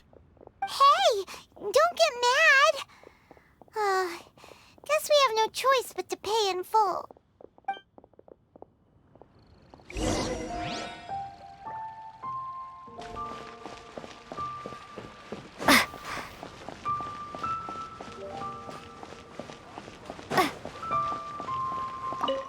Oh, help? Sure. I, Tick, always put in 100% effort into everything I do. Of course, there'll be a premium if you want me to give 110%. So what's the job? Let me see. We are still missing some wooden implements over at Yujing Terrace. They aren't uncommon objects, so I didn't make any special preparations for them. No problem. That'll be 20,000 Mora for a single trip. How does that sound? Done. This is all you got? Then no can do. Child? No. He's putting up the money? Oh, still no. Wouldn't that mean I have to make 2 trips rather than 1? How about this? Let's make a trade. I'll take what you're offering right now, and get me a single Chinkson flower, and I'll consider that payment for a detour to find this child fellow. How does that sound? Guess we've got no choice.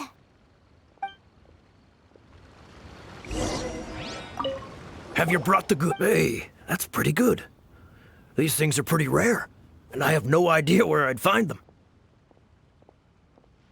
With this Chinkson flower, I should be able to pacify my daughter tonight. I'll make sure the work is done before I return home.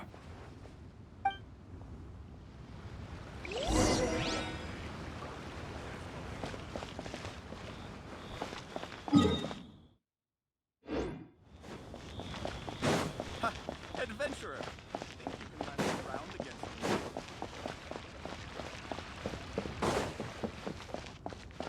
Try something new at the Wanmin restaurant. A toast to our success. All finished then? Splendid. Any leftover cash is yours to keep. A favor for the Fatui should never go unrewarded. You think you can buy us off with some loose change? No way! Paimon demands to know when the next payment is coming. Well, how does this sound? You give me the information I need, and maybe I'll leave the Northland Bank's vaults open and unattended for half an hour. What info do you need?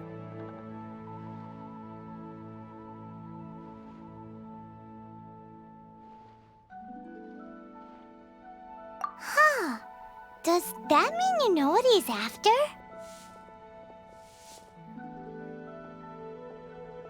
Yikes! You're right! Signora! You both need to calm down. I don't know what's gotten into you. Just what is this about? The atmosphere got so tense all of a sudden.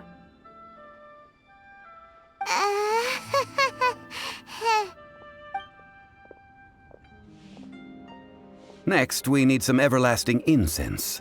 For this, we need to go to Bubu Pharmacy, the finest pharmacy in all of... Is everything okay? Everything is fine. I was just informing them that they need not return the surplus Mora. Now, if you'll excuse me, I must be going. Gaiman definitely felt like Childe wasn't happy with us just now. Listen, let me tell you how it is. Oh there, come Need another.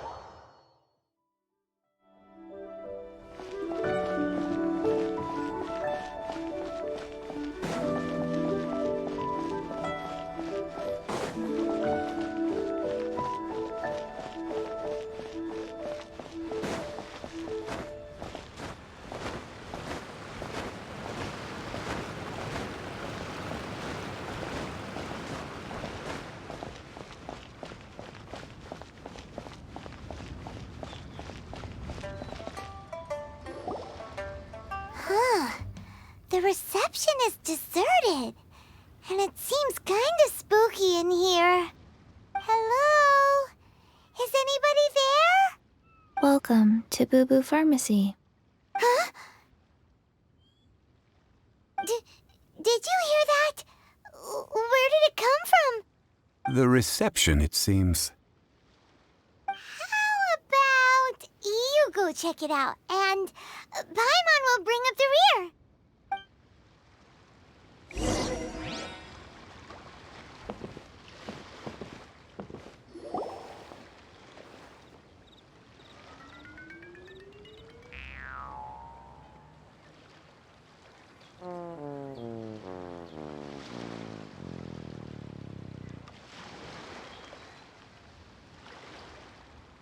Oh, there you are. But you can't even reach the counter. Joke's on you. Paimon floats, so height is no restriction. Anyway, there's something weird about this one over here. What's the talisman doing on her forehead? It can't be. She's a zombie. Welcome to Bubu Pharmacy. I am Chi-Chi. Once upon a time, Chi-Chi died. Then, Chi-Chi was saved by the Adepti. Now, Chi-Chi is a zombie. Something like this would be unimaginable in Mondstadt. Hello, little girl. Do you sell everlasting incense here? Excuse me, sir. Did you bring your prescription? Surely no prescription is needed to purchase everlasting incense. It's not a controlled substance. Chi-Chi can get your medicine, but only if you show Chi-Chi your prescription. These are Chi-Chi's orders from Chi-Chi. Zombies are limited to acting within the confines of their orders. And somehow in this case, the zombie issues her own orders to herself. My dear Chi-Chi, we didn't bring a prescription, I'm afraid. But we do hope that you can still help us find some everlasting incense. Okay then. How did you manage that? But Chi-Chi helps you. You help Chi-Chi. Only fair. Since when do customers need to do favors for customer service staff? Never mind. Just think of it as a peer-to-peer transaction. That way everybody wins. Sometimes in Liyue, the art of the deal is simply about victory via mental gymnastics. Go to Mount Tianheng, find the Guizhong Ballista, and hunt a cocoa goat. Please and thank you.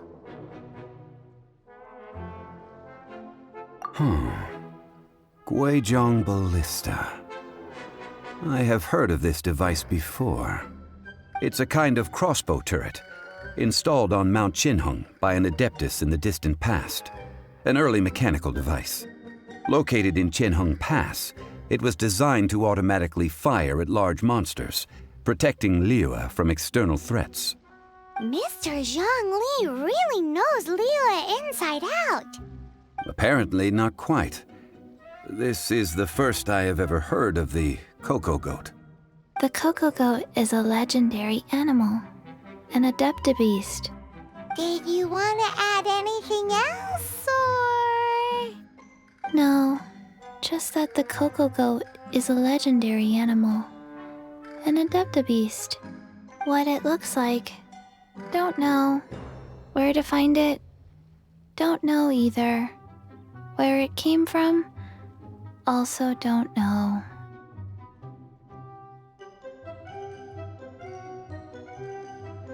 Very well then. Let's start by investigating near the Guizhong Ballista.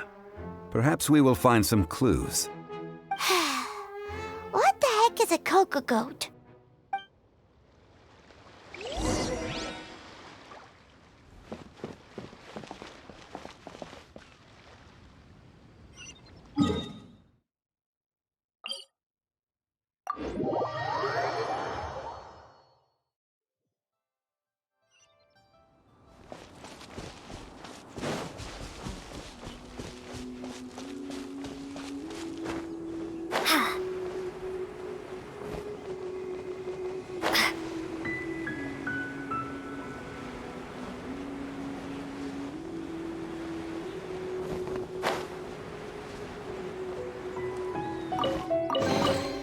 I'll keep this close.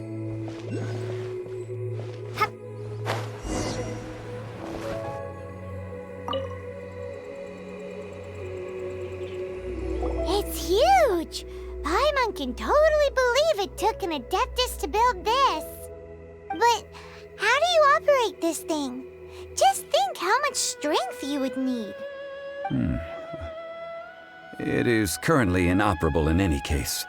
This device is broken. Aw, what? It broke? After millennia of wear and tear, even Adepti contraptions are difficult to maintain. So what are we gonna do? Quick, Mr. Zhongli, use your unlimited high society knowledge powers! You almost make it sound like I'm some sort of bourgeois parasite whose only utility lies in providing quaint pieces of trivia on demand. That said, let me think for a moment. Ah, yes. Spare parts were made for the Guizhong Ballista when it was first built, in case it was damaged in battle. As I recall, there is a military supply post from that period somewhere inside the pass. If we can retrieve the spare parts from where they are stored, we may be able to repair the Guizhong Ballista. One just needs to understand the basic working principles of the device. So, what you're saying is that you actually understand the working principles? I have a smattering of knowledge on the topic. With the parts in hand, I could at least tinker with it.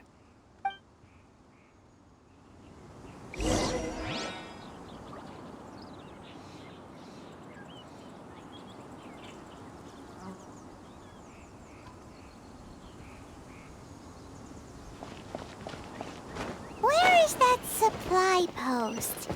Here, post...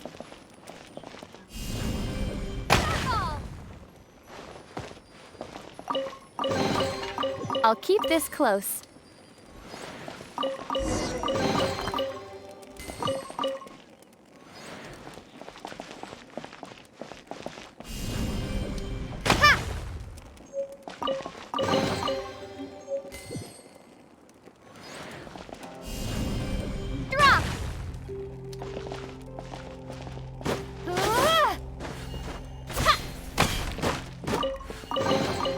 A reward on the road.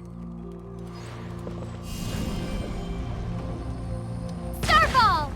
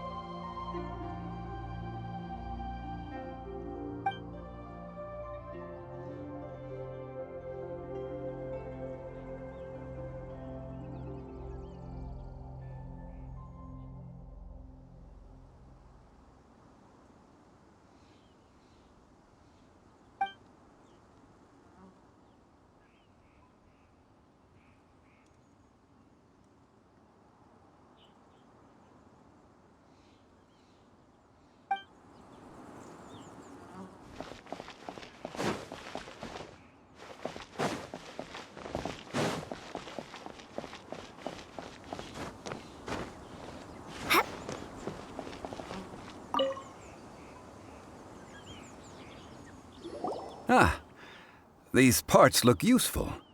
One moment. I will try to repair the device. It is done. The Guizhong Ballista is more intricately designed than I thought.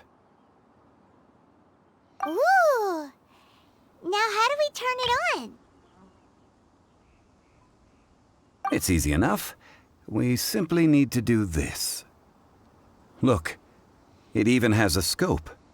Over here we have... nothing. And over there... more nothing. Hey! Just what do you think you're doing? So you fixed up this turret because you're planning to do what, exactly? Not a turret. A Guizhong Ballista. Also, kindly state your name before you ask a question. It's just good manners. Ha! Are you blind or something? You're looking at the leader of the treasure hoarders, old man.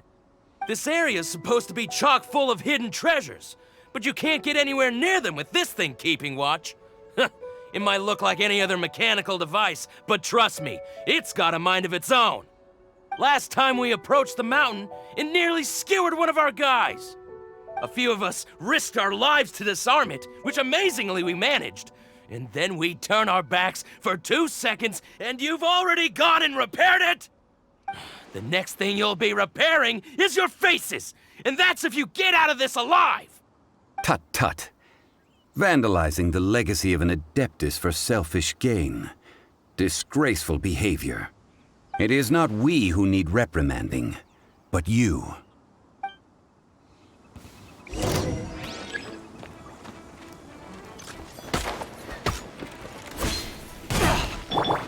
Yoo-hoo!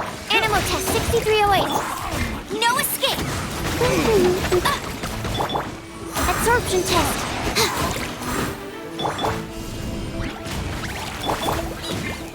Let my name echo in song!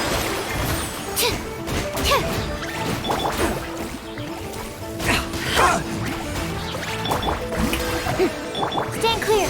Get it! Drop!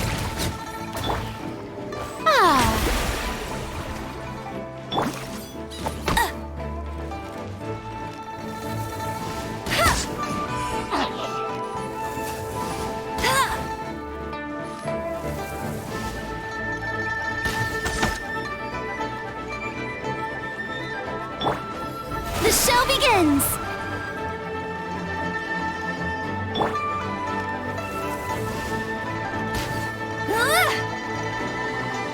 Go, go, Baron Bunny!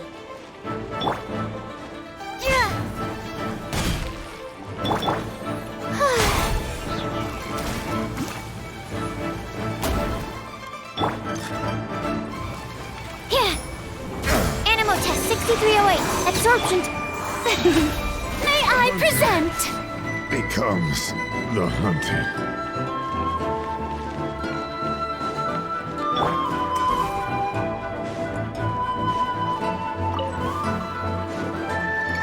Animal test 6308. Hey!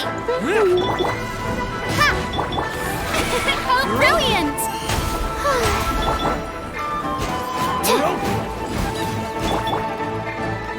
No one escapes my sights!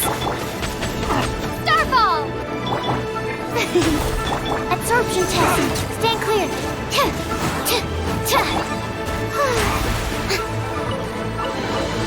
Take it. Go on. You have...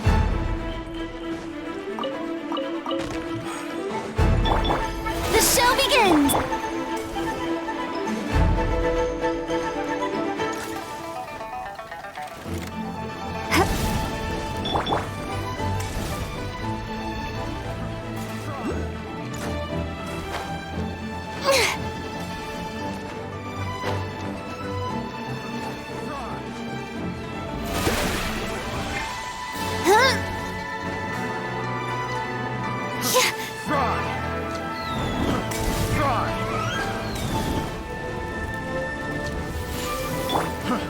Absorption test. That tingle? Fry!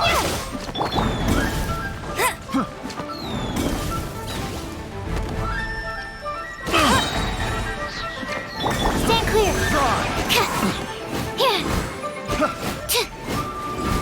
Have a little taste. Fry! Drop! Oh, brilliant! Fry! That tingle? Animal test 6308.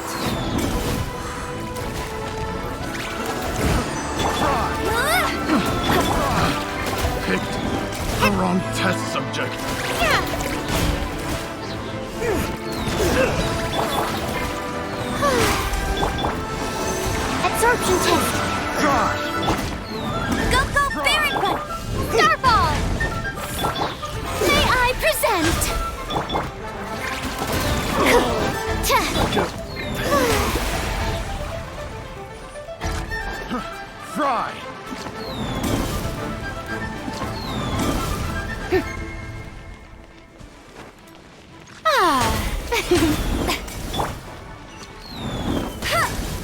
Hey! Stand clear. I got careless. Let it rain. Try.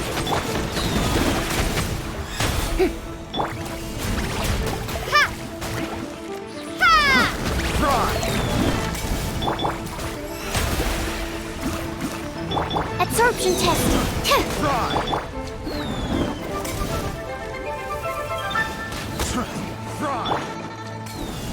Drop. The show begins. Starball.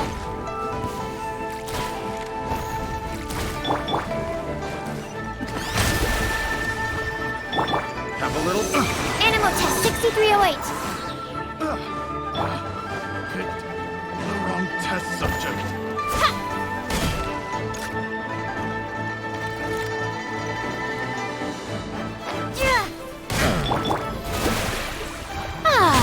Go, go, Baron Butter! Stand clear.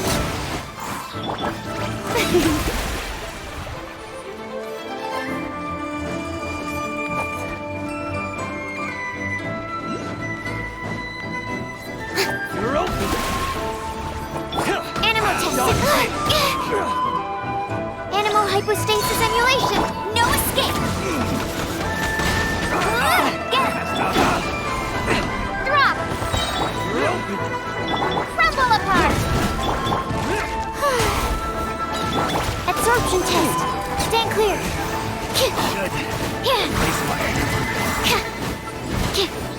You're open. Starball. Shower me with praise.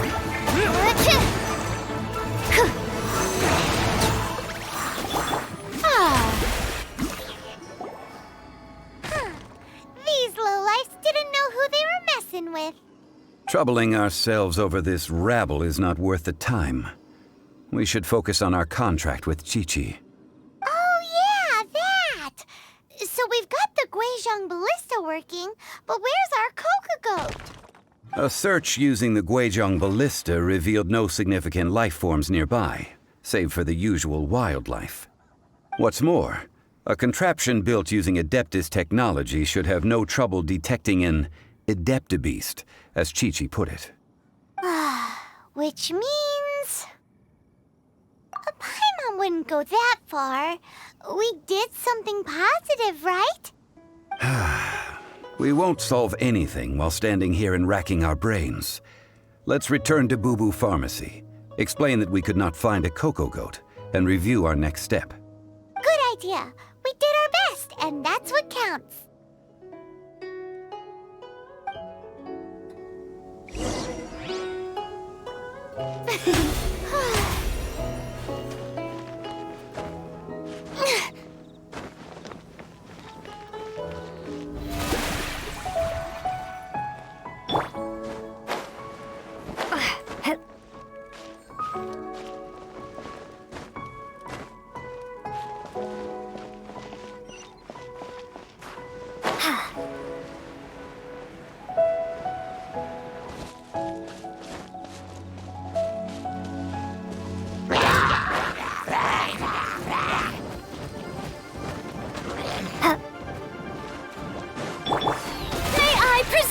Absorption test.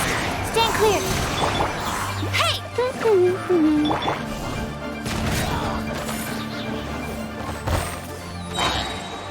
Shake!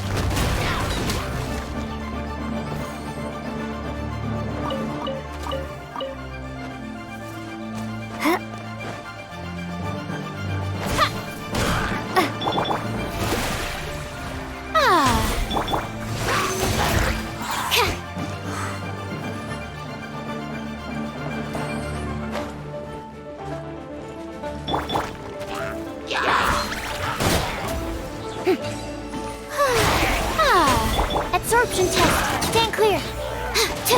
Get him.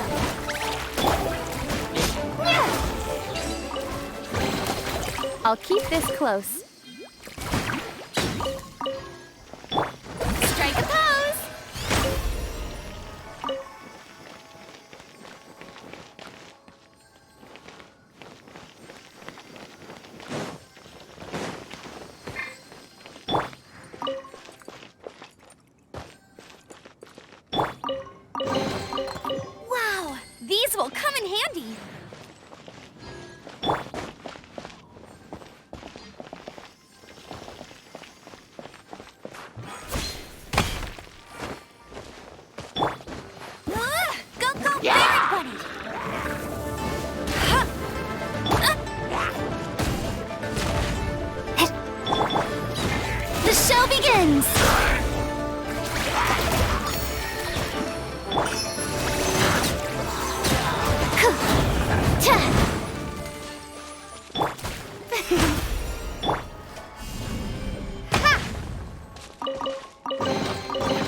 reward on the road.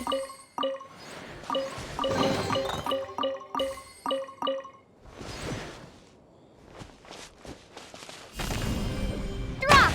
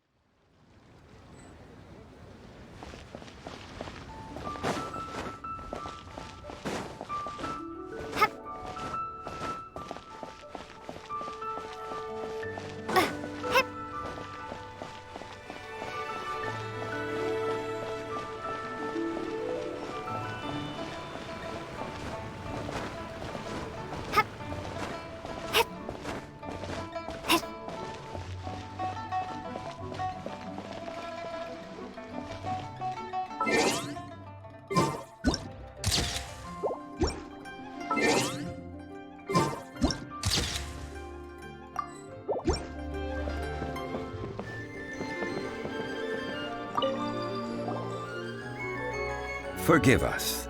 We were unable to fulfill our end of the contract. We found no trace of the Cocoa Goat Adepti beast of which you speak. What a disappointment. Don't worry about it. But I feel very disappointed.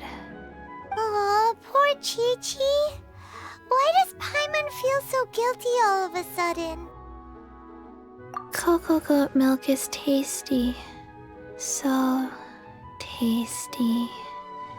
Much better than normal goat milk. Only an Adepti beast could make such tasty milk.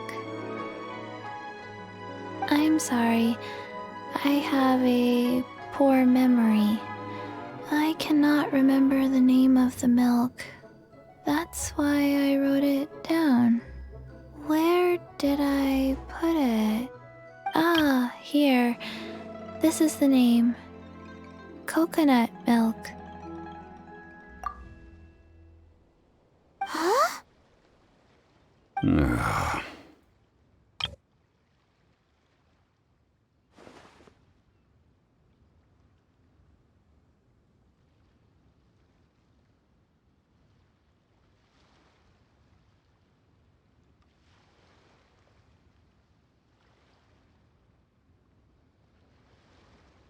I owe you both an apology. I hastily agreed to what appeared to be an equitable agreement with this zombie child, when perhaps I should have undertaken further due diligence. Never mind, Zhongli. You didn't know. As the Liyue proverb goes, all things are random and, so how are you supposed to predict anything? Literally no one could have seen this coming. Excuse me, everyone. Did Chi-Chi say a bad thing? Oh, sorry, but Paimon's gonna leave the job of shattering this poor kiddo's world to you.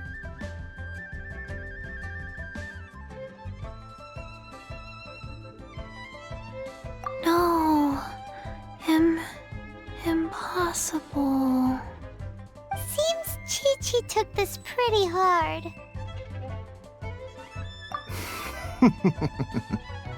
someone learnt a valuable life lesson today, then. Thank you all for looking after my little Chi-Chi. Might I ask who? Ah, how rude of me. I'm Baizhu, boss of the Bubu Pharmacy. Paimon thought Chi-Chi was the boss. Turns out it's some wacko who wears medicinal ingredients around his neck. What a sorry state of affairs.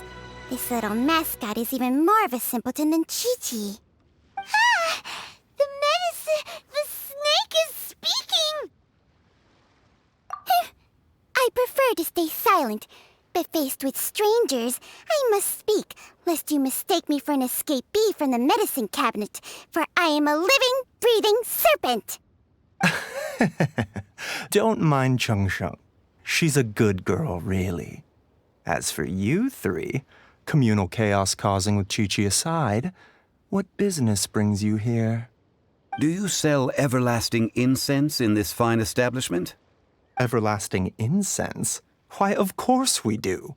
Whew, at last! Things are finally starting to come together. 3 million Mora. Top quality. Guaranteed. Aw, too bad the Qixing have taken it over for now. Security will be tighter than usual. 3 million. An innocuous number in and of itself, though practically speaking, it could be a hard sum to come by. It's a crazy number. We'd never be able to make that much Mora. And as for Mr. Zhongli, he's around 3 million short. This is correct. What are we gonna do? Is this the part where we go crawling back to Childe?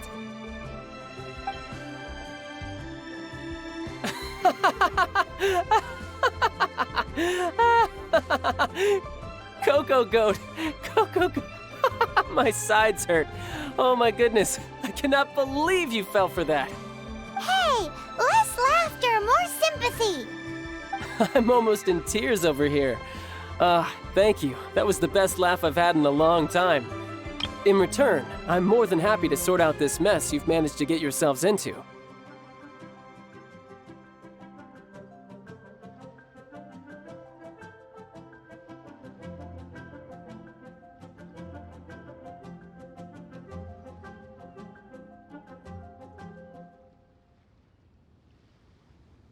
Excuse me, sir.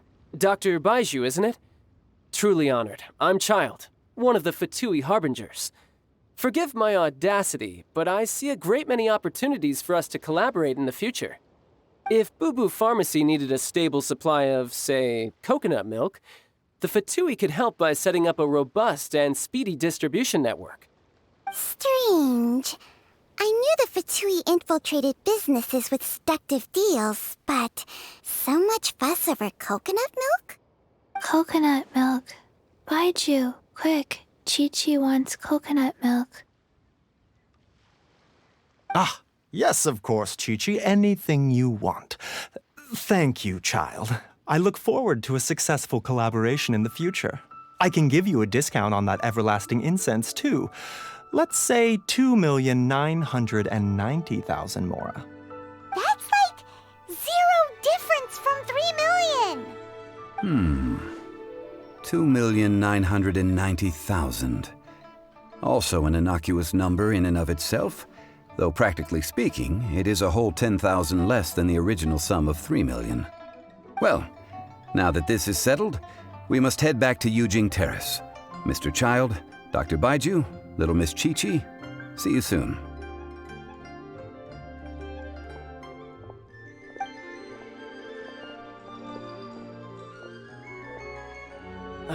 That lot is an absolute riot. Honestly, I can't remember the last time I laughed so hard. So, you've been eavesdropping, I hope. What have I missed? Yes, Master Childe. They spoke of the Qixing taking the Golden House. Well, well, well. Ningguang and her Qixing cronies. What else would they be hiding in the Golden House, if not the Exuvia?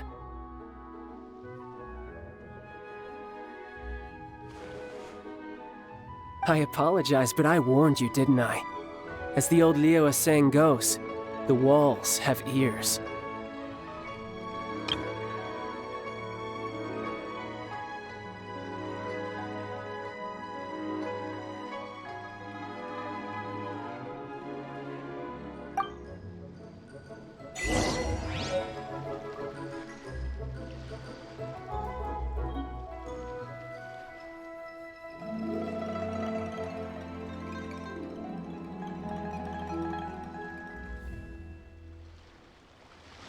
This is good. There will be coconut milk from now on. Yes, it's good.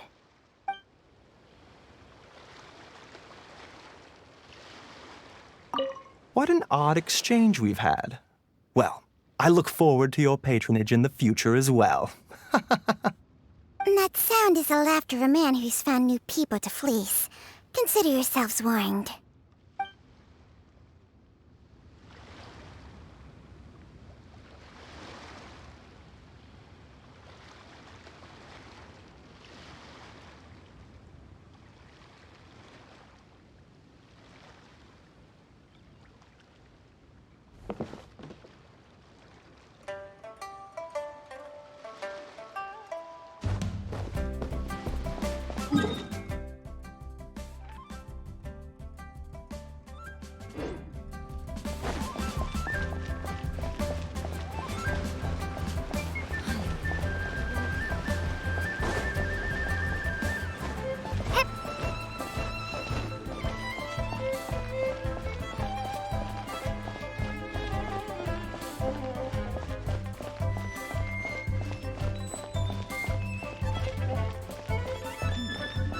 This is a peaceful neighborhood.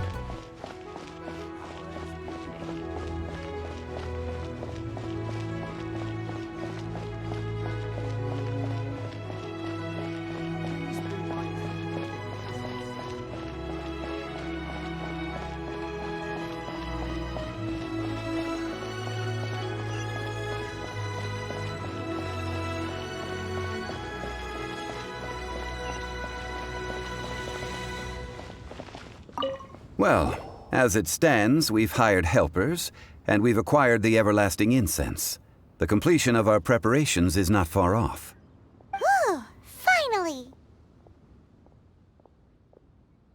Well, traveler, have you gained anything from our adventure so far? Odd.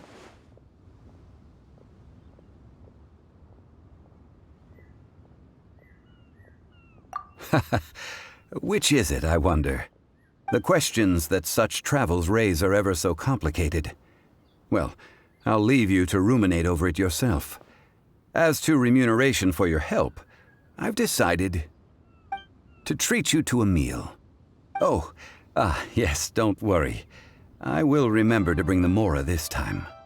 Tonight, I shall take you both to an old hole-in-the-wall, praised throughout Liyue. Hole in the wall? As in a cool restaurant? Indeed. Let us meet near the harbor, at third round knockout.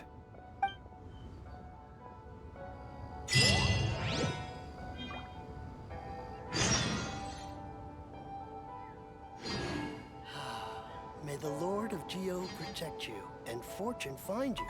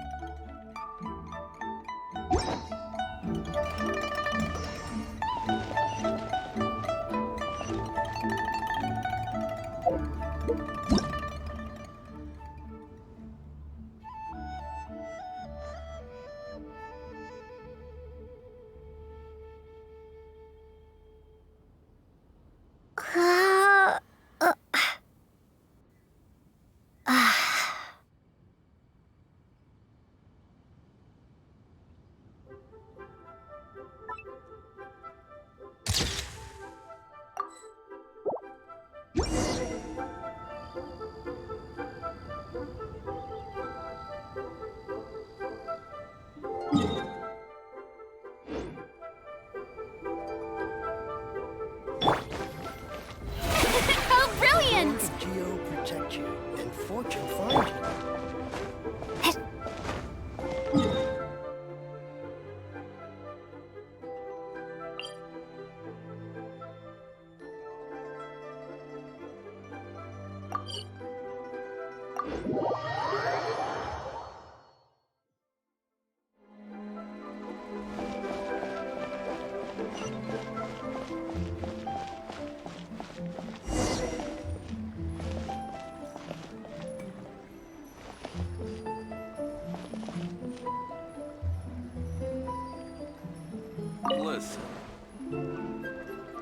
Ah, you're here.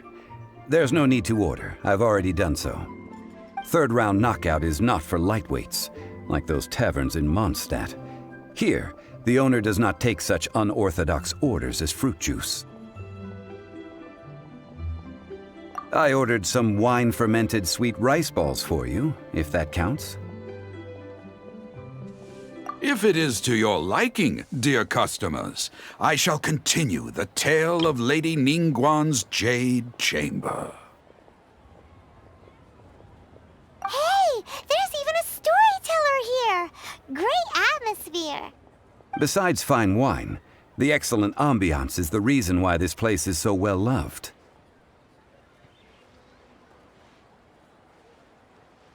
But when I say ambiance, I refer to a different sort from the one the Tevat travel guide uses to judge other establishments. As you all know, high above the land of Liyue lies a pavilion in the clouds, a palace in the mist. What does it mean to have all-seeing eyes? This, my friends, Lady Ningguang's masterwork that bridges earth and sky. Imagine, the weather is clear, and you gaze down from the deck on the world below. Behold, the glorious sights of Liyue Harbor, stretching out far and wide.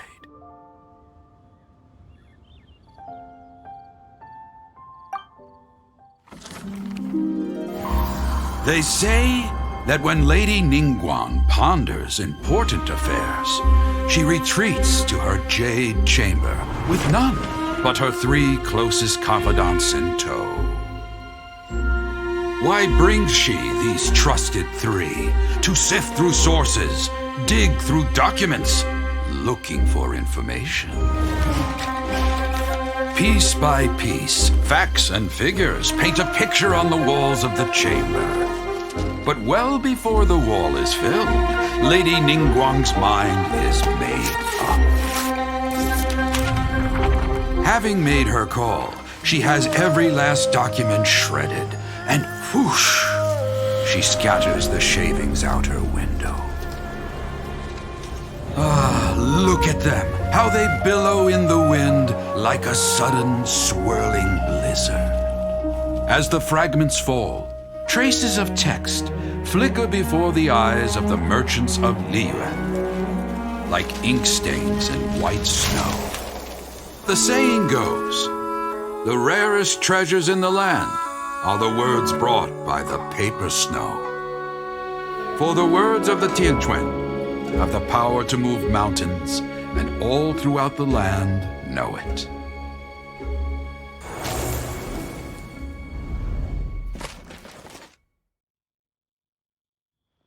These are but scraps of paper, and yet they guide Lady Ningguang's hand. Such is their value. Merely grasping 1 or 2 of them will surely gift you a fragment of her wisdom, enough to stay a step or 2 ahead of your peers. Tianquan Ningguang. Feels like we're hearing this name a lot. Liyue locals talk about her. The Fatui hate her. She's most likely the one who hid the exuvia, and we saw her at the Rite of Descension. Huh. Paimon wonders what sort of person she is. At last I have found you. You who returned from Jueyun Karst. Who's there? Wait, I am not with the Monolith, nor am I here to claim your bounty. However, I am an emissary of the Liyue Chising. My name is Ganyu, secretary at the Yue High Pavilion, and I have come specifically to meet you. Well, in concrete terms, I am the corporate secretary for the Chising. At the moment, I am serving as Lady Ningguang's special emissary.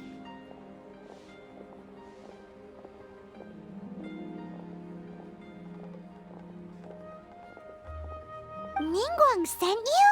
We were literally just talking about her.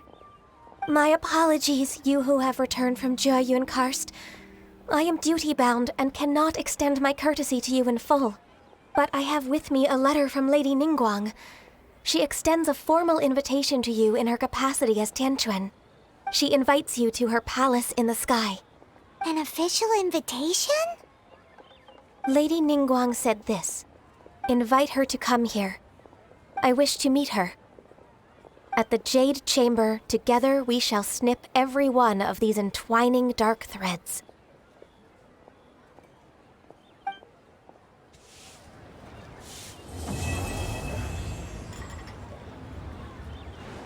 And with that, the emissary who called herself Ganyu just disappeared.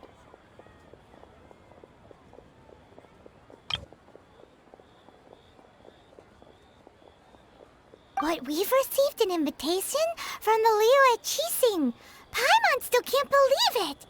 We'll be meeting people that have way more money than Paimon could ever count. We should be on our best manners.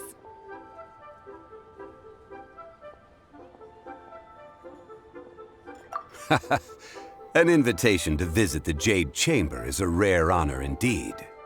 You'd best be on your way now. But don't forget about the Rite of Parting. Once you've finished at the Jade Chamber, meet me at Dihua Marsh. Don't worry, we won't forget. Dihua Marsh. We'll see you there.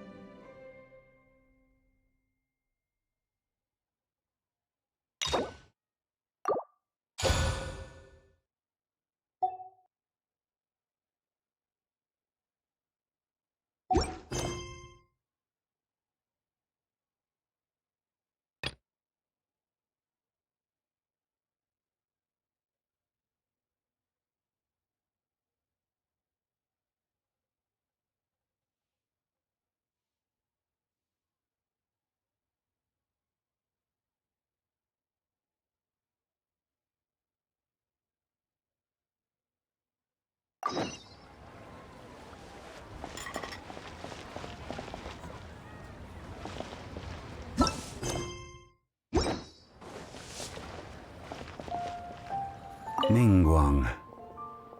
Ganyu. I wonder where we will find them amid these dark tides.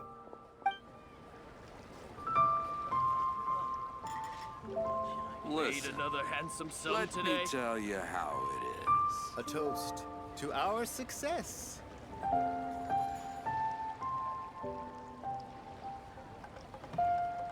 Oh there. Come and see these rare and precious curios.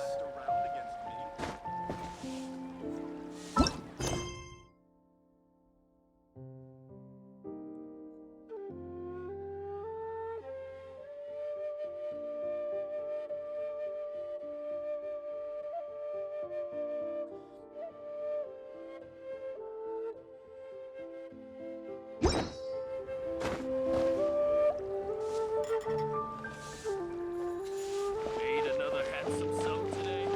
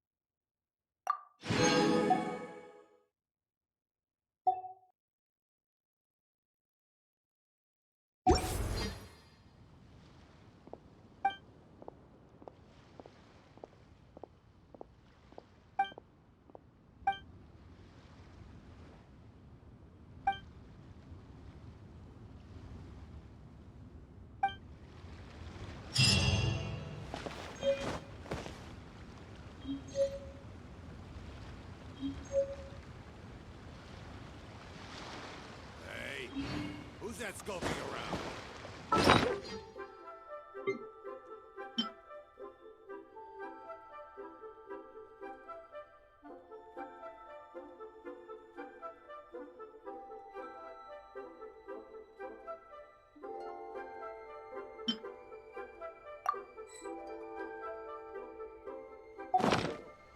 All tasks have been handed out.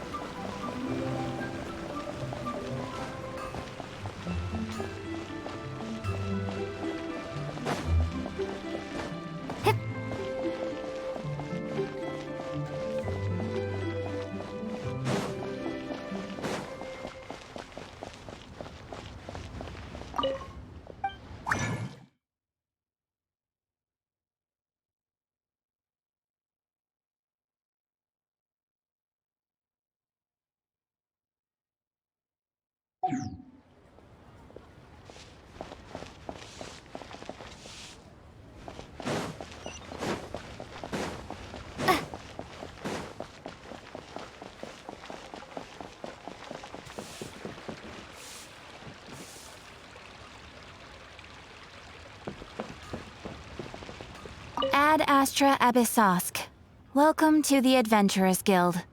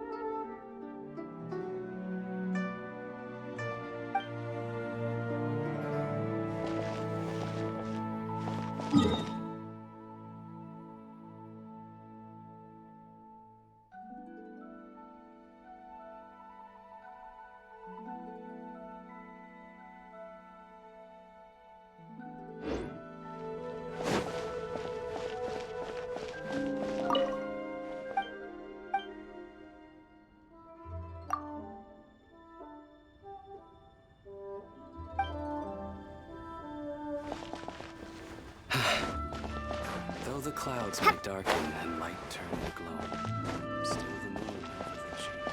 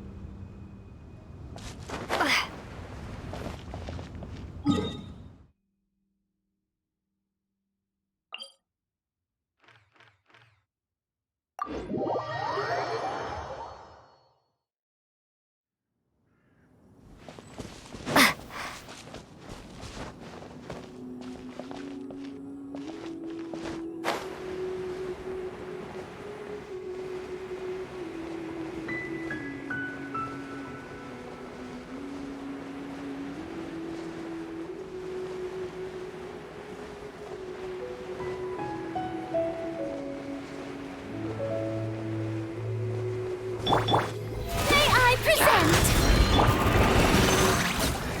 Swirl Mark II. Hey, get it! No one escapes my sight. Starfall!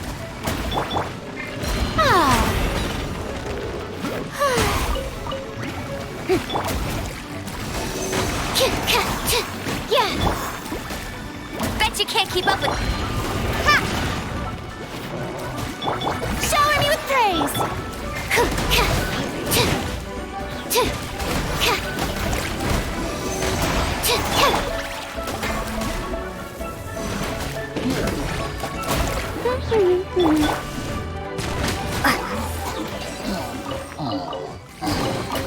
A reward on the road.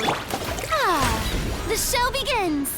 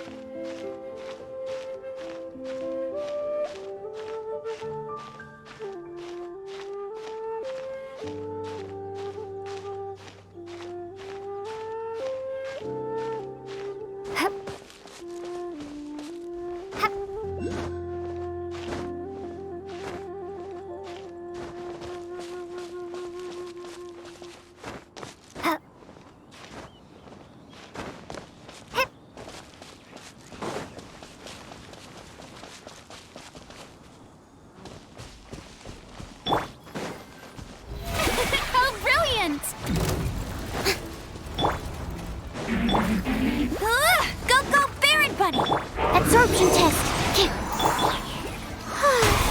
Let the world collide! Let it rain. Animal hypostasis and you... Ha! Ha! Strike a pose!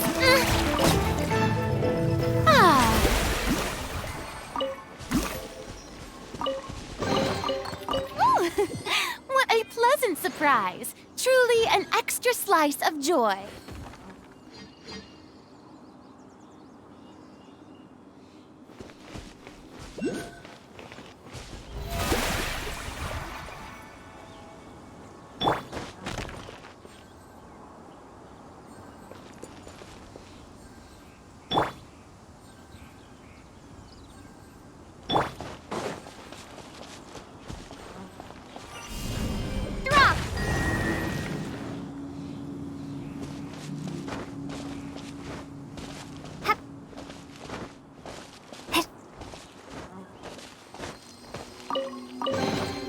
Is this an answer from this world?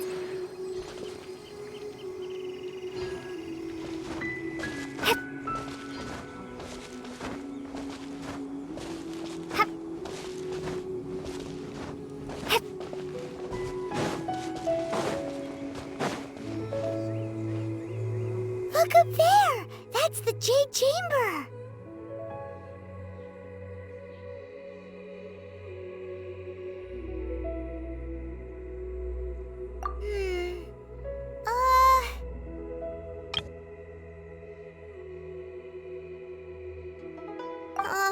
This is bad. Paimon's supposed to be your guide, but Paimon doesn't know where the way up to the Jade Chamber is.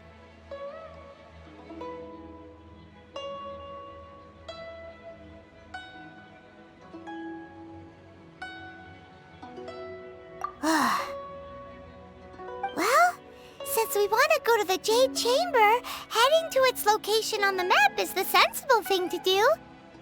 Let's look around. There has to be a way up there nearby.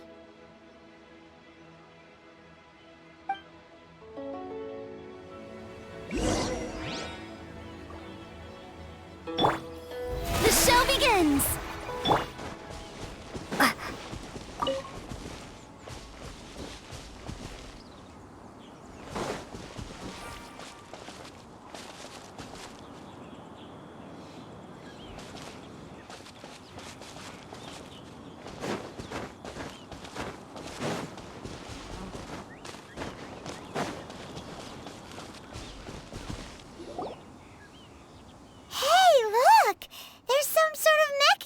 Thingy. Since this is the right place, it must have something to do with the Jade Chamber.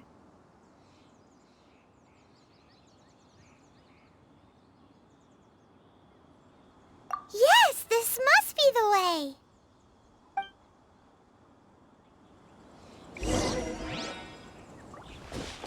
Stand clear.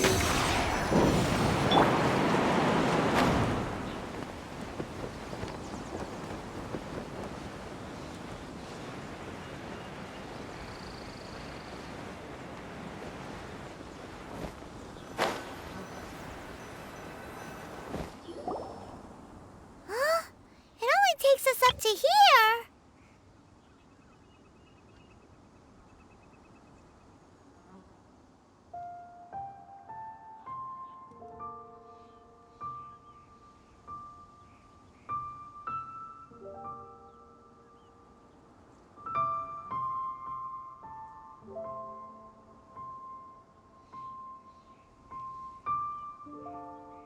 Aw, if that wind current was stronger, we'd be able to reach the top in one go.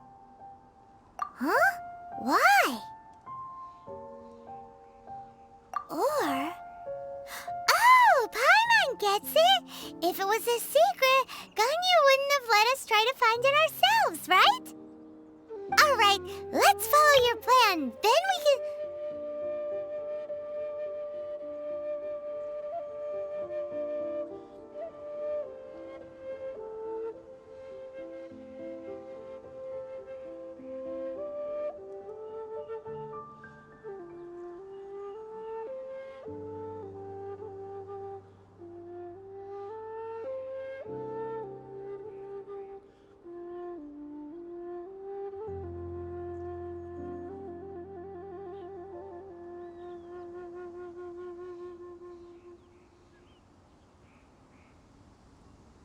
Oh, hang on a moment.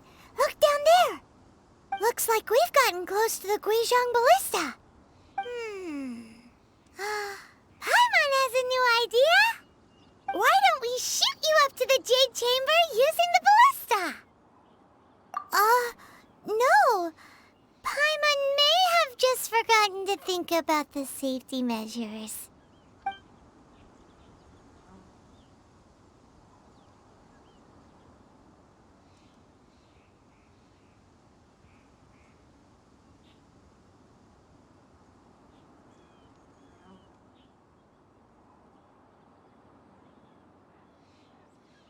Oh, that's right!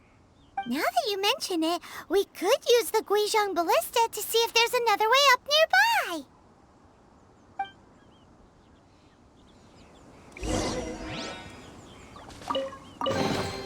A reward on the road.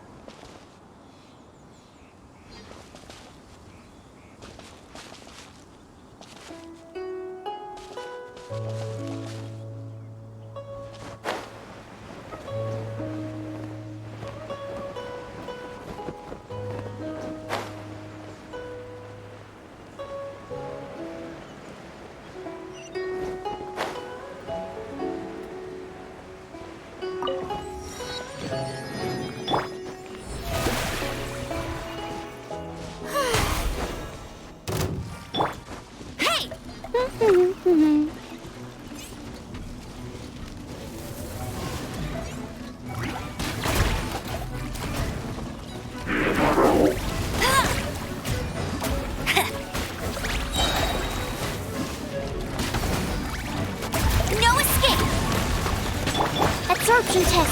Stand clear. Get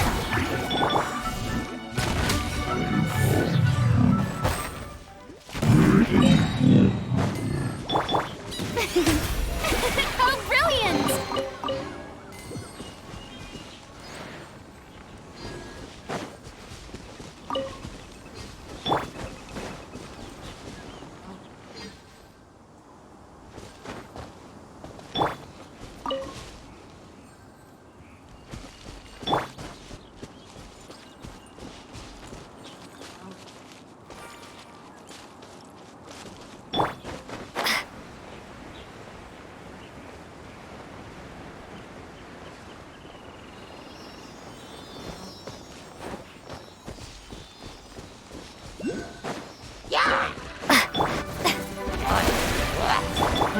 Absorption test.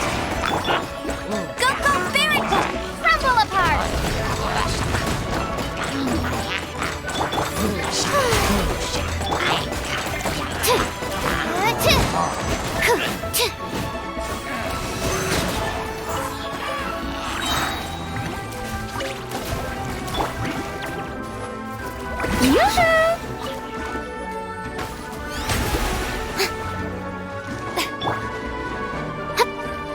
Animal test 6308. Is this an answer from this? The show begins.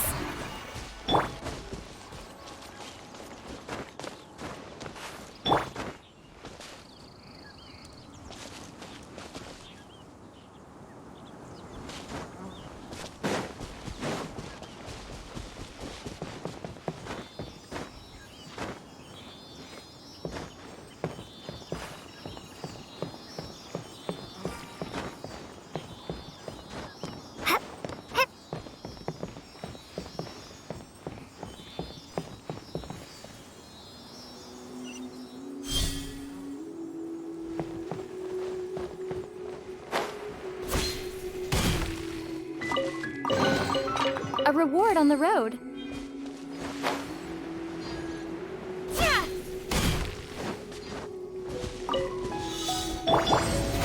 How brilliant! Swirl, Mark 2. No one escapes by sight. Get him! Starball!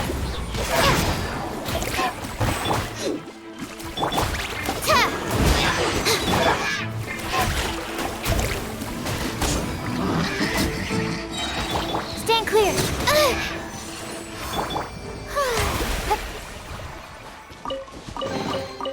Ticket. Go on. You have my approval.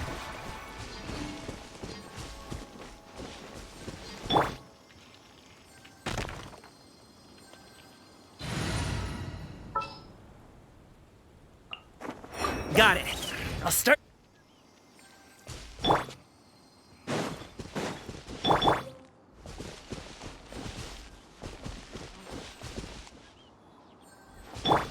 The show begins!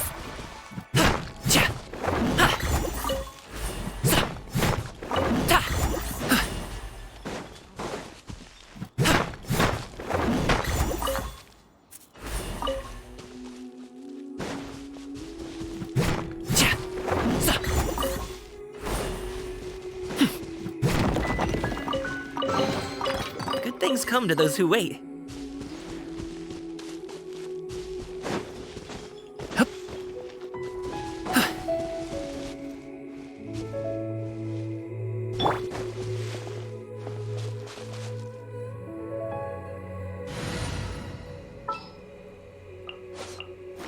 At the ready.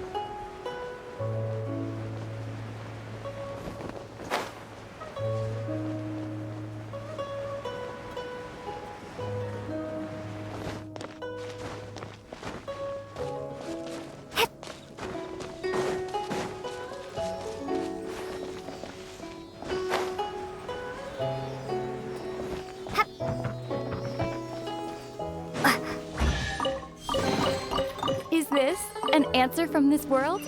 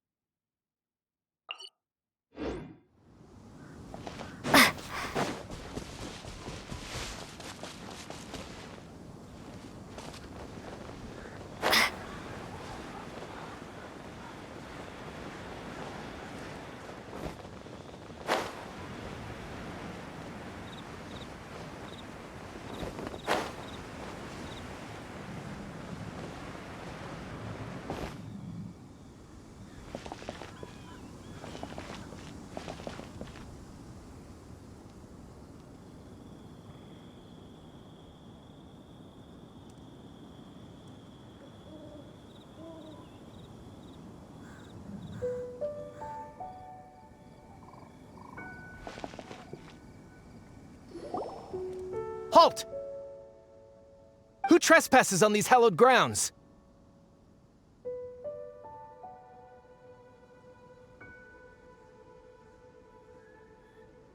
Exactly. What are you talking about?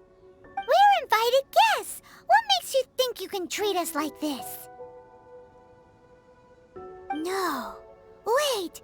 Maybe this was Ningguang's plan all along. She pretended to invite us to the Jade Chamber, but set up a Monolith ambush here to arrest us. Now Paimon's mad. You, over there. This is a trick, isn't it? How shameless. What? We're just on guard duty. What do you mean, shameless? What nonsense! Seize these suspicious intruders at once! Well, here they come. Line them up and knock them down.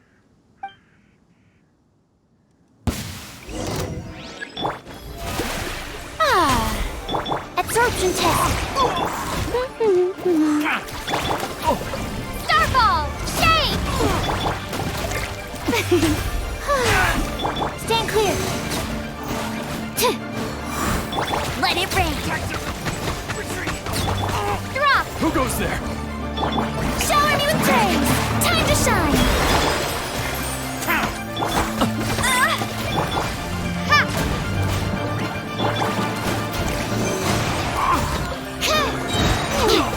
Animal hypostasis emulation.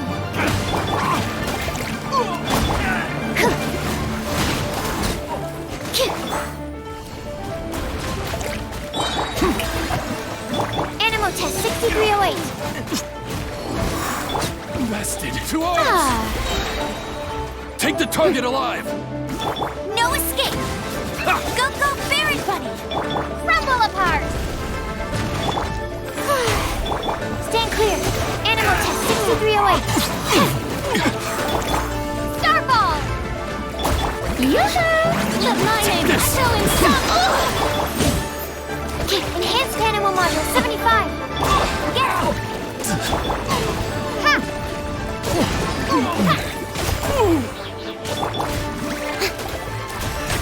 Ha! Stand clear.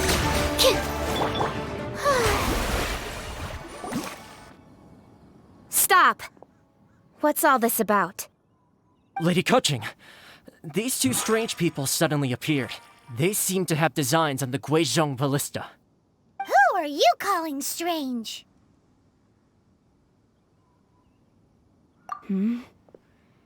You want to go to the Jade Chamber? Who are you?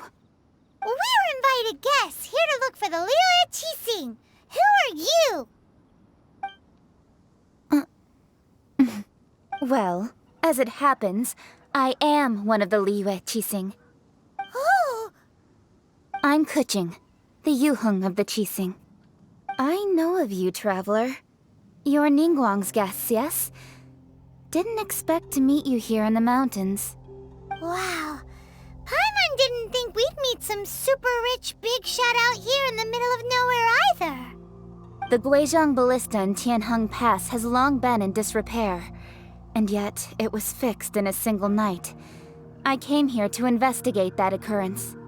These Monoliths are just here to guard the scene, not to arrest anyone. So this was all a misunderstanding? Paimon never would have thought. Anyway, for a mortal to be able to repair an Adepti mechanism is quite the mystery, even to the Qixing.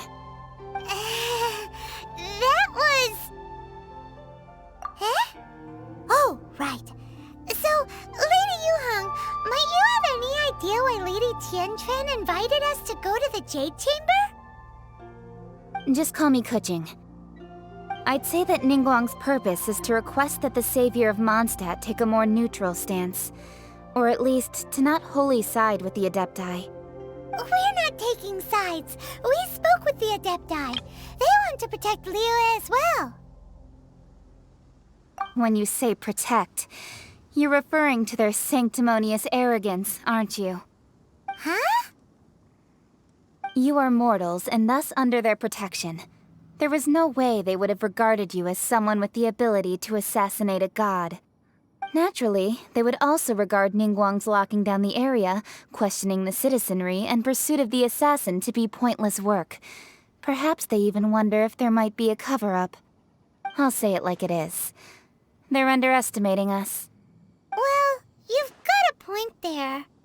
Still, this is the first time Paimon's seen a person from Liyue who doesn't respect the gods or the Adepti. Should I respect the shallow sense of time and condescension to mortals that has caused them to delay in moving against us, Qixing? Forget it. I shouldn't speak of them this way. This skepticism is mine alone, and Ningguang does not share it. Either way, I will admit that the actions of the Adepti this time were quite restrained. Rex Lapis's death is indeed an extraordinary circumstance. But to think that they would call for a council of Adepti rather than come down here directly. How surprisingly civilized of them.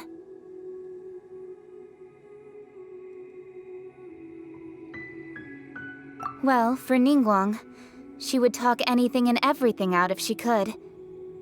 But I doubt we can do that here. The time of the Adepti has long passed. If even the Liyue Qixing don't want to face that truth, then what future is there for Liyue? Another super bold statement. I'll stop here. Honestly, I hadn't intended to say so much. But you're a good listener, Traveler. You should both be off to the Jade Chamber. Don't be late now. Ningguang's schedule is packed to the gills all the way till next year. The cream of Liyue's mercantile crop all see ascending to the Jade Chamber as the greatest honor. Each brings rich gifts as they visit, all to curry a little favor with Ningguang. Favor? But... Wait, that's right! Greeting gifts are a staple of Liyue's culture. We need to get one. Not to curry favor or anything, just to respect Liyue's culture. All right. You can decide on your greeting gift yourselves. Let me tell you how to get to the Jade Chamber first. You didn't actually have to come to Mount Tianheng. Go back to Liyue Harbor. Find a guide at the Yuehai Pavilion, and... well then. May we meet again, Traveler. Well, that Yujing may not respect the gods, but Paimon thinks she's a pretty cool person. So, what should we give to Ningguang when we see her? Oh, right! Paimon dreamed of an amazing snack last night! Sugar-frosted slime! Paimon has a feeling that it would be perfect for a super rich person like Ningguang. Why don't we go with that for a gift?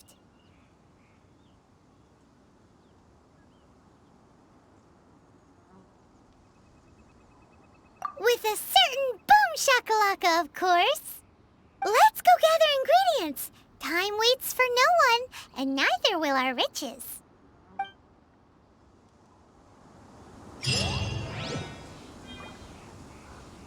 May I present?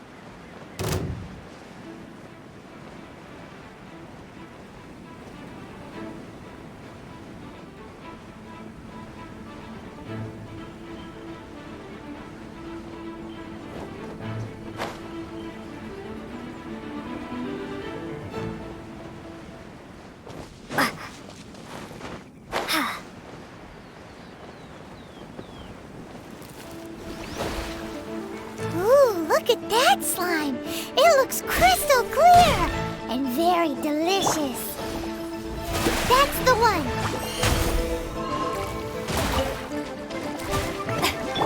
Absorption test. Go, Baron Bunny. Shade. Stand clear. No one escapes my sight.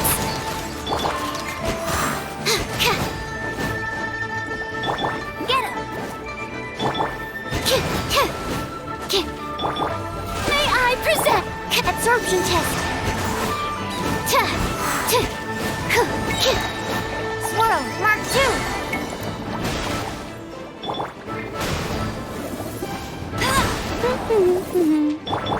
Starball!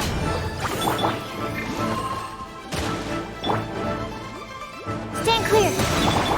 The show begins. Let it rain. Ha! Absorption test.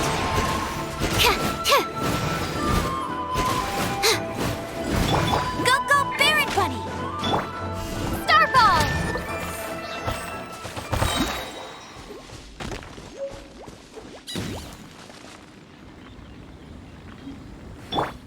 May I present?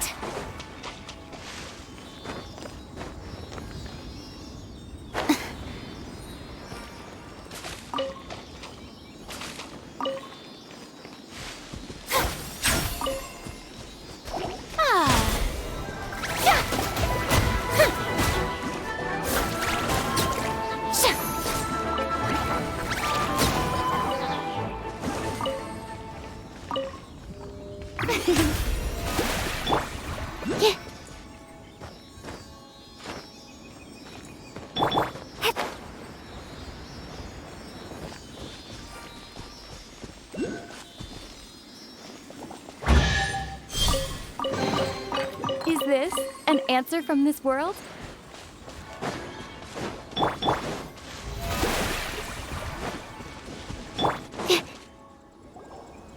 Huh?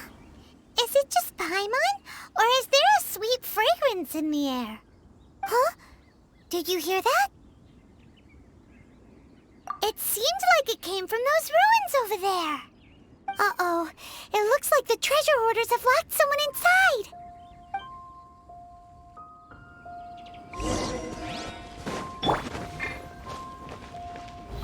There's no end to this.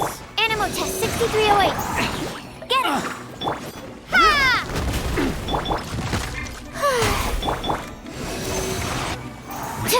That was broken. The hunter becomes the hunted.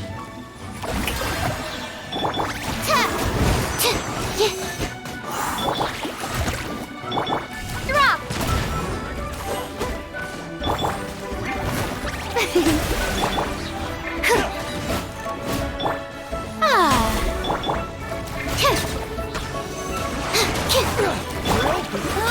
Go, Baron Bunny! No! Starball!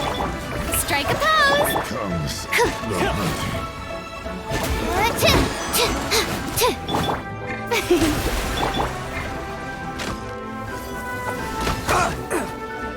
Get him!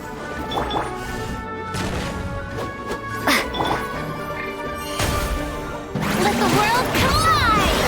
Stand clear!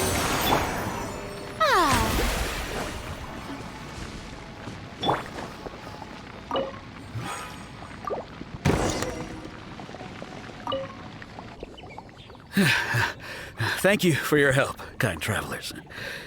If you hadn't come to my aid, I surely would have rotted in this cell. Those treasure hoarders, when their mood was good, they'd rearrange those pots of sweet flowers. When they were in a bad mood, they'd rearrange my face. Aw, it was nothing. No need to thank us all at once or anything. I understand. Don't worry, I will compensate you both. Don't say that. I only escaped this predicament because of you. I'm Meng Dan, a supplier for Mingxing jewelry in Liyue Harbor. I often walk around these mountains in search of antiques. I never expected that those treasure hoarders would have their eyes on the same ruins that I had. Before I knew it, they'd caught and imprisoned me. Is there anything that you lack? Antiques, treasure, various knickknacks, you name it. Well, as long as you want what I have to offer, of course. Wait a moment. Actually, we are looking for something. Oh? And what might that be? Do you have a box that can store presents? We'd like a pretty one. The kind that you can use to store snacks. Of course we do. How can one sell antiques without gift boxes? At Mingxing Jewelry, we have the best gift wrapping service in the 7 nations. Now just give me a moment and I'll let the boss know. You can go see her whenever you require that box. Great! Paimon's sugar frosted slime now comes in a beautiful package.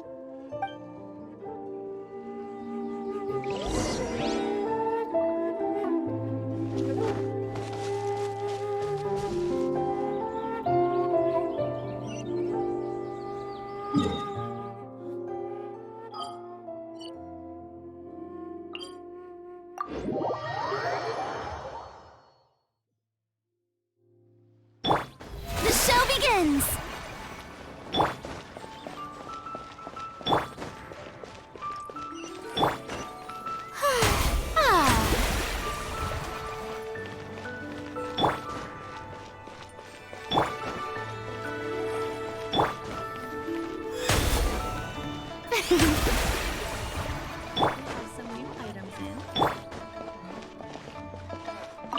Cuisine is inedible.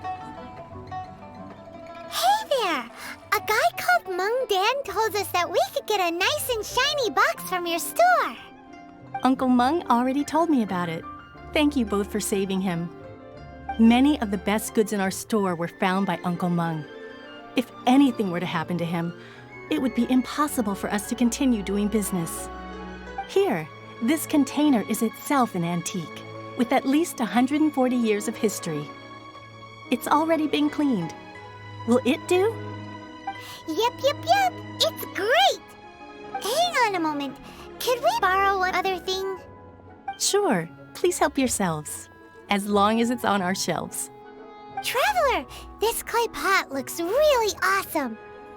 If we use an antique as our mixing bowl, we should be able to make a great snack.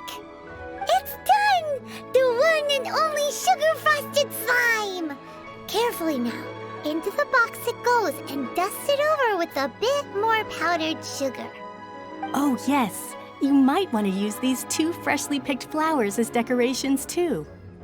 Woohoo! It looks beautiful!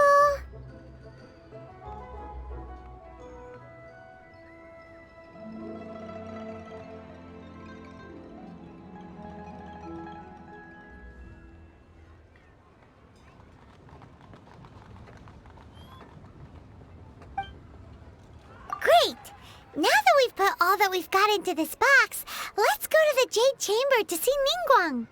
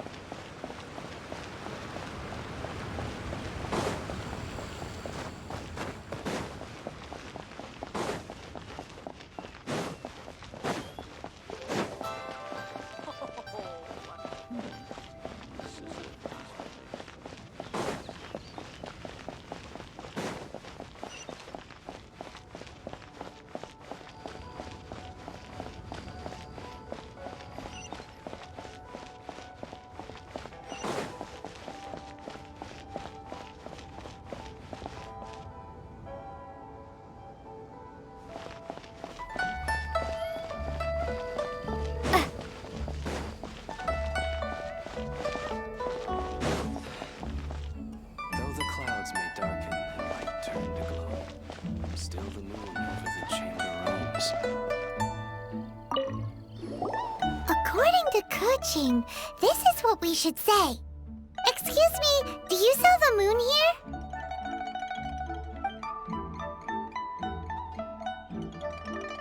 Yes. How many would you like? It's not convenient to speak of numbers here.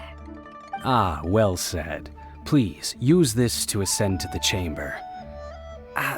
Yes, speaking of which, are you two the guests that Lady Ningguang has arranged to meet with today? Yep. And yet the code they used was not the one for guests, but for the Yuheng. What's going on here?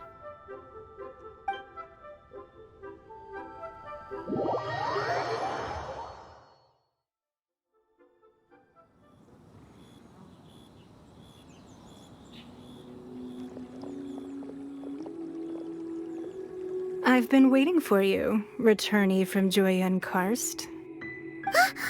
It's Ningguang! Since this is our first meeting, we've prepared a gift. I hope you like it. Oh, for me. You have my thanks. It seems that I have made things difficult for you, considering that you were supposed to be my guests. Oh no, it's nothing.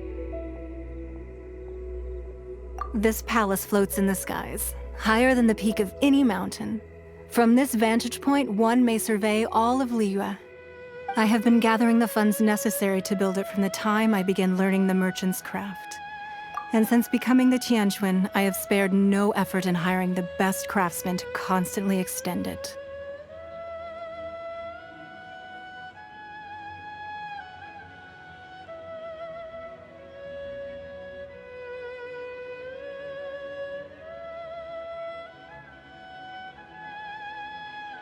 At first, it was but the size of one room. Now, it is large enough to blot out the moon in the skies above Liyue. One day, I believe it will overshadow all 7 nations.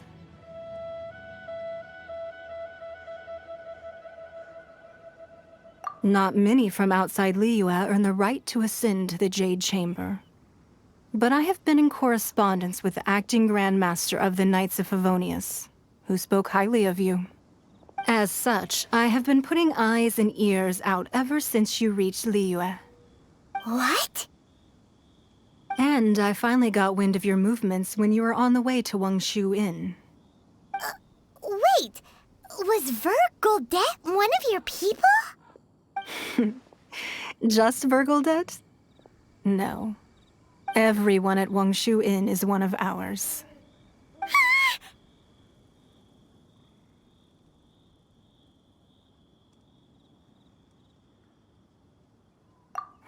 At the Guizhong Ballista, yes? You weren't peeking on us from the skies the whole time, were you? I fear that peeking would have been a little difficult from this altitude. Our eyes and ears are more than sufficient. You two are very interesting people, after all. It would be natural to take an interest. Well, I wouldn't expect you to trust us, considering that you have had far more interactions with the Adepti. The reason I invited you here was to clear up some misunderstandings.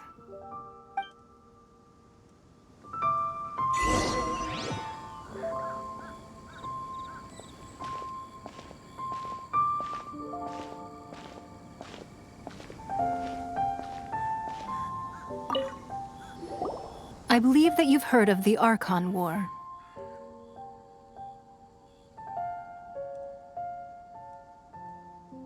Many gods used to walk this earth, and many long wars were fought between them that did not abate until 2,000 years ago. Much blood was shed, and many lives were lost. In the end, only 7 victors remained standing in Teyvat. They built cities and nations on the corpses of the vanquished, and thus began the era of the 7. You can see Guiyun Stone Forest from here, I trust. It is no natural rock formation. Those are giant spears of rock hurled by Rex Lapis during the war. Beneath the spears lie those cast down by Rex Lapis in those days, gods that failed to seize the title of Archon. Not only is it true that gods may die, but so too has the membership of the Seven changed over the last 2 millennia. Rex Lapis's passing is an unimaginable disaster for Liyue, but the Order of the Seven will not collapse simply because of that. Another Lord of Geo will arise sooner or later. Yet, how are we to forget Rex Lapis? When that time comes, the relationship between the people of Liyue and the gods and Adepti will surely be different from before. Even in a new era, the Liyue Qixing remain Rex Lapis's former subjects. Do you really think us capable of having played a part in his demise? Of lacking the foresight to see the certain repercussions? That day at Yujing Terrace, it was also very sudden. Even I was caught completely off guard. You were there, you no doubt saw. But our enemy has long lain hidden within the harbor. If we do not act against them now, they will surely gain the upper hand. Hiding the Exuvio was a necessary maneuver to take the initiative back, to play the spider while our foes scurry about. Who's this enemy you're talking about? What do you think, traveler?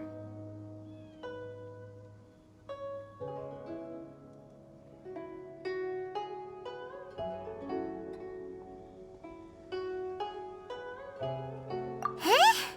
What are you two talking about? Well answered.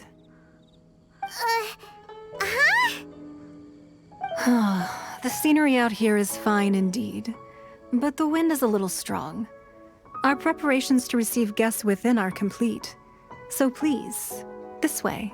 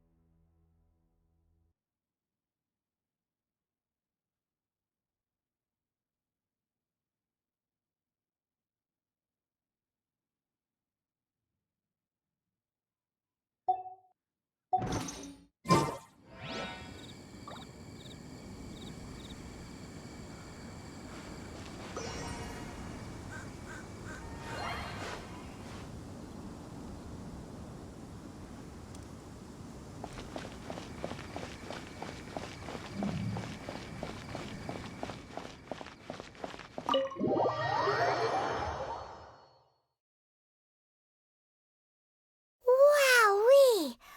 What a huge hall!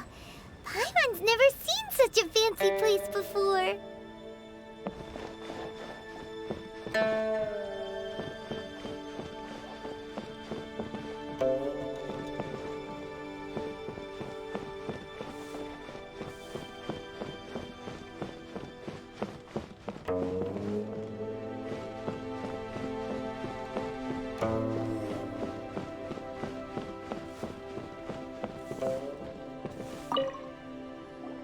Be at ease, you two. Make yourselves at home if you wish. Can we really? I have invited you two here as friends. And when friends come over to play, our enjoyment comes first. Naturally.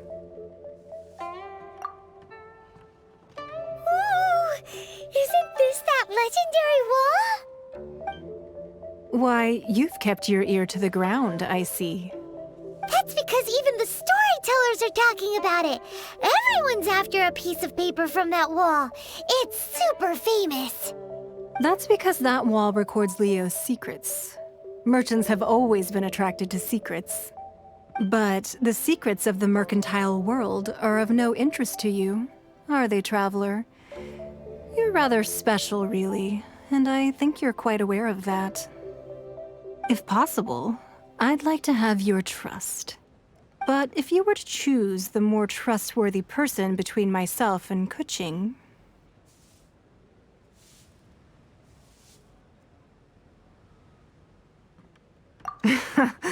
You'd pick Kuching? Nah, I had a feeling. I originally thought her a bit too hard-headed. With someone of her character on the Qixing, I've had some extra messes to clean up behind the scenes. But after she said those words, the time of the Adepti has long passed. If even the Liyue Qixing don't want to face that truth, then what future is there for Liyue? Well, I must say that quite a few of my doubts have been dispelled. I won't deny that Rex Lapis's passing seems advantageous to us. But for Liyue's sake, we cannot allow ourselves to be shackled by rumors of our usurpation of power. Indeed. It seems that you understood what I meant to say from the very beginning. I called for the gag order and for the exuvia to be hidden to temporarily stabilize the situation, and also to prevent something similar to the incident in Mondstadt. With Rex Lapis's death, the Fatui have busied themselves with many clandestine actions beyond their diplomatic remit. As the Tianquan, one responsible for Liyue, I cannot be too concerned with appearances when opposing them. Allowing the Rite of Parting to take place was also meant to buy some time for us to take control of Liyue's administration. It's exactly as Zhongli said. The Qixing only provided the venue for their rite so they could use us for their own ends. Wait, that's right. Speaking of ends, could I say one other thing? Of course. Paimon's heard that anyone who sends a greeting gift gets a little something in return. So, does that include us? It's all right. I like direct people. Well, we have made quite a bit of trouble for you recently. How about this? You can pick any one object here as you please, and you may take it with you. Yay! Paimon was just waiting for you to say that! Let's see, what should we get? One of the sheets on that wall! Don't look at Paimon like that! One of these sheets of paper will sell for crazy prices, even if it's only as large as Paimon's fingernail. Just imagine how much more a whole untorn sheet would sell for. Let's grab one! The biggest one!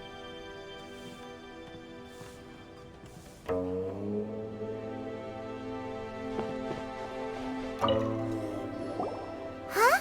Well, that was an easy search. The biggest sheet is right up there in the most obvious spot. Let's go with that one. La la la la la. Let's see what's written on it. Huh? There's a place marked with a circle on here. Oh, could it be treasure? Whatever it is, it better make us filthy rich. Let's see what's written over here.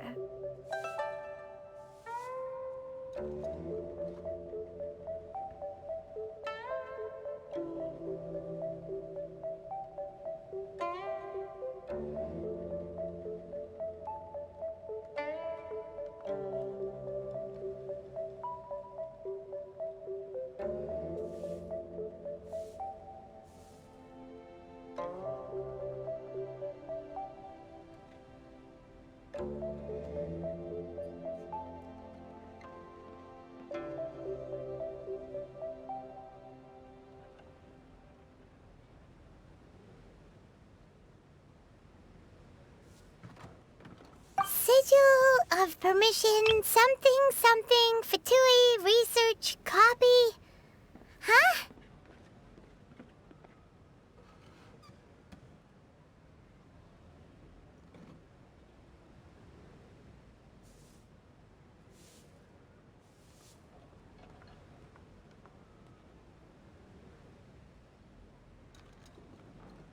Aw, that doesn't sound like treasure at all. This piece of paper shows that a Qixing spy discovered traces of classified Fatui research on the Sigil of Permission. Oh, Ningguang did say that the Fatui have been up to all kinds of mischief in the shadows of Liyue, spreading rumors, wanting to get their hands on the Archon's body and whatnot. But research on the Sigil of Permission? Paimon wonders what they're up to. Speaking of which, there's also some connection between you and the Sigil of Permission. Seems there's still more for us to find out. Oh, you really think so? Well, should we not go then? Oh, so you're saying that it's precisely because we can't completely trust Ningguang that we should confirm the truth of what she says for ourselves. That's way out of Paimon's league. Paimon thinks she's been nothing but good to us. Anyway, we'll see if you're onto something. Before we look for Zhongli at Dihua Marsh, let's go to the place marked out on these papers and see if the Fatui really are up to no good there.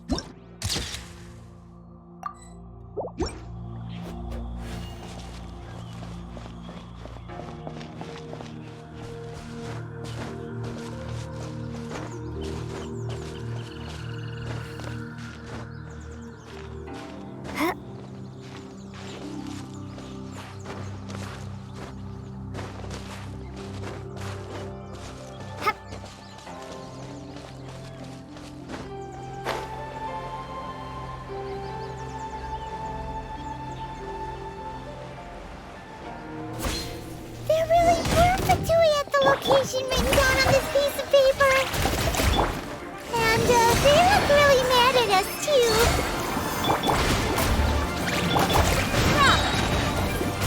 Shame! Let's not waste time.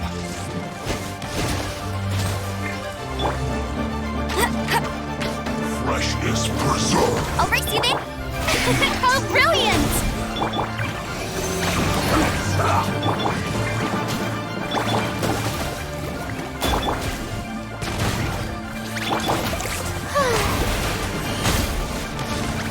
This first.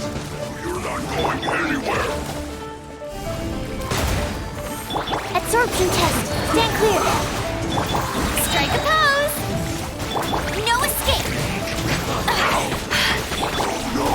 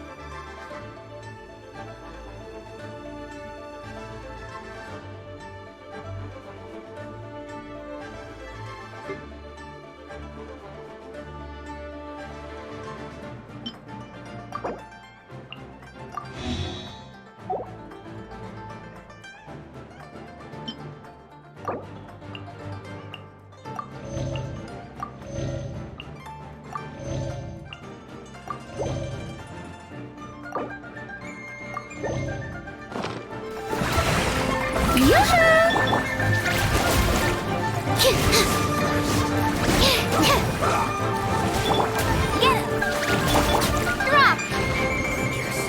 Ha!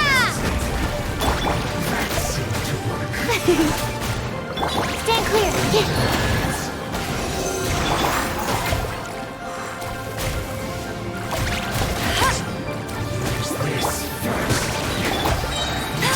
Let it rain. Shower me with praise. Let the world come alive. Animal test 6308.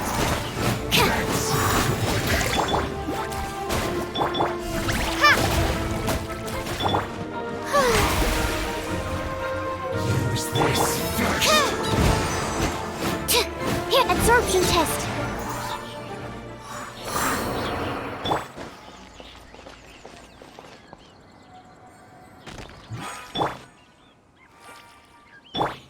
The show begins.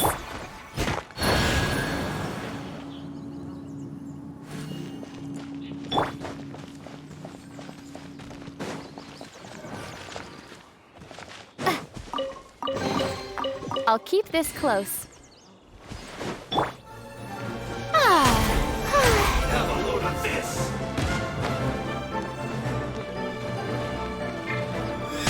Strike a pop.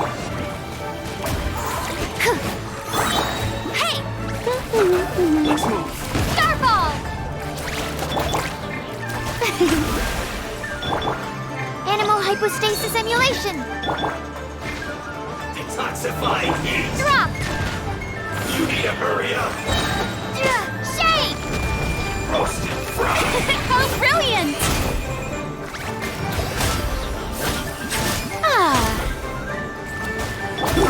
Unfortunate fault. No escape!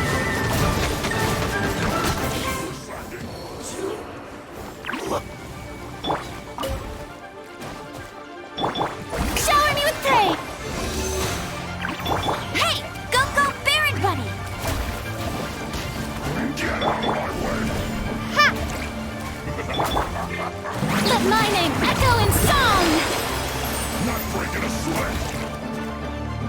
Animal test 6308. Let it rain. Starfall! Strike a pose! Yeah! This should be fun. Get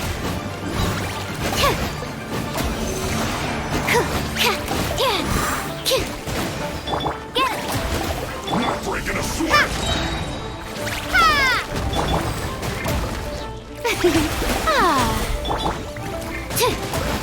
Stand clear. Absorption test. Starball! Yoo-hoo! Let the world come alive! Enhanced animal module. Drop! My work. Finished.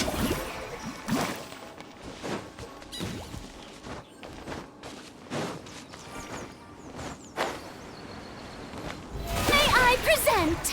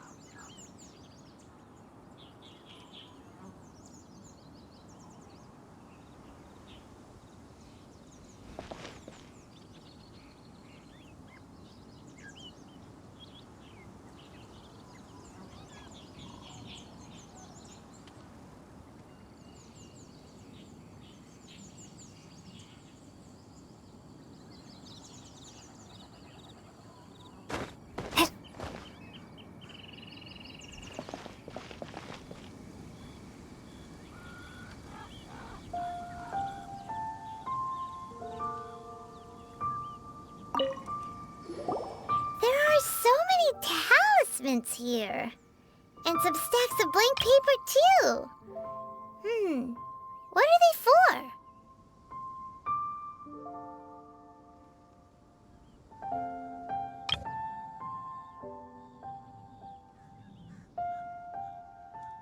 Paimon's seen this pattern before.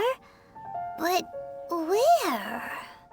Oh, Paimon knows! It looks just like the sigil of permission the child gave you. But how did a relic of the Adepti end up in the hands of someone like Childe? Suspicious. Oh, that's right. Cloud Retainer said that when the Lord of Geo created the sigil of permission, it wasn't to be used as some old relic. Talismans like that were once used in the Archon War to channel divine powers. Maybe the Fatui are copying the Sigil of Permission in hopes of achieving a similar effect. Being able to channel divine power in battle? Whew, that sounds pretty dangerous. And the plot thickens. We'll need to keep an eye on Childe, that's for sure. Alright, that's enough sticking around here. We gotta go meet up with Zhang Li soon. The last stop on our Rite of Parting preparations tour is Guhua Marsh. Let's go! Paimon hates being late.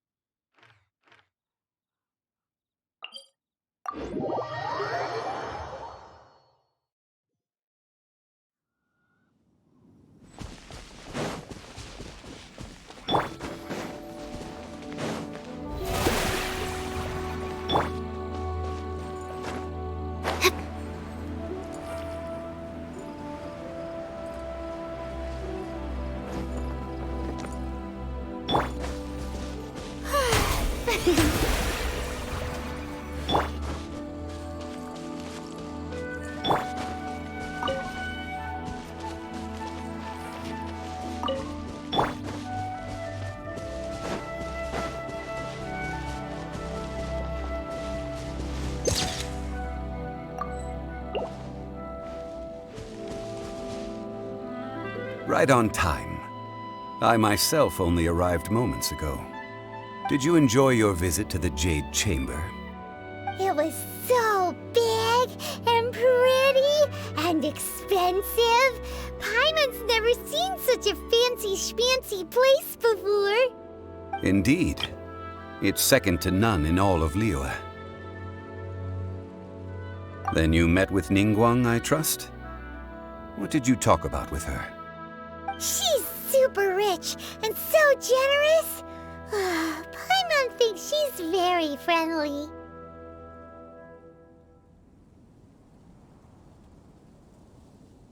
Yeah, her take on Ningguang is quite different from Paimon's. She thinks that even the tactless Yujing is more trustworthy than her. Oh, so you also met with Keqing then? What did she have to say? She said the time of the Adepti has long passed. If even the Liyue Qixing don't want to face that truth, then what future is there for Liyue? No respect for the divine. Indeed, contrary to the ever-bold Keqing, Ningguang is more of a businesswoman at heart, though they are both members of the Qixing. Although she's friendly, there's no way of clearly discerning her true intentions.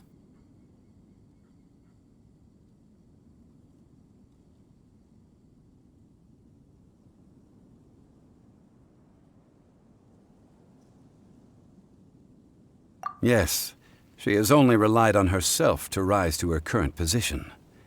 No ordinary person could ever achieve that. It's said that she's the one behind the constant expansion of the Jade Chamber. It's the second most important thing to her. Even if she ever gave up the position of Tianquan, she would never give up the Jade Chamber. The Jade Chamber is only second. What's the most important thing to her, then? Why, Mora, of course.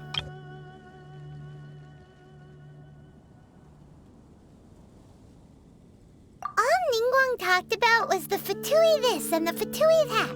She said that after Rex Lapis was murdered, the Fatui have constantly been trying to sink their fingers into Liyue, and that they aren't to be trusted. That is how the Fatui have always been. It doesn't surprise me in the least.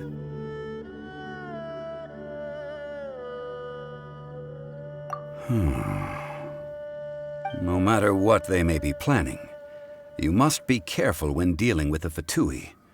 Always be on your guard. So, is there anything we need to get for the Rite of Parting in Guhua Marsh? Yes, as a matter of fact, there is. Today, we'll be gathering wild glaze lilies. Glaze lilies? But why did we come all the way out here? Doesn't the garden in Yujing Terrace have some? Even Qingse Village has glaze lilies. Oh, right! Paimon remembers that Madame Ping is always tending to flowers. Maybe we could ask her. No. Those lilies have all been gardened by people. They won't do it all. Guhua Marsh used to be full of glaze lilies. It is a sort of joyful flower that listens to human song. Before the Archon War, Guhua Marsh was all dry land and fertile soil. But the war caused landslides, and the land was flooded, turning it into the marsh you see now. Nearly all the glaze lilies were wiped out. Of course, there are some kinds of flowers that have been preserved and gardened by people in the city. But very few people know that glaze lilies may still be found in the wild. Wild glaze lilies have the strongest fragrance. If we want to follow the true tradition of the Rite of Parting, we must grind up the wild lilies and place the powder in a censer of everlasting incense. But I'll need your assistance in gathering these flowers. That's correct. Your singing will surely bring out the strongest fragrance from the flowers. So how good is your singing? Really? Why doesn't Paimon believe you? We'll only know once she starts singing.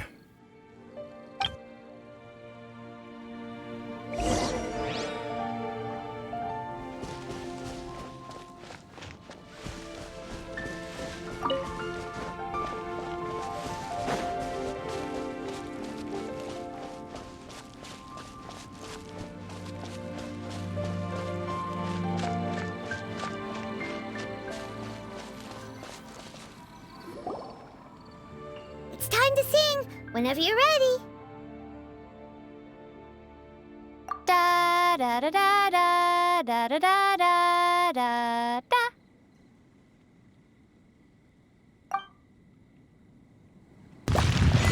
What happened? These flowers are jumping. They look really angry. Is it because you sang a song from Mondstadt that they don't understand here in Liyue?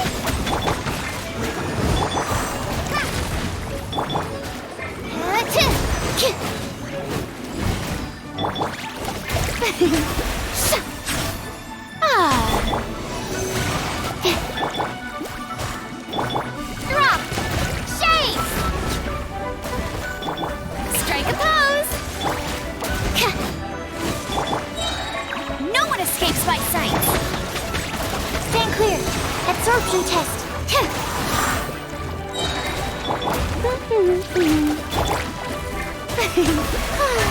Let my name echo in song! Swirl, Mark 2.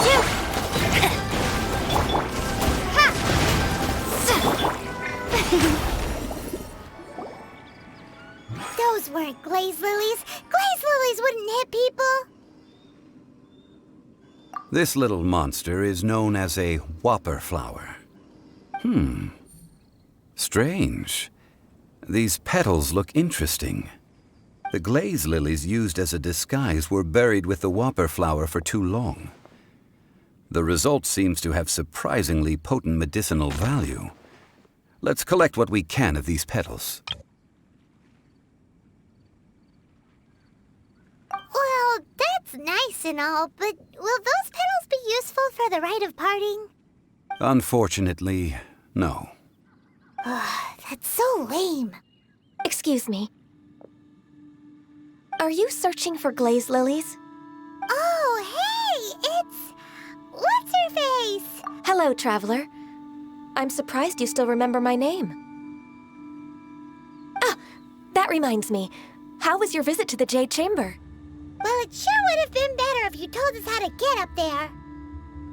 Didn't I tell you the way? Surely I did. Nope, we found the way on our own. Oh, I see. Uh-oh. I guess I really did forget to tell them. Huh. Something seems a little off about Ganyu. She's acting different from the first time we met. Where's her serious attitude now? Oh, well, I met you at that time as an emissary of the Tianquan. But now, I am simply out on a stroll to see the flowers. You came all the way out here to see the flowers? Why not just enjoy the gardens of the city? Yujing Terrace is where Rex Lapis parted from this world. If I strolled through those lonely gardens now, I wouldn't be able to bear it.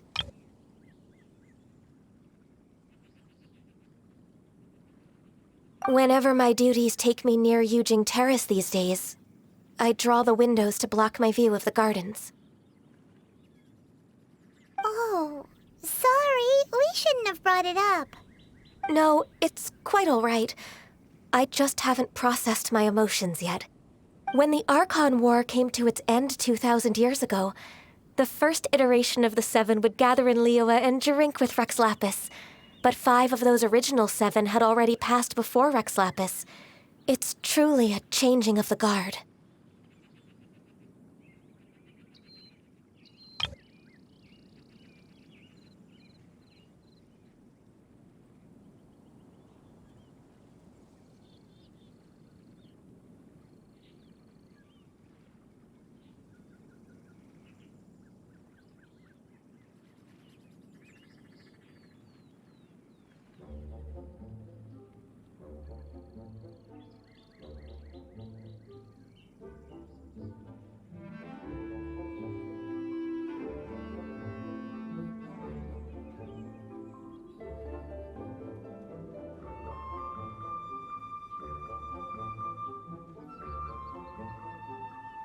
Yes.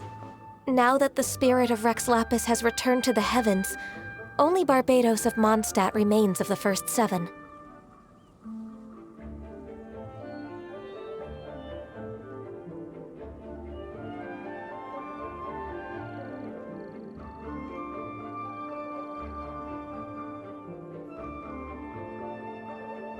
The other 5, including Inazuma's Raiden Shogun, are no longer the same friends from 2,000 years ago.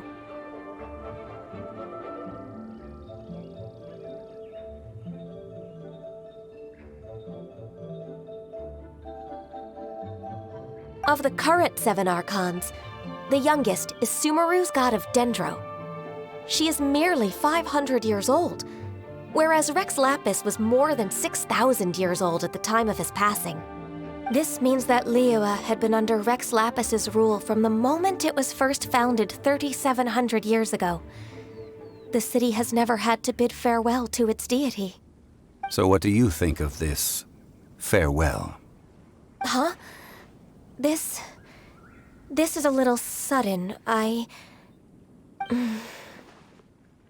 As a mortal, I've never dared to imagine a Liyue without Rex Lapis.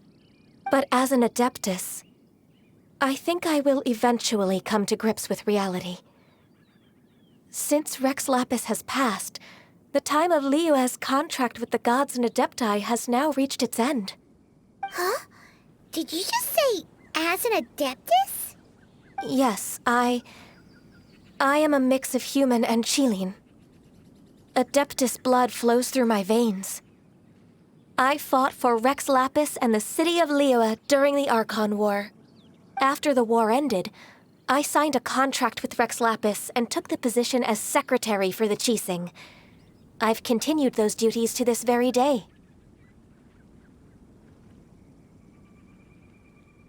Well, let's save that conversation for another day. You say that you are here looking for glaze lilies? I also know where wild glaze lilies can be found. See, I've just picked one myself. Here, you may have it if you wish. We dare not refuse it. Oh, so did you sing a song before you picked the lily? Indeed, I did. I know this tradition well. In fact, I sang a local Liyue ballad to it. Wow, so you really know your stuff, too. Thanks, Gunyu. No, it is you who I should be thanking. If not for this chance meeting, I never thought that I would be able to contribute to the upcoming farewell for our ancient lord. If you would excuse me, I should return to my work now.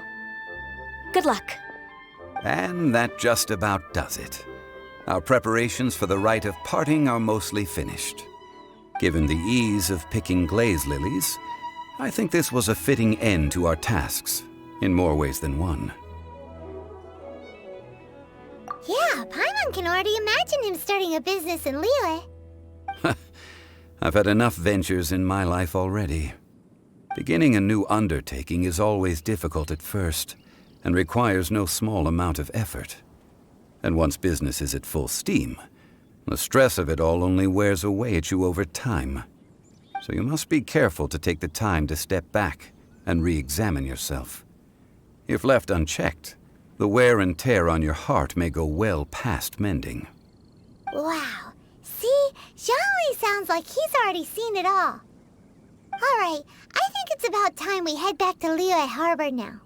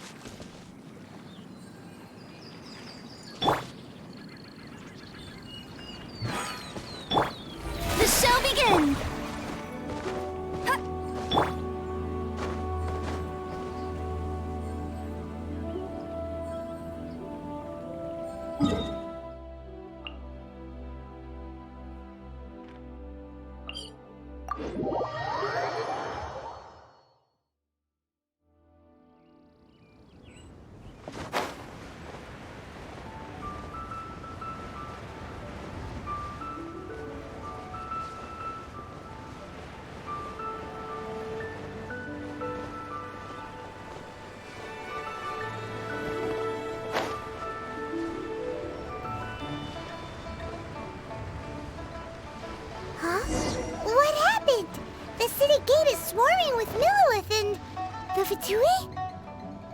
This atmosphere is highly abnormal. It seems as though something big has happened. We should ask around a little, just to be... Ah, you're the consultant to Wangshu Funeral Parlor. Mr. Zhongli, I presume. The Monolith are watching our every move now. These are desperate times. We mustn't act rashly. Desperate times? The Adepti of Jueyun Karst are finally on the move. Do they intend to exercise force? Most likely. I've heard that some members of the Qixing have already gone to meet them. Well, I say meet, but it's more like they're attempting to stall the Adepti outside the city. However, both sides were quite obstinate and hit an impasse. It seems inevitable, given the current situation. The Adepti do not acknowledge the Qixing. They only acknowledge the contracts of the Geo Archon. If the two sides come to blows, Liyue Harbor will be in no position to stop them. Surely the Liyue Qixing are not the sort to give in so easily. Their boneheadedness is known throughout the lands. Yet it's because of that obstinacy that mortals and Adepti are now on the verge of conflict. And what now? How is it that the Fatui have come under fire? That's all Ningguang's doing. She proclaimed that in these tumultuous times, the Monolith must rein in the actions of the Fatui. Only now do they want to start keeping tabs on us? That's the Qixing for you. Anyway, Mr. Zhongli, you're one of Childe's close associates. Please understand that your actions will reflect on us. Don't let anyone catch you off guard. It looks like things are about to boil over in Liyue Harbor. Do you intend to use your neutral identity as an intermediary between both sides? Or will you use your sword to turn the balance?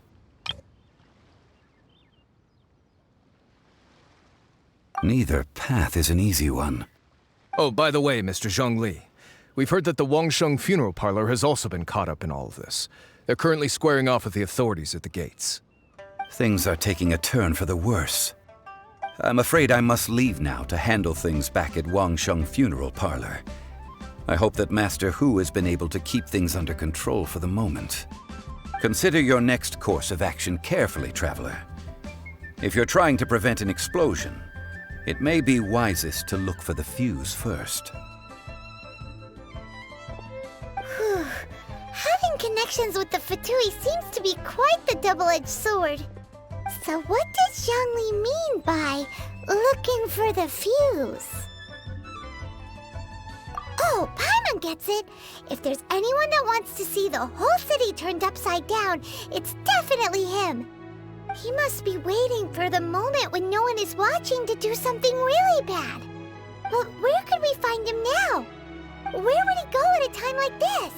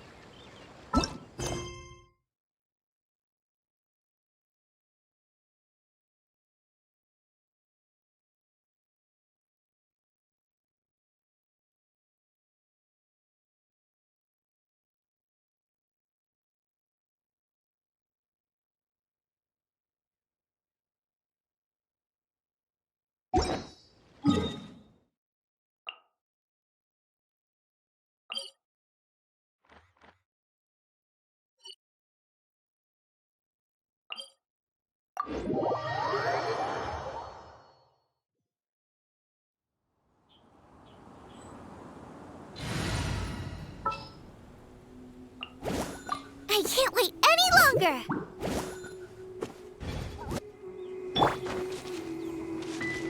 May I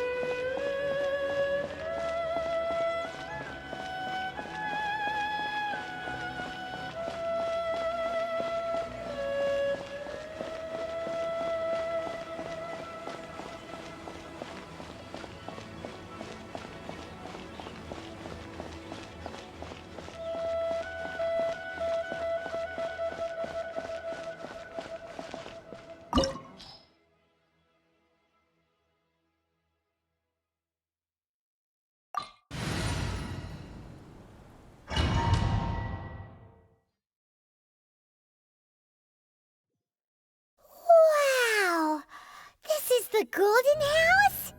It looked impressive enough from the outside, but who would have guessed that it was even fancier on the inside?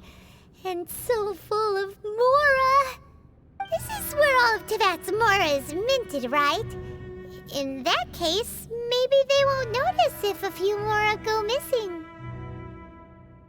Oh, so it's a trap! Tricky, tricky. Good thing Paimon's got you here. But even if we can't take any, we can still have a closer look, right? Or better yet, take a nap on top of a mountain of Mora. It's like a dream come true.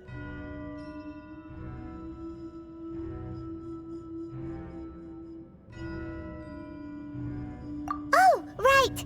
Back to business. It's quiet. Too quiet. Surely someone's gotta be guarding something as important as the Exuvia.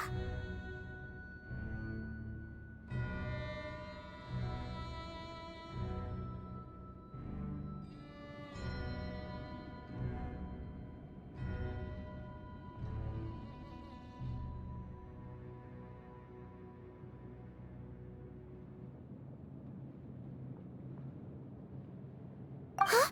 Look! What happened here? Uh-oh. Paimon smells trouble. Quick! We have to go make sure that the Exuvia is all right.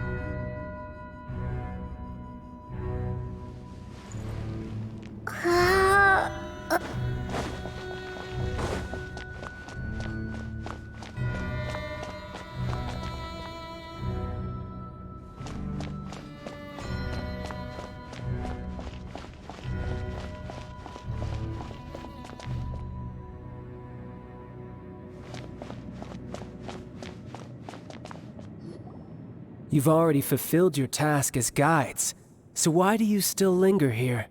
Haven't you already seen enough trouble for today? Huh? Who's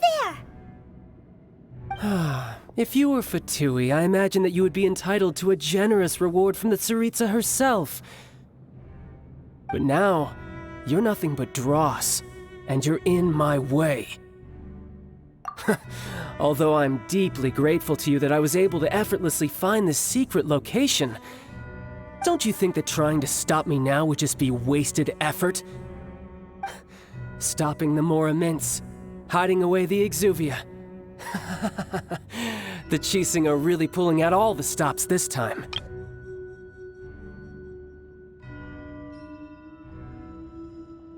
So you've been planning to take the Gnosis from inside the Exuvia all along?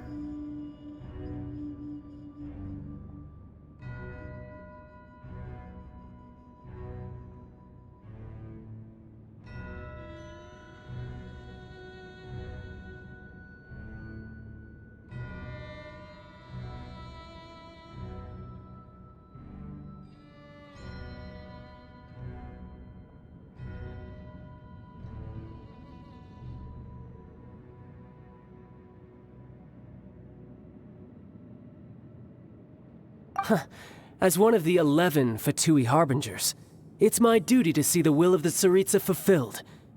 She will get that which she desires. I'm not asking for your blessing, and there's nothing you can do to stop me anyway. The time for discussion and diplomacy has already passed. I mean, if it were up to me, I would have skipped that stage to begin with. But I'm willing to do as the Tsaritsa deems fit. Either way, we now come to my favorite part. A simple pleasure, and one that I am oh so delighted to be sharing with you. The battle. Battle? So you're the type that goes looking for trouble, huh? You could say that. When Signora offended the deities outside the cathedral in Mondstadt, she swiftly left the scene once her mission was accomplished. Instead of confronting you directly, she chose to rely on the snow and ice to make her escape. She wouldn't want the knights to come running towards the sound of battle now, would she? When she faces a worthy opponent, She will prioritize her mission, weigh the outcomes, and consider the consequences of her actions. But as for me, the greatest pleasure of being a harbinger lies in crossing blades with strong opponents. We won't let what happened in Mondstadt ever happen again! Oh, so you intend to fight me? Good. I won't kill you, Traveler. I'll just play along, to feel the thrill of battle. Besides, you could never defeat me, not even in your wildest dreams. But hey, try to relish the fight anyway, because if you ask me, without that, what else is there?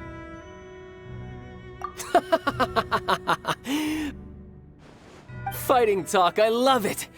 Now let's see you live up to it.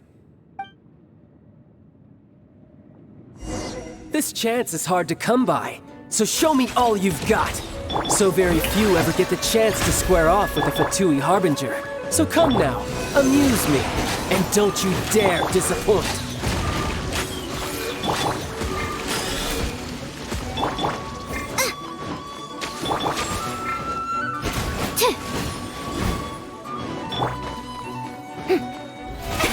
Cowering already?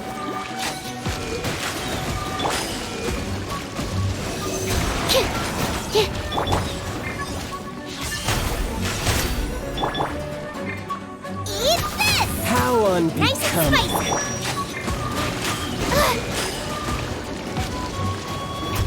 Absorption test. Ha! Ha!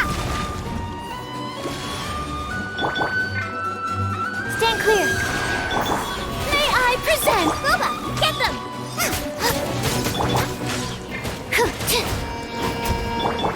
Not bad, not bad. Out of the frying pan, into the Animal test 63. Don't break my glasses.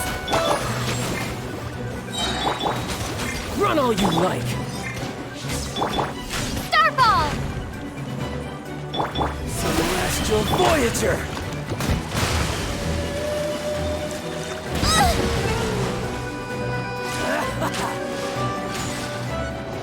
Nice and spicy.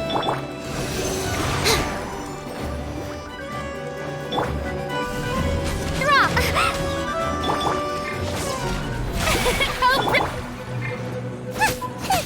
Cowering already?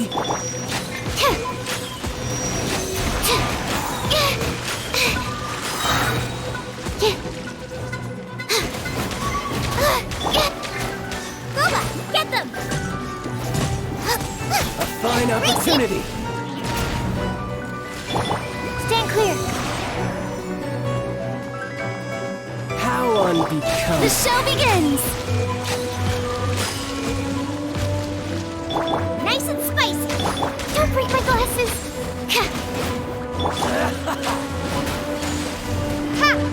You've made some progress. Guess I should take you more seriously. Haha, good. No wonder Senora was so wary of you. Well, that just means I can go all out. Brace yourself. This is about to get tough. Now, show me what you can do against the might of a Harbinger. Gosh. No use hiding Time to back there. shine. Boba, get them. You're toast. Don't break my glasses. Enhanced Animal Module 75. Animal Test 6308. Rumble apart. Drop. I'll crush you.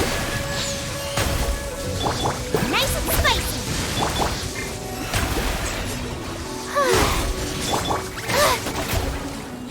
Absorption test. Starball.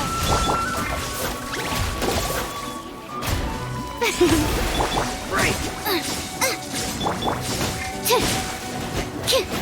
All you do is run.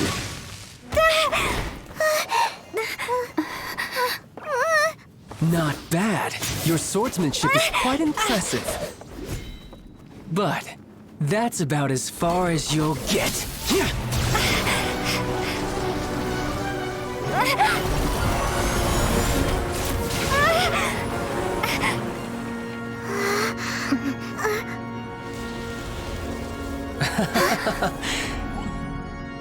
Didn't think you had that card hidden up your sleeve. You were just playing us to get closer. Oh, quiet down. Stop acting like some wide-eyed recruit. You've seen this world. You of all people should know. This should have been expected! Well then, I'll be taking Morax's Gnosis now! I see. Well, this is most unexpected. You beat me to it, didn't you?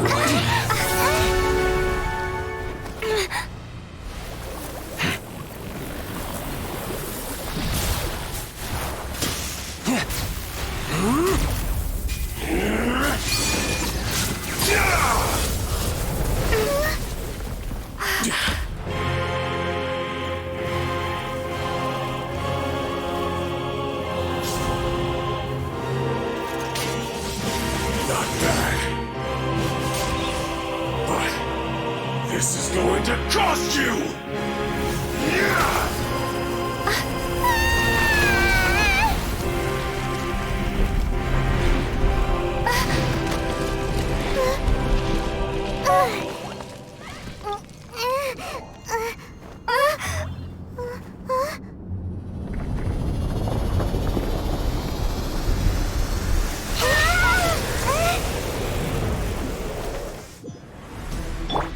The show begins!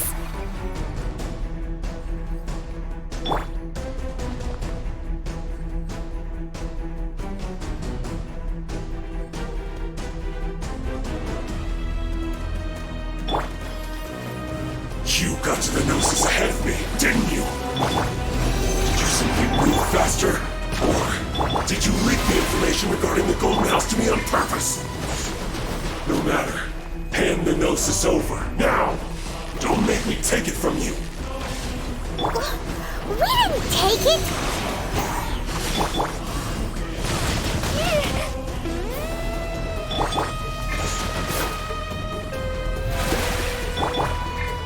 Nice and spicy! Stand clear! Drop!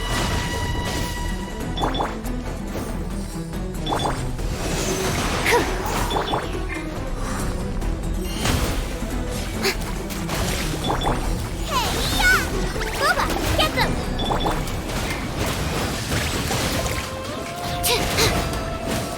Absorption test.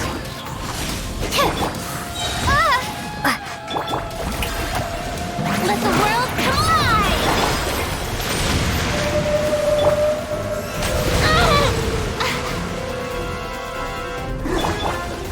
Ha! Ha!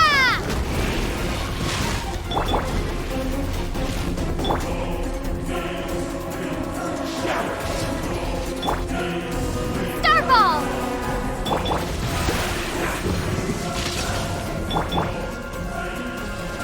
Die here.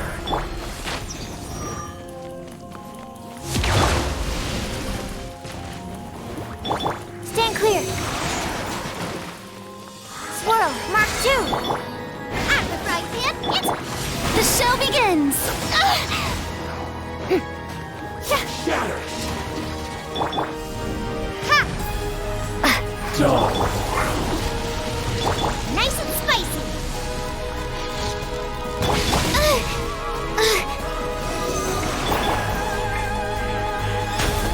Strike a pose.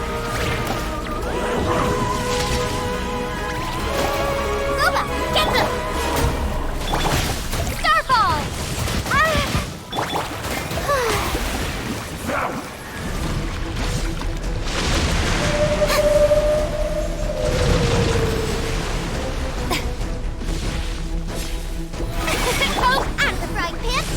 Animal test 6308. Ha!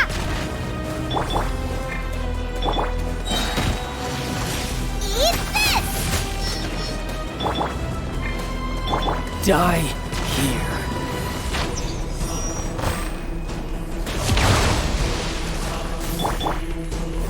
May I present nice and spicy. Stand clear.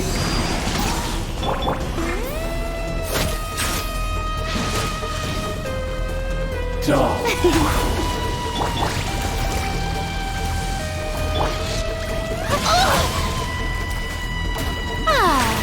the show begin!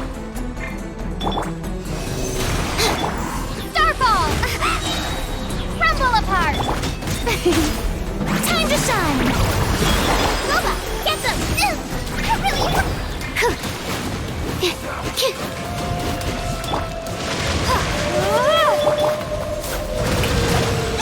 Someone help me!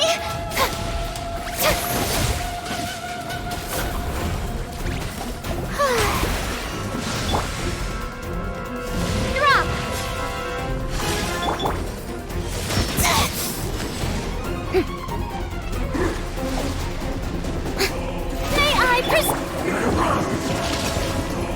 Nice and spicy! Absorption test! Ha! Die here.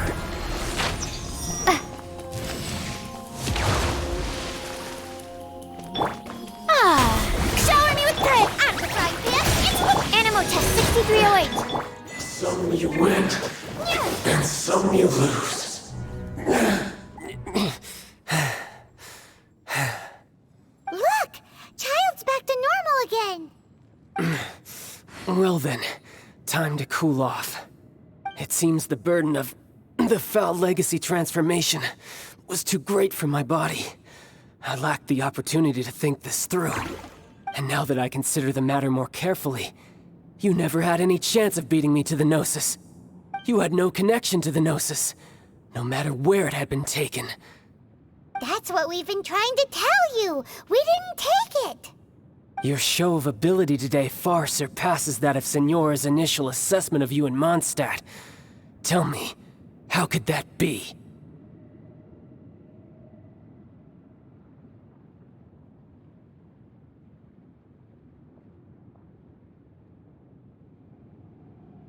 You already know the answer, don't you? I can see it in your eyes. But if that is a secret you wish to keep, I guess I'll just have to curb my curiosity.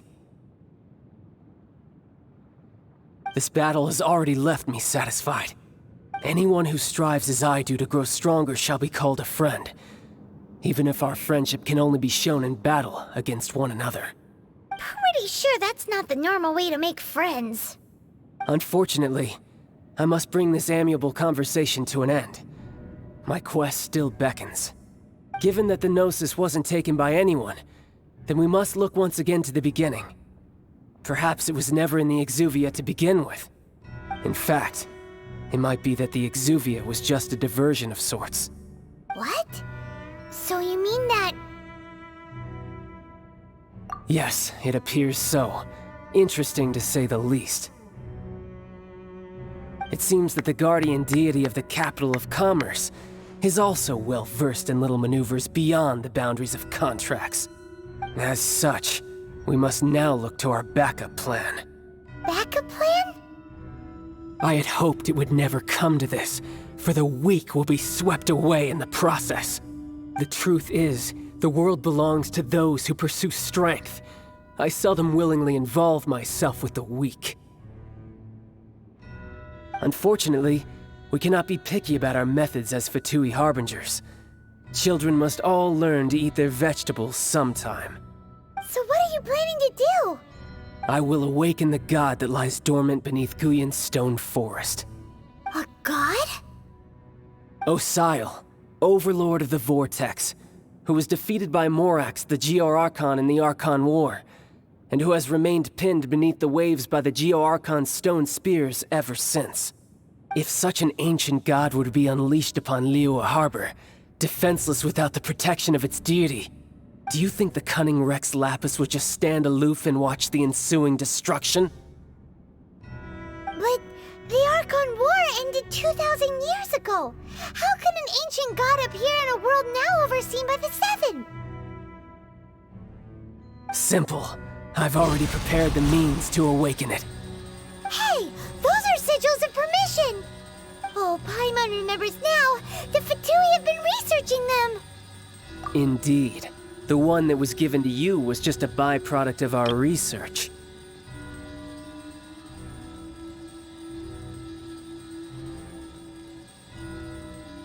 With the power of so many sigils of permission concentrated in one place, along with that which was bestowed upon me as a harbinger by our Tsaritsa.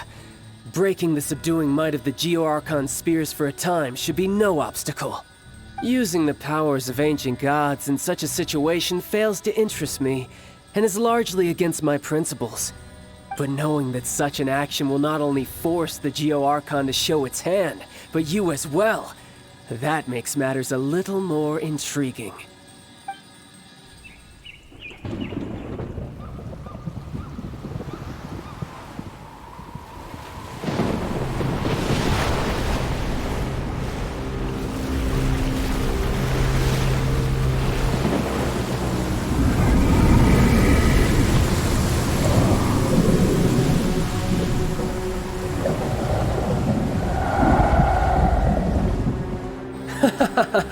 Let's see. Will the nation that has lost its deity be swallowed up by an ancient malice once more? If you wish to drown together with the people of Liyue, you're free to stay and enjoy the show. Huh? He's already gone. That guy is fast. What's going on?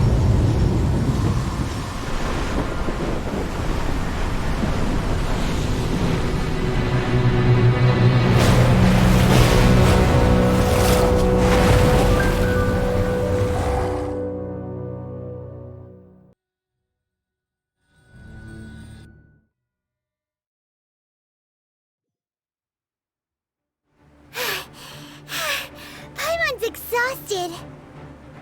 If we hadn't happened to see the Jade Chamber flying over just as we came out of the Golden House, we really wouldn't have known which way to go.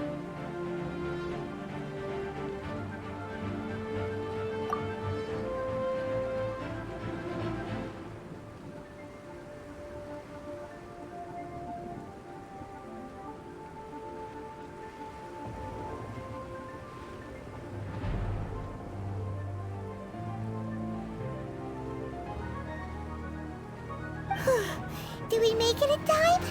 Is the Overlord of the Vortex still in the sea? It hasn't destroyed Liyue yet, has it? What are you doing here?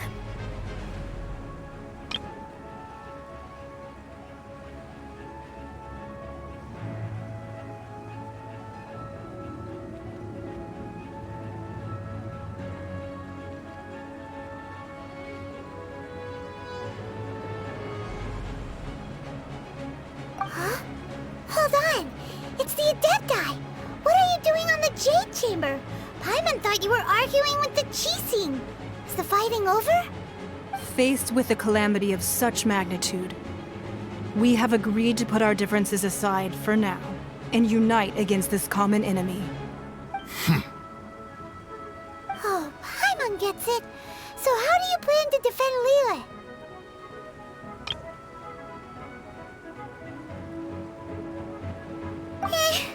Just seeing this Overlord of the Vortex guy puts a pit in Paimon's tummy, even from all the way out here. It's not just you. We've got new Monolith recruits who can't even stand at attention without shaking. The force of an ancient god's presence seems to be too much for ordinary people to handle. Which is why we must stop that monster before it gets any closer to Liyue Harbor. So the Archon War was fought 2,000 years ago against enemies like that thing? Now that's scary. So will the power of the Qixing, Monolith, and Adepti gathered here be enough to stop that god? We've already discussed this together, and our conclusion is... not necessarily. What? But all of you were supposed to be the guardians of Liyue. Can't you think of something? One certainly could. Huh? The Qixing did once research the matter of the Guizhong Ballista when it piqued their fancy. And as fate would have it, one who did craft the Guizhong Ballista with one's own hands is here. For what could you mortals ever learn of Adepti mechanisms? Yet, it would take one, but a little tinkering to turn this ballista into an engine of war beyond your wildest thoughts. I suppose this is one blessing from the Adepti that we should be thankful for. So be it. We shall use the upgraded Guizhong Ballista to fight off that god. All the Adepti here can lend their strength to man it. We haven't a moment to spare. Our battle begins now. Yep.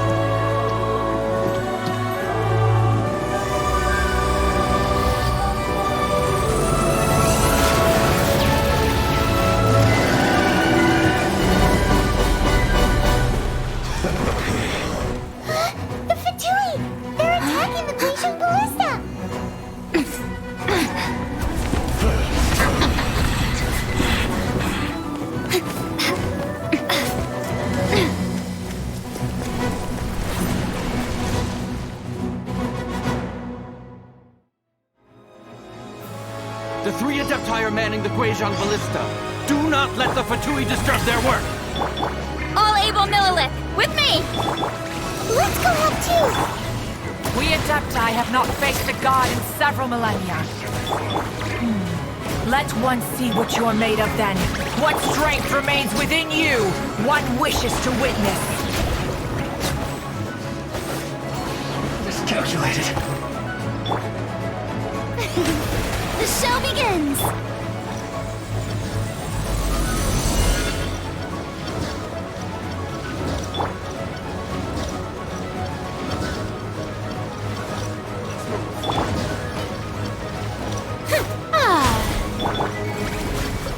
Stand clear! Drop! Let's move.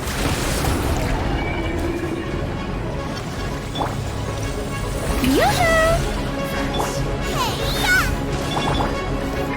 Absorption test! Ha!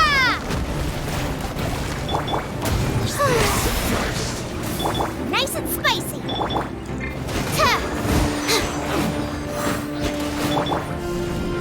Starball! Strike a pose! What is that? That is Osial's divine power. I am very familiar with it. Be careful not to get hit.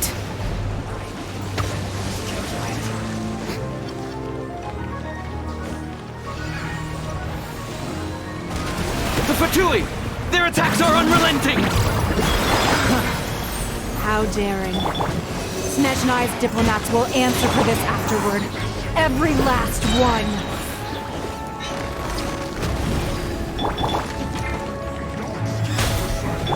Nice and spicy! Swirl, Mark 2! Animal test 6308! The ancient god's attacking again! There are so many Fatui too! We can't look! Were you about to say we can't hold them, children? Huh? Don't lose heart. Here, take this. This is Adeptal energy! That light from your body, it's like the time in Jueyun Karst! Wow, it's Madame Ping's shockwave! This granny's really strong! This is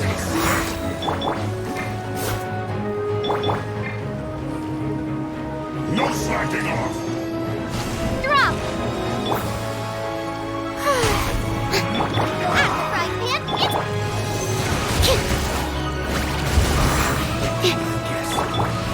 Starball! Time to shine! Absorption test! With the blood of the Chilian, I guard you against evil! Cast your fear of injury by the wayside and fight with all your might! I too did this during the Archon War! So this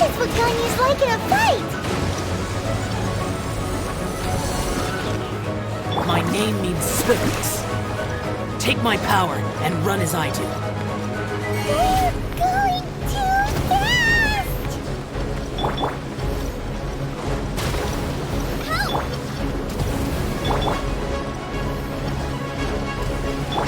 Animal test 6308.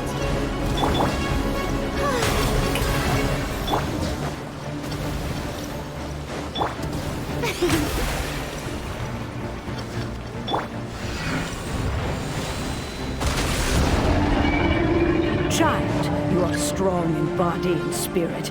Perhaps you can withstand 3 forms of adeptal energy at once. This will hurt a little. Please bear with us. Once you've adapted, try to use them in battle.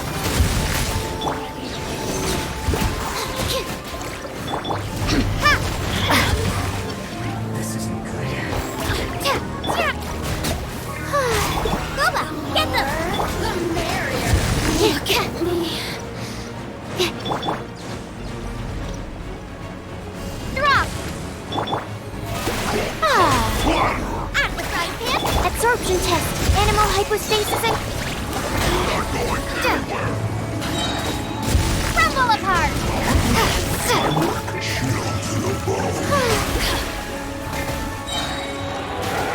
Exercise caution. I fear that the god's power has reached its peak. In other words, if we hold here, there's nothing worse to come, right?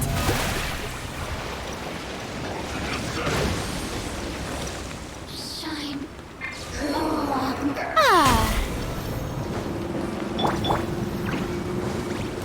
Nice and spicy. Hey, yeah! Ha! Disgusting.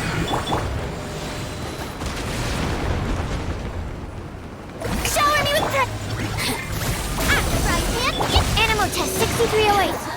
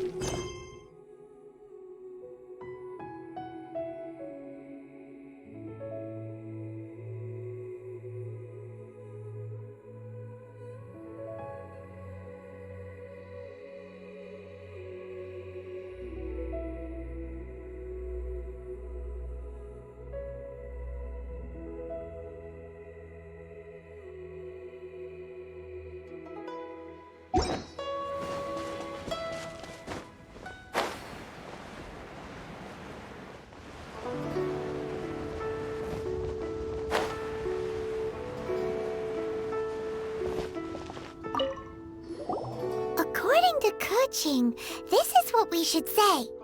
Excuse me, do you sell the moon here?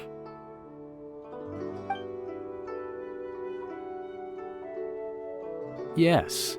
How many would you like? It's not convenient to speak of numbers here. Ah, well said. Please, use this to ascend to the chamber. Yes, speaking of which, are you two the guests that Lady Ningguang has arranged to meet with today? Yep. And yet the code they used was not the one for guests, but for the Yujing. What's going on here?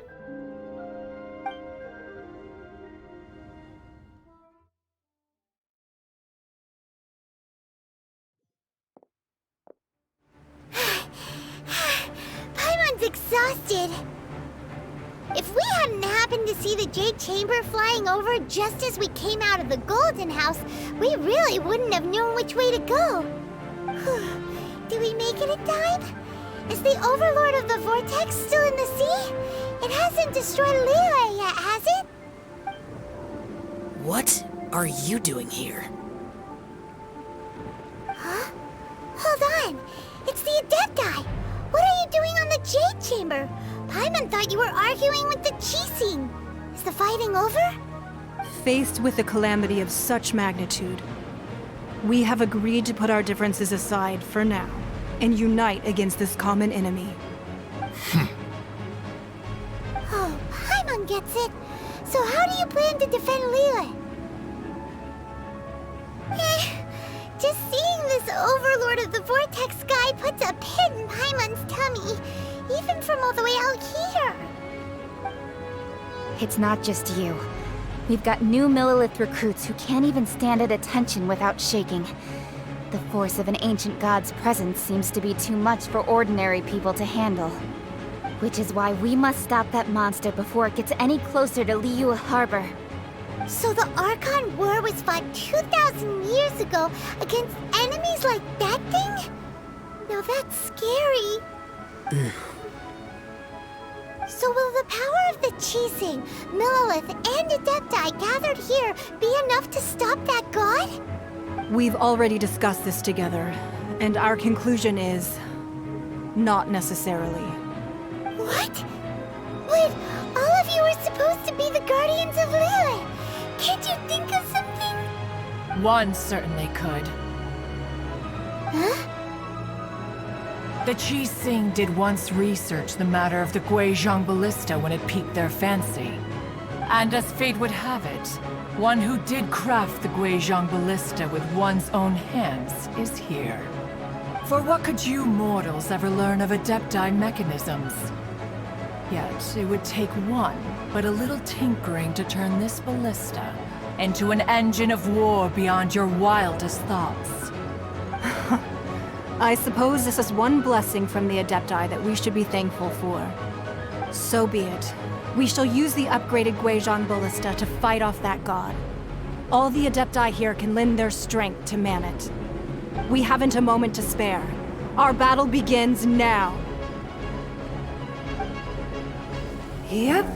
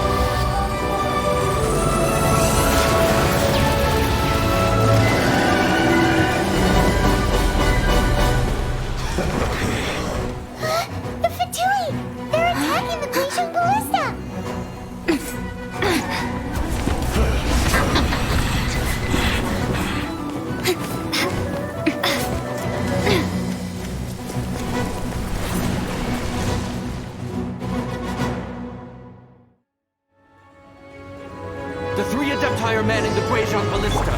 Do not let the Fatui disturb their work! All able Monolith, with me! Let's go help too!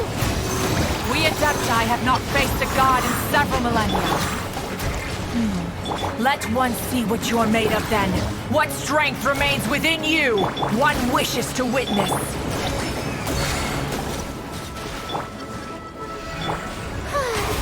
May I present?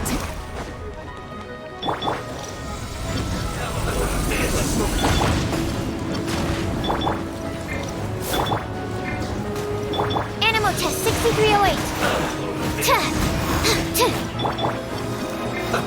Let's move. Drop.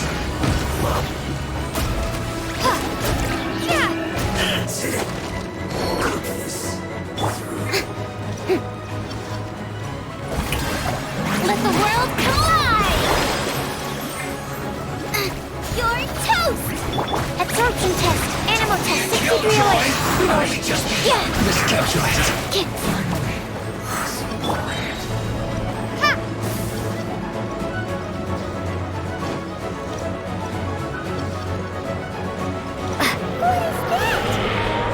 That is Osial's divine power.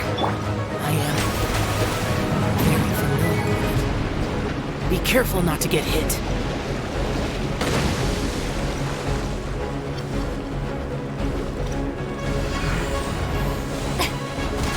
The Fatui!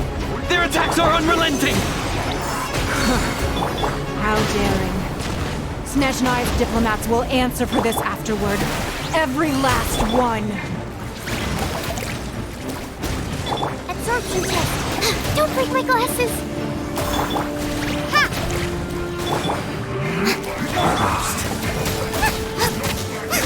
The ancient god's attacking again! There are so many between two! We can't look! Were you about to say we can't hold them, children? Huh? Don't lose heart. Here, take this. This is adeptal energy. That light from your body. It's like that time in Jueyun Karst. Whoa! It's Madame Ping's shockwave. This granny's really strong. You're not going anywhere. Stand clear. Starfall! Looks like I went too far. Enhanced animal module 70. I'm the proud fan. It's the crumble apart. Drop.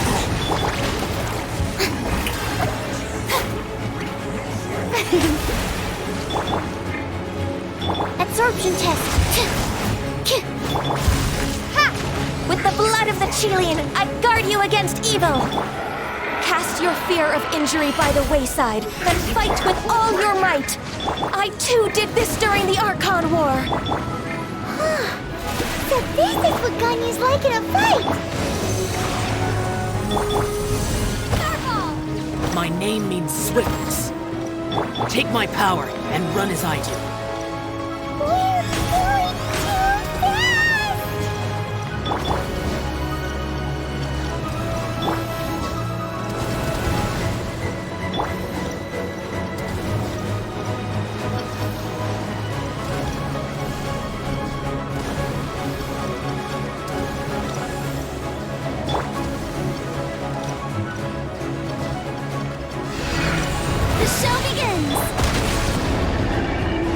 Child, you are strong in body and spirit. Perhaps you can withstand 3 forms of adeptal energy at once. This will hurt a little. Please bear with us. Once you've adapted, try to use them in battle. Drop! Yes! Shine. Strike a pump! Boba, get them! Animal hypostasis emulation! Ha! Starfall! Let my name echo in song!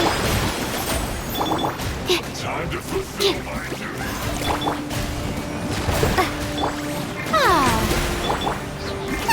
You're toast! My duty. Exercise caution! I fear that the god's power has reached its peak! In other words, if we hold here, there's nothing worse to come, right? Nice and spicy!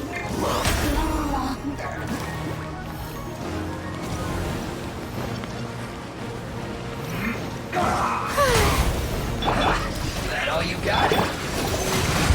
Guhua, get them! You can't run! Well, Yoo-hoo! Eat this! just like I went too far. Swirl, Mark 2, stand clear.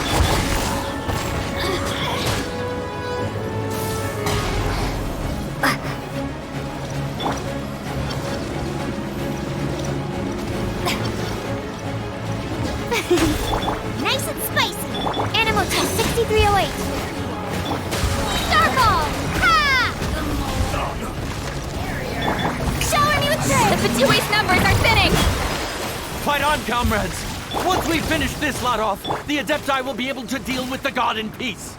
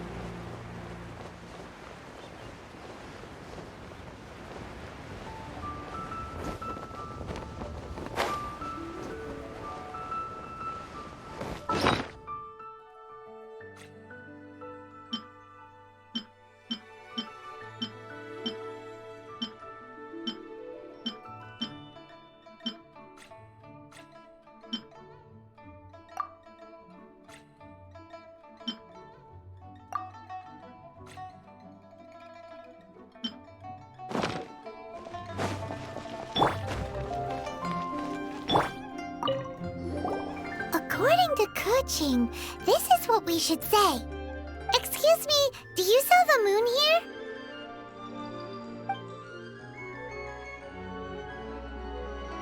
Yes. How many would you like? It's not convenient to speak of numbers here. Ah, well said. Please, use this to ascend to the chamber. Yes, speaking of which, are you two the guests that Lady Ningguang has arranged to meet with today? Yep. And yet the code they used was not the one for guests, but for the Yujing. What's going on here?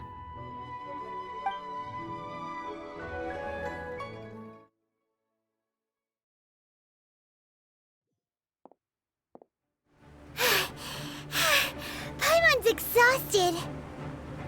If we hadn't happened to see the Jade Chamber flying over just as we came out of the Golden House, we really wouldn't have known which way to go. Did we make it in time? Is the Overlord of the Vortex still in the sea? It hasn't destroyed Liyue yet, has it? What are you doing here? Huh? Hold on. It's the Adepti. What are you doing on the Jade Chamber? Paimon thought you were arguing with the Qixing. Is the fighting over? Faced with a calamity of such magnitude, we have agreed to put our differences aside for now and unite against this common enemy.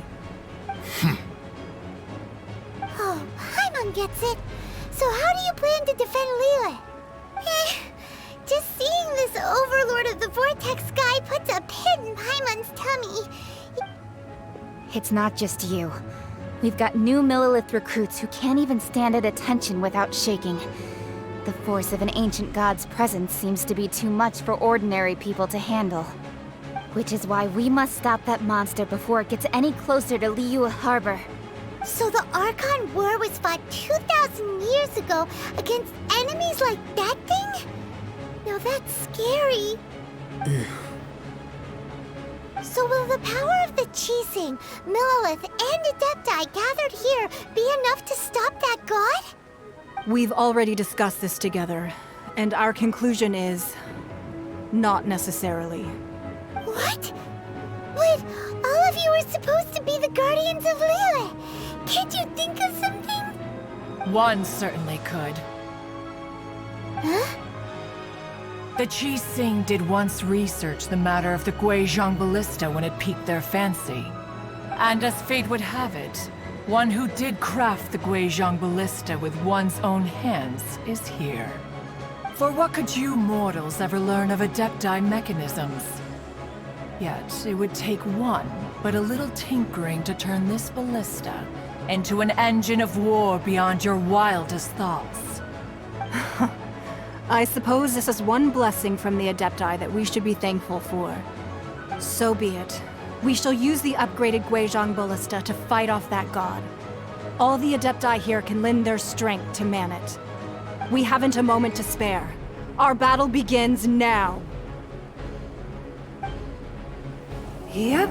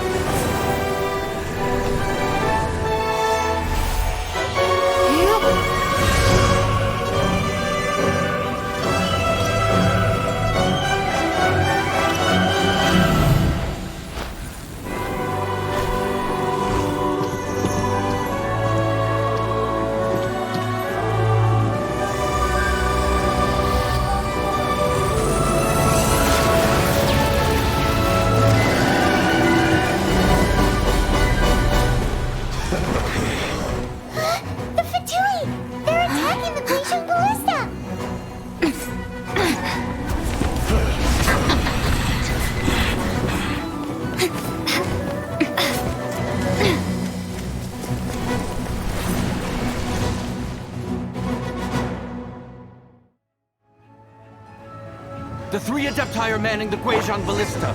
Do not let the Fatui disturb their work! All able Monolith, with me! Let's go help too! We Adepti have not faced a god in several millennia. Let one see what you're made of then.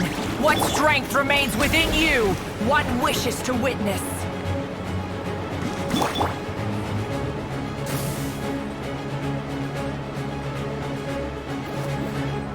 Absorption test. Stand clear. Yeah. The show begins. Race you. Nice and spicy.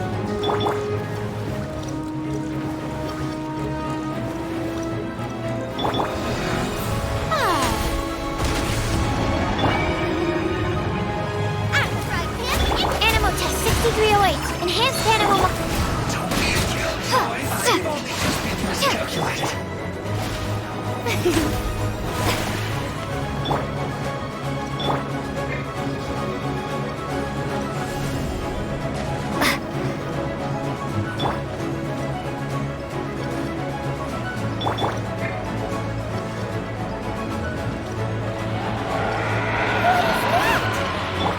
That is Osial's divine power. I am very familiar with it. Be careful not to get hit.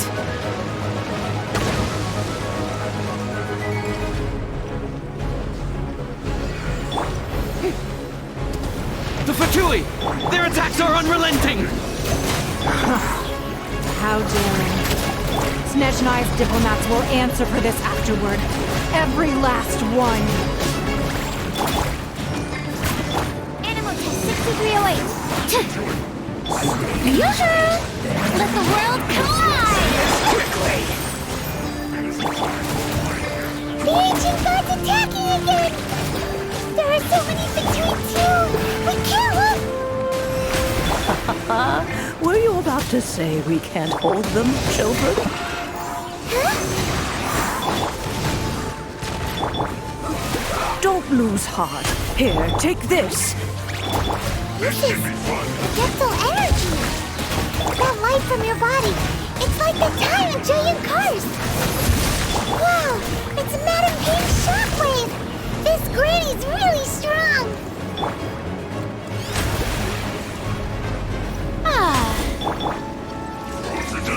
Animal test 6308. Animal hyper... Ah! Strike a pose! Nice and spicy! Starfall! It isn't time for a break yet. Let my name echo in song! My work.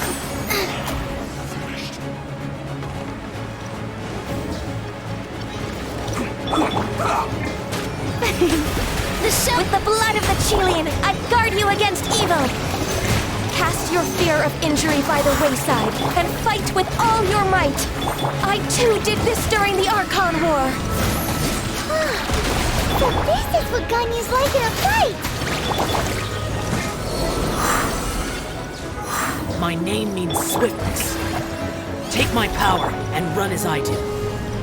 We're going too fast!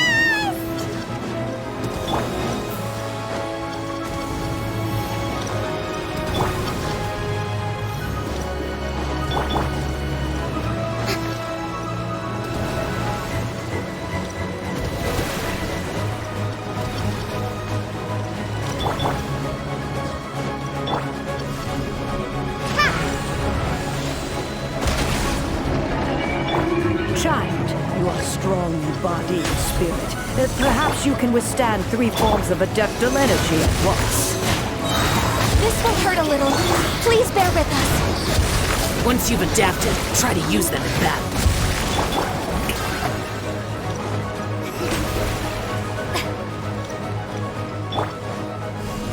Starfall! Time to shine! Ah, nice and spicy!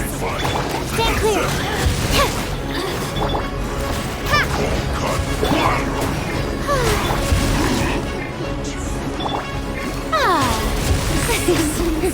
May I present? Hey, yeah! Absorption test, animal test 63. Starfall! Ha!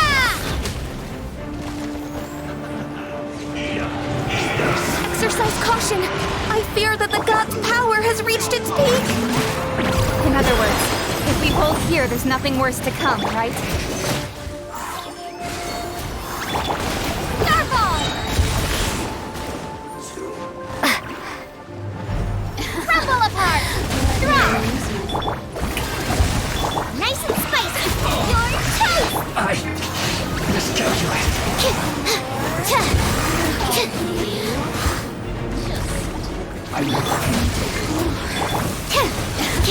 Swirl and Mark 2!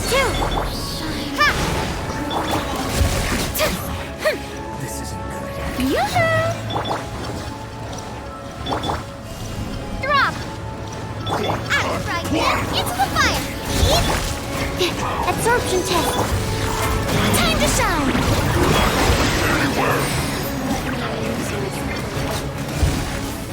Ha! Starball! The Fatui's numbers are thinning! Fight on, comrades! Once we finish this lot off, the Adepti will be able to deal with the god in peace.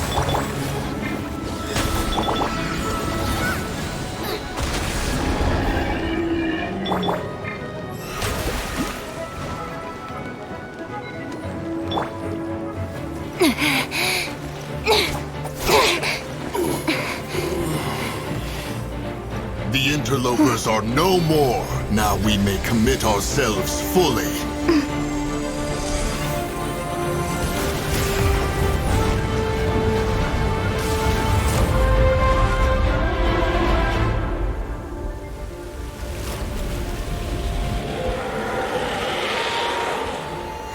It's working! We just need to keep this up!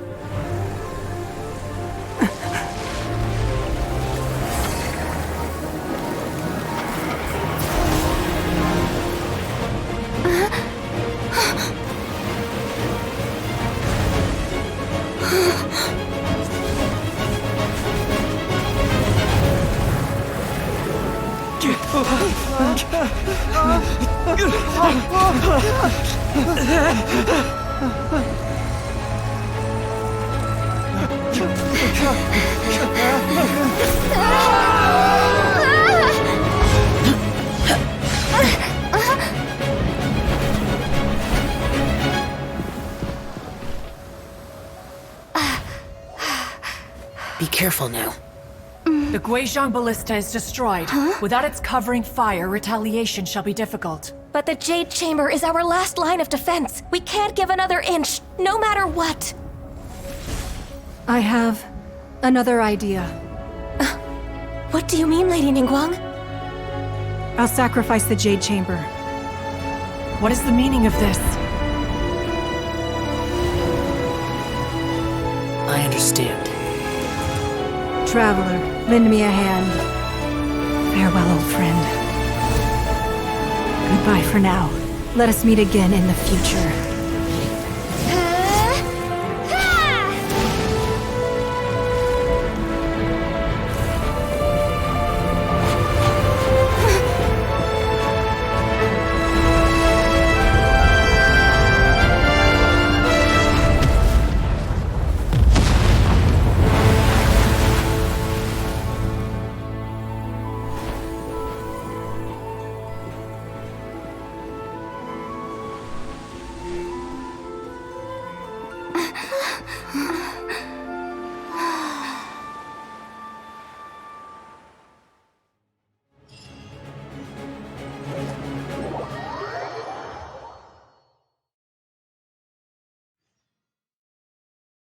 Is it finally over? The ominous aura of that monster has indeed begun to fade.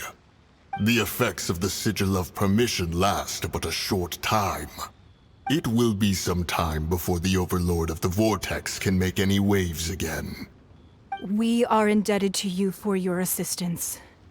If the Adepti hadn't happened to be here, the future of Liyue Harbor would surely have been in great jeopardy. Save your flattery. We didn't just happen to be here. Surely you won't pretend to have forgotten the reason for which we came. Come now. There's no need for such harsh words, Cloud Retainer. I've heard that when Ningguang began learning to do business, she had already started setting aside part of her then limited income in preparation for building the Jade Chamber.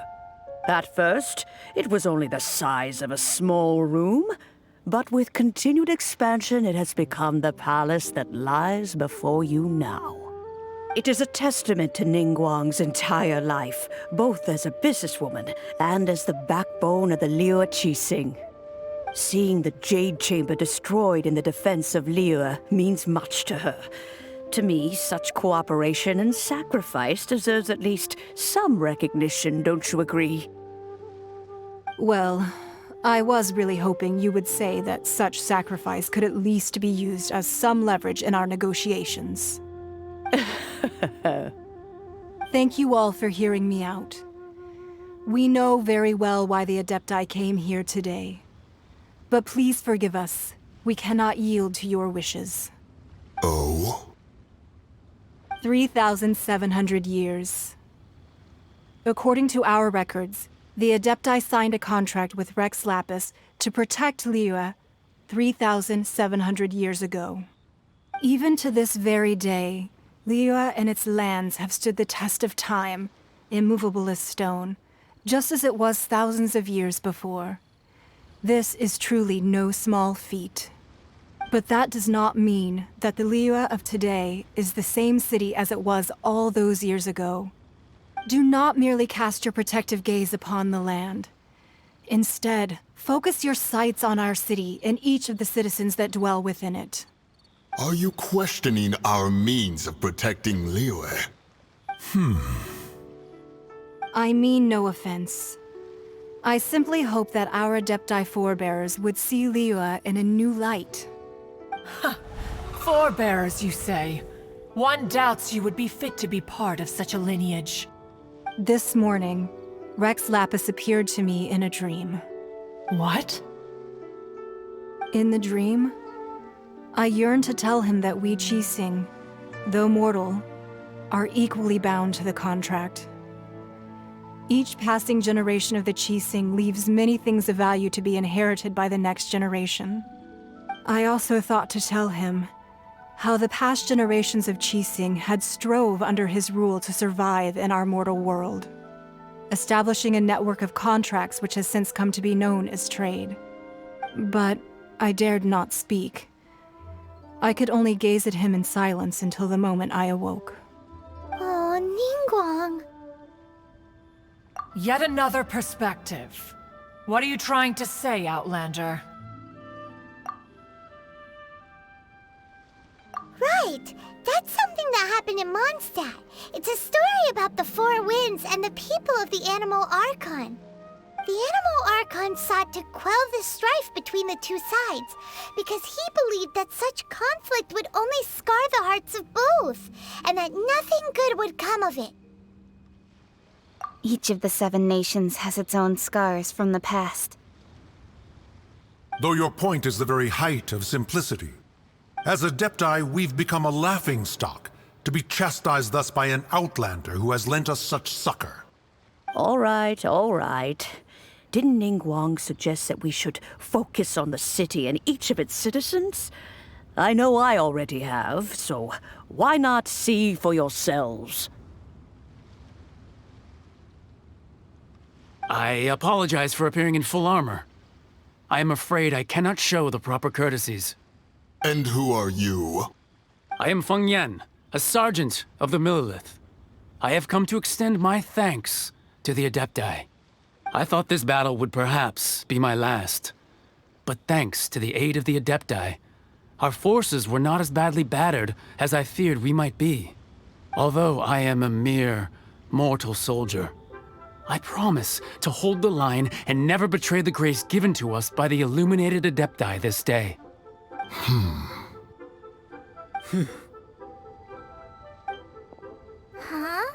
Why does everyone look so down? Didn't we just beat that big monster? Weren't you frightened, dear? It was quite the predicament. I wasn't afraid. All the strong Monolith guards were there, and those powerful heroes with their visions were there. Everyone was there. When danger is near, everyone always protects me. And the rest of the time, they make fun toys and tasty snacks and loads of things that make the harbor so pretty. Thanks for protecting Liyue Harbor. Please come visit us for the next lantern rite. Unfortunately, we wouldn't be able to participate. Huh? Because we are Adepti.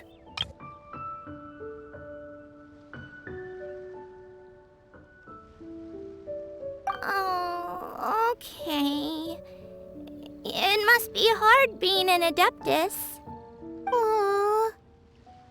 You see, this is what Liyue is like today. The country of contracts is grateful to the Adepti for their protection, but it is no longer necessary for the city to rely on the Adepti's power to solve every little niggling matter. Although their blood is weak, there is still strength to be found in those we call mortals. The time of contracts between gods and Liyue has long since passed. Now is the time of contracts between Liyue and its people. Seeing the port around us now, it is hard not to feel a bit out of place. Wouldn't you say so, Cloud Retainer? Your line of inquiry is askew. One did not spearhead this expedition to Liyue Harbor. Seems like the Adepti have had a change of heart.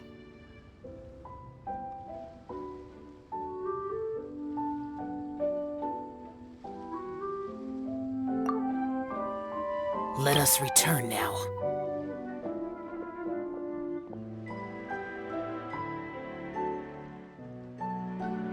Eager to leave, Conqueror of Demons. Yes, one understands what the Conqueror of Demons means. The city of Liyue has changed much after our long separation. One fears that by the time one finally grasps the new contracts of Liyue, you humans would have once again changed the place beyond recognition. Fair enough. Away we shall, and return whence we came. Since we Adepti have consensus, then one shall persist no further. But how will we ensure that the Liyue Qixing will not simply exploit their power once we depart?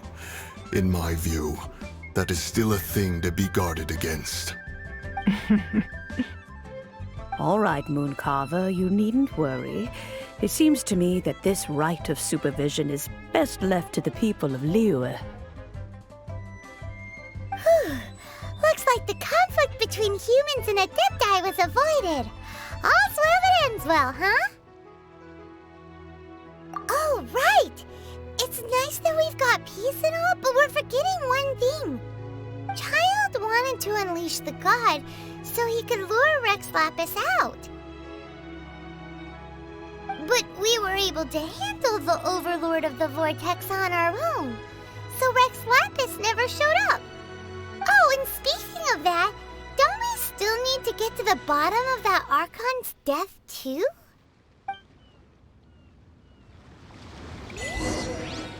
Paimon doesn't get it. But isn't the strongest lead we have the Adepti-less Rite of Parting that we're organizing? No idea where Zhang Li's gone. Let's ask for him at Wangshu Funeral Parlor.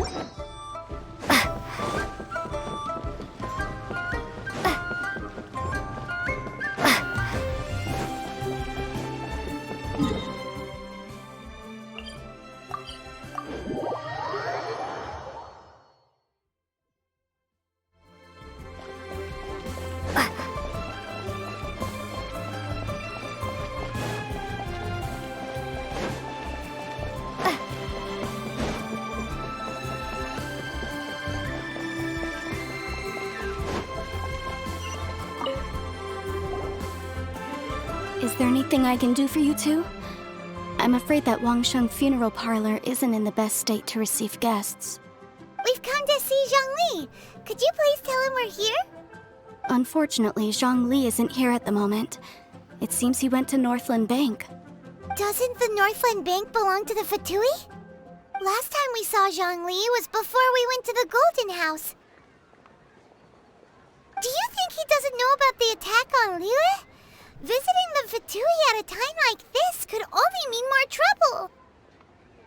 We had better go and make sure that everything is okay.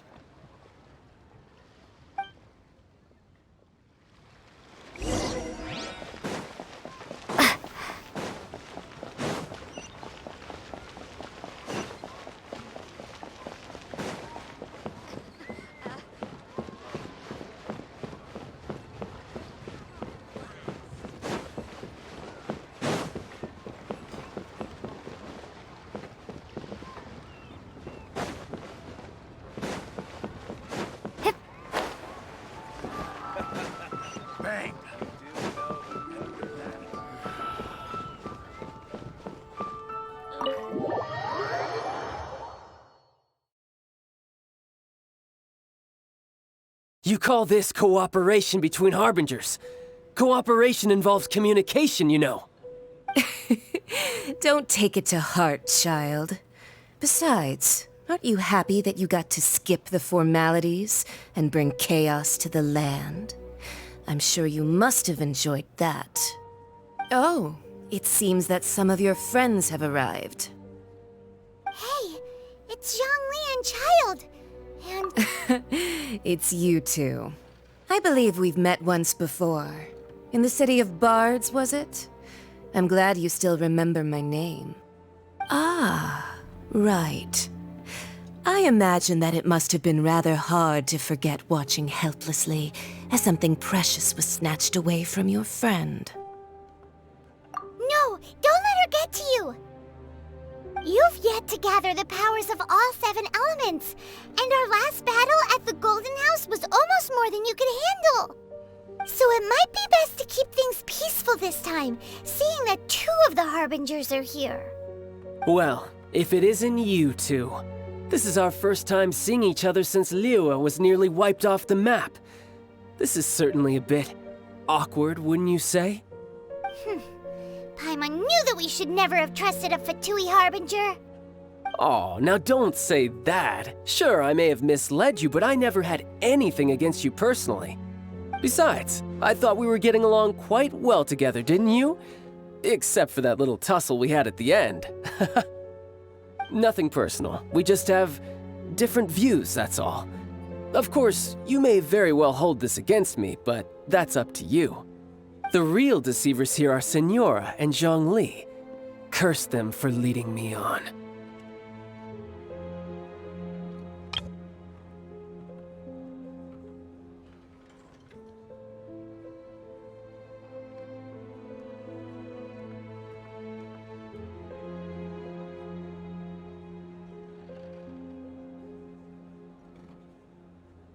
So actually, I think...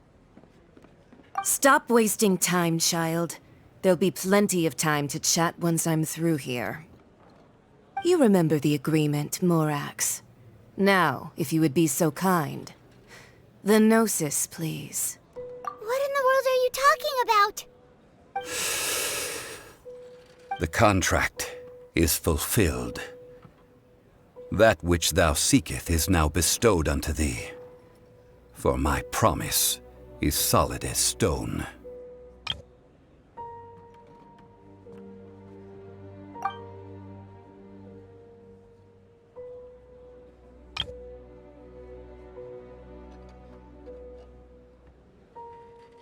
How sanctimonious.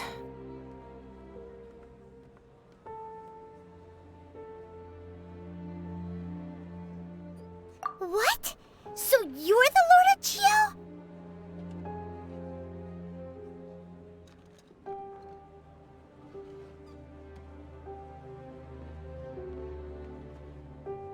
No, wait! That's an exciting twist and all, but why give the Gnosis to the Fatui?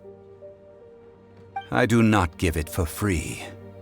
I give it as agreed upon in the contract, for it is a matter solely between the Tsaritsa and I.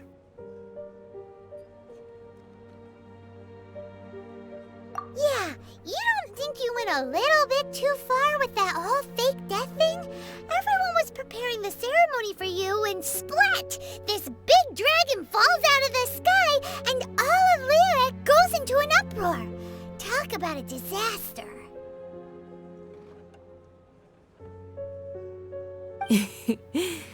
Gathering all the forces that had been bubbling behind the scenes, and then stirring them together in a pot that was bound to boil over. That's what he wanted to see, am I right? Wait, what?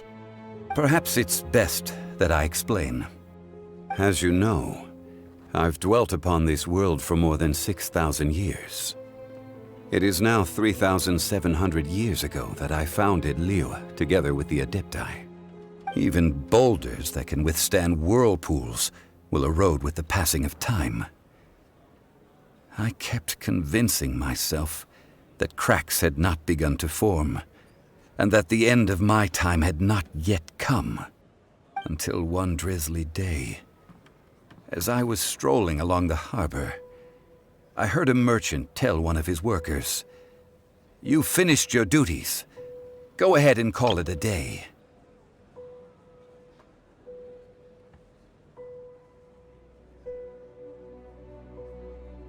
I stood motionless among the crowds, asking myself, have I already finished my duties? Oh, Zhongli. But as I began to consider relinquishing my divine role, I soon discovered that many reasons still remained to not hastily depart. Was Liyue, the city I had dwelt in for so long, already prepared to enter its next age? I decided that a test was needed in order to reveal the answer. So I feigned my own death, and gathered the cast of Childe, the Adepti, and the Liyue Qixing to play their roles together on the stage that was Liyue. That's right, which is why I continued to safeguard the Gnosis until now. So you mean that if the chaos ever reached the point of no return, you would simply appear and use your divine powers to bring Liyue back under control? Of course, and it would have been all too easy for him too. Just as a child quickly matures after losing their parents, so has Liyue matured when faced with the death of its deity. In the end, the resolution to all that has transpired was even more satisfactory than I could have hoped for. Take the Adepti, for instance. Owing to their years of seclusion, they were the least informed. Yet when faced with a crisis, they commendably showed the greatest amount of restraint possible. Not only did they manage to cooperate with the Qixing, but in the end, they even made efforts to understand the hearts of the people.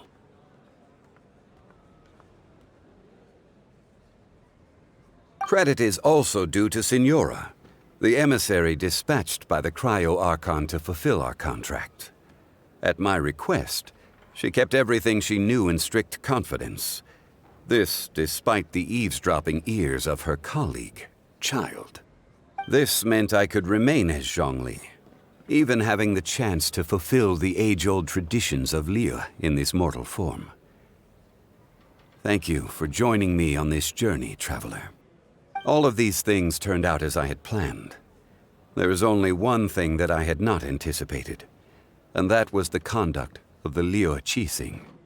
I had expected them to do no more than the Adepti, to come to the defense of Liyue. But when all was said and done, they seized the opportunity to supplant Liyue's divine protectors, and used the subsequent power vacuum left by my death to quickly gain complete control of Liyue. Huh? That doesn't sound good at all! Ha! On the contrary, I think it is excellent. I had always feared that it was too soon for them to take over from me. And it was also that which I longed for the most. As such, This is the best parting gift anyone could have given this god of old. Hey, what about me? Doesn't anyone feel the least bit of remorse for deceiving me? You've practically kept me in the dark. I think that thanks would be more appropriate. You certainly played no small part in all of this, wreaking havoc and turning the city upside down. The Lord of Geo ought to thank you for your performance, if anything. If you hadn't created the pressure of a battle between mortals, Adepti, and a god, the lump of coal resting in the hands of the Geo-Archon, Liyue, would never have been able to become a dazzling diamond of a city. Huh? Just whose side are you on, mocking me like that? Are you itching for a fight? Be that as it may, you've come out of this as the hero of Liyue. I, on the other hand, will be forever prescribed as a disturber of the peace, no?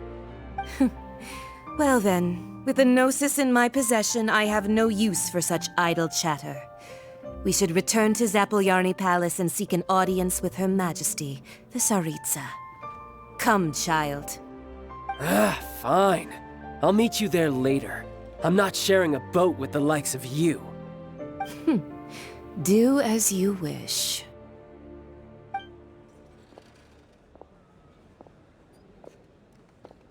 Now then, is there anything else you wish to ask me? Right! As Zhongli always told us, a good trade is a fair trade. Paimon has no idea what could be a good trade for a Gnosis. Realistically speaking, there is no such thing. Huh? However, I am the god of contracts. For thousands of years, I have made countless contracts. If the deal was of no benefit, then I certainly would not be inclined to agree to it. My agreement with the Cryo-Archon will be the last of my contracts as the Geo-Archon. My contract to end all contracts. As for the bargaining chip that the Tsaritsa used to balance the scales, uncover that answer for yourself in your future journeys.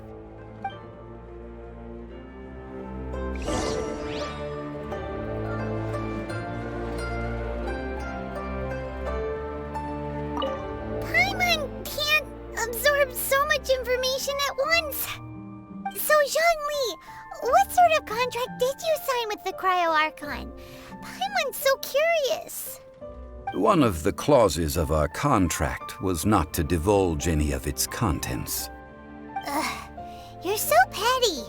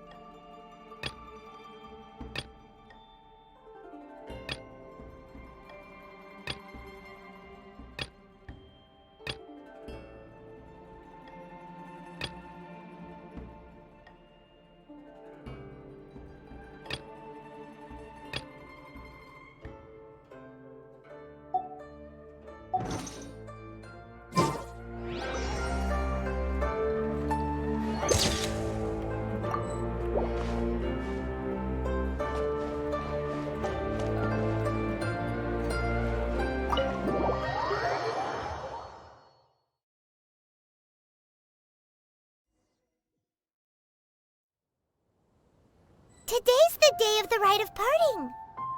Although the star of the show is fake, we spent so much time trying to organize it, it would be a real shame not to go there now.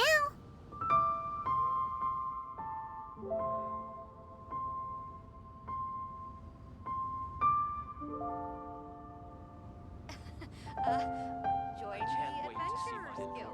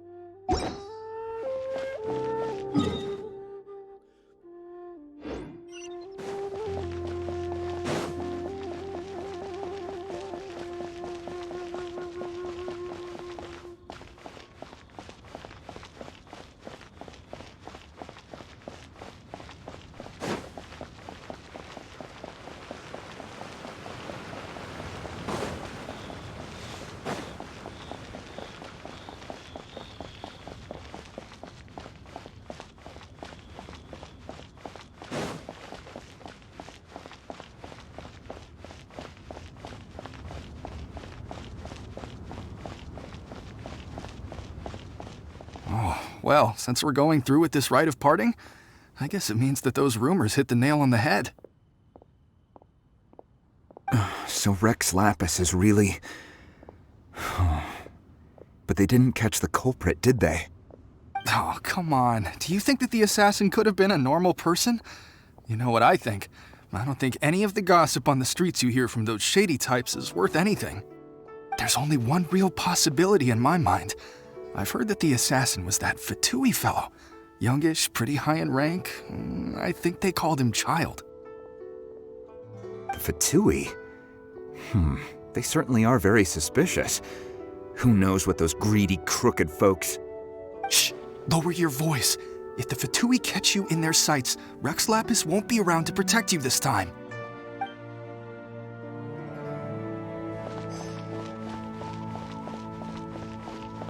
You know that god from the ocean couldn't have just shown up out of nowhere. I mean, it's been 2,000 years since Rex Lapis subdued it. Yes, and to think that this happened right on the heels of the incident with Rex Lapis, too. Say, do you think the person who assassinated our lord and released that evil god might have been one and the same? Now that you mention it, that's very possible. Yes, it's very possible indeed. I mean, it all fits together. That person must have colluded with the evil god to harm Rex Lapis. Oh, that wicked, black-hearted scoundrel. Still, what sort of supernatural prowess must this person possess to be able to do such things? I have never heard of such a person in all my years. Ah, forget it. Guessing's no use to us. Look, the Monolith over there looks like he's about to make an announcement.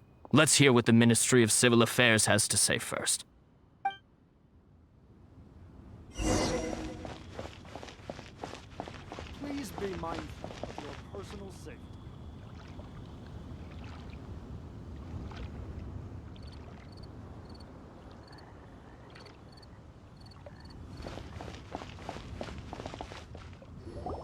Hear ye all! The Qixing's words. Though a dragon soars ageless as the mountains, it too must return to dust. This is common knowledge. Gods and Adepti live glorious lives, but both light and shadow have their season. So too must they face divinely appointed trials. Rumors and hearsay abound on the streets that Rex Lapis was murdered. Now, let the truth be revealed. Having been thwarted in his trial, Rex Lapis's soul has recouped the celestial heights. He beseeches the people of Liyue to grieve not and to let not their hearts be saddened. Nor are they to believe street-born rumors or indulge in baseless speculation.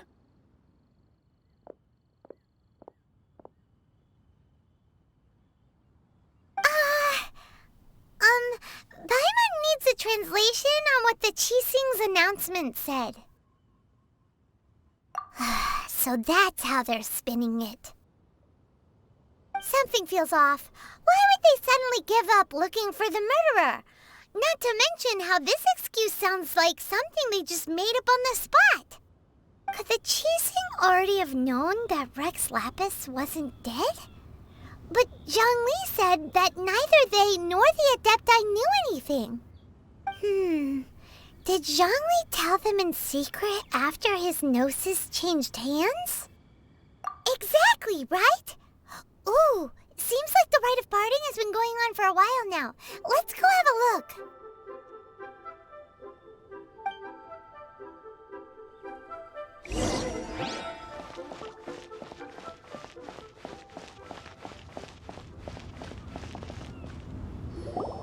Look, it's Ningguang and Keqing.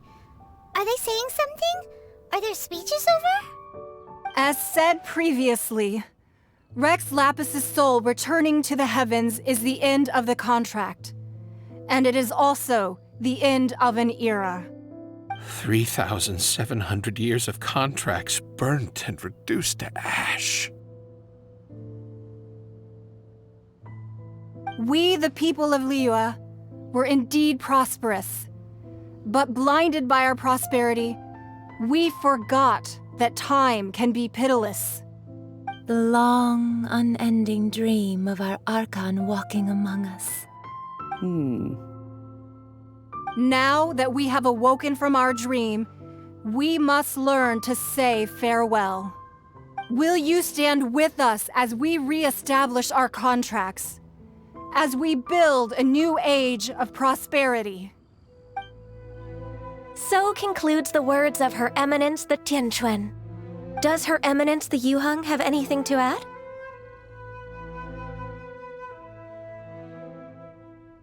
Huh? Is she looking this way? Traveler. Yikes! She really is looking our way! Is that the traveler who they say defeated the ancient god? So young. The Liyue Qixing always repay their debts. And as you have heard, our eyes see far and our reach is long. Name your price. You deserve that much. Whoa.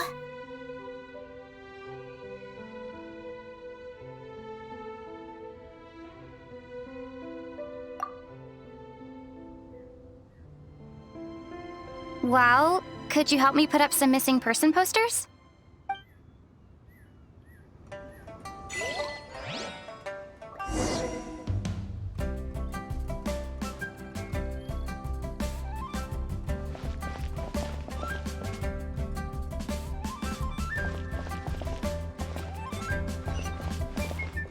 As for the mortals and Adepti of Liyue, what shape shall our relationship take from now on?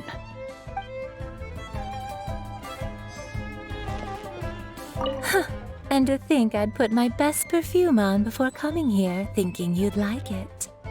But it seems as if those perfumes really were meant to be offered to Rex Lapis.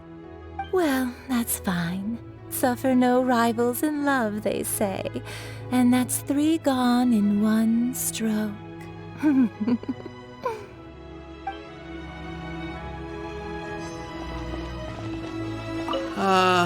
Rex Lapis.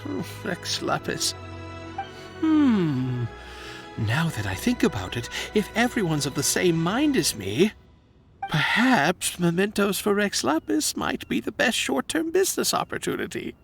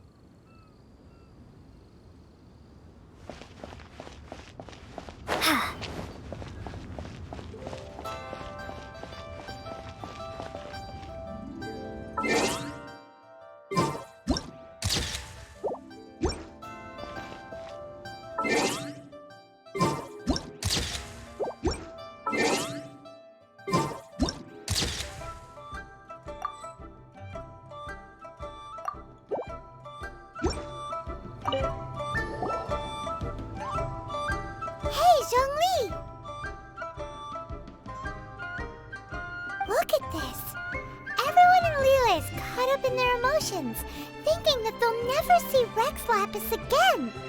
And here you are looking all relaxed.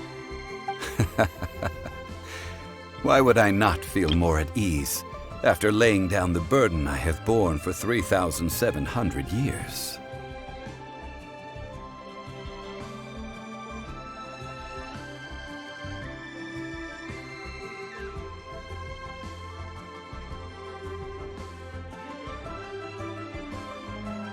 Right. If the two of you can spare the time, I should treat you to a meal at the Xinyue kiosk. Ha! That sounds like big talk, Zhongli. Paimon might have believed you if you were treating us to some third-round knockout, but you'd have to pay out your nose just to stand inside Xinyue kiosk. Are you sure you can afford it? You're right. I do like the Mora. As the Rex Lapis Morax, I can easily create Mora. But since I have chosen to walk this earth as the mortal Zhongli, I should abide by the same rules that mortals do. When I was journeying with you, though I still had the Gnosis in hand, I knew that I must soon retire from my role as an Archon, so I had to rehearse a little for my new life. Oh, no wonder! Paimon gets it now. You didn't look at the price tags when we were spending because you've never had to. But since you weren't used to not being able to just make more Mora as and when you wanted to, you had to try becoming a parasite to society who lives off of other people's credit. Well, we were only spending Fatui money. You don't have to say it like that. In the City of Commerce, we do not merely exchange money or goods. We also exchange knowledge, memories, and foresight, as well as positions, roles, and lives. The Archon Morax could never experience life as the true mortal Zhongli could, no matter how many times he descended to be with his people. I must thank you for that. I will treasure the memories that I made as Zhongli, traveling the streets of Liyue with you. That is true. But there is no journey that does not end. No meetings without partings. Paimon thinks that we should make a move and continue our search for the Seven. I fear that continuing your journey may be difficult. The nation that neighbors Liyue by sea, Inazuma, is presently closed.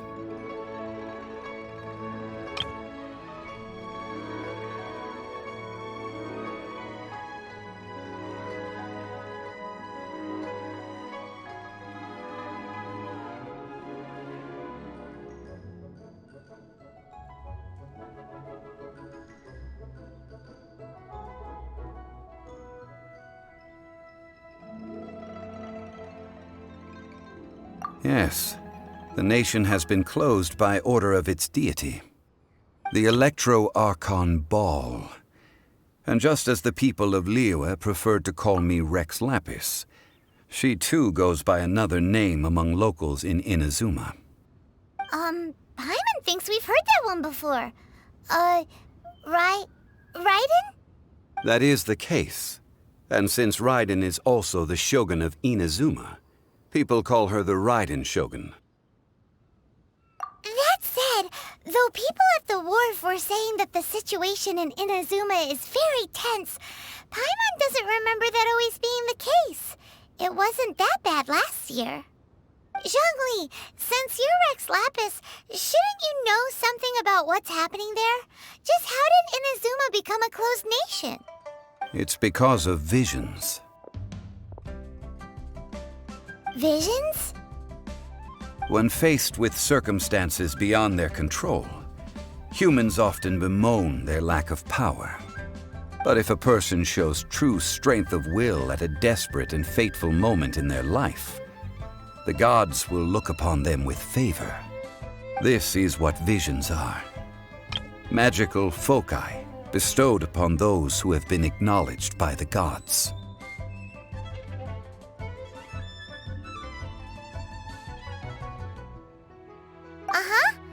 that's how people in Teyvat see it.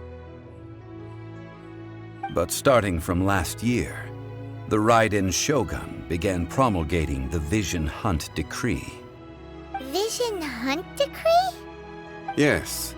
It was an order to seize all visions within Inazuma's borders, and to inlay them upon the hands of the statue of the omnipresent god. They want to seize visions. But why? Aren't visions blessings from the gods? I should think that in the Raiden Shogun's eyes, it is precisely because they are divine blessings that they should be under the sole dominion of divinity. Whoa, that's harsh. The Anemo Archon is the god of freedom, and the Geo Archon is the god of contracts. For her part, the Raiden Shogun is the god of eternity. It seems as though she has finally decided to eliminate any unstable elements that could pose a threat to her eternal realm. The fact that even I, the oldest of the seven, have now passed away, will only strengthen her resolve to pursue eternity. Knowing her, she must have again quoted that adage she is most fond of when proclaiming that decree to her people. 7 ideals for 7 gods, and of these, eternity is nearest unto the heavenly principles. All right then. Was there anything else you wish to know?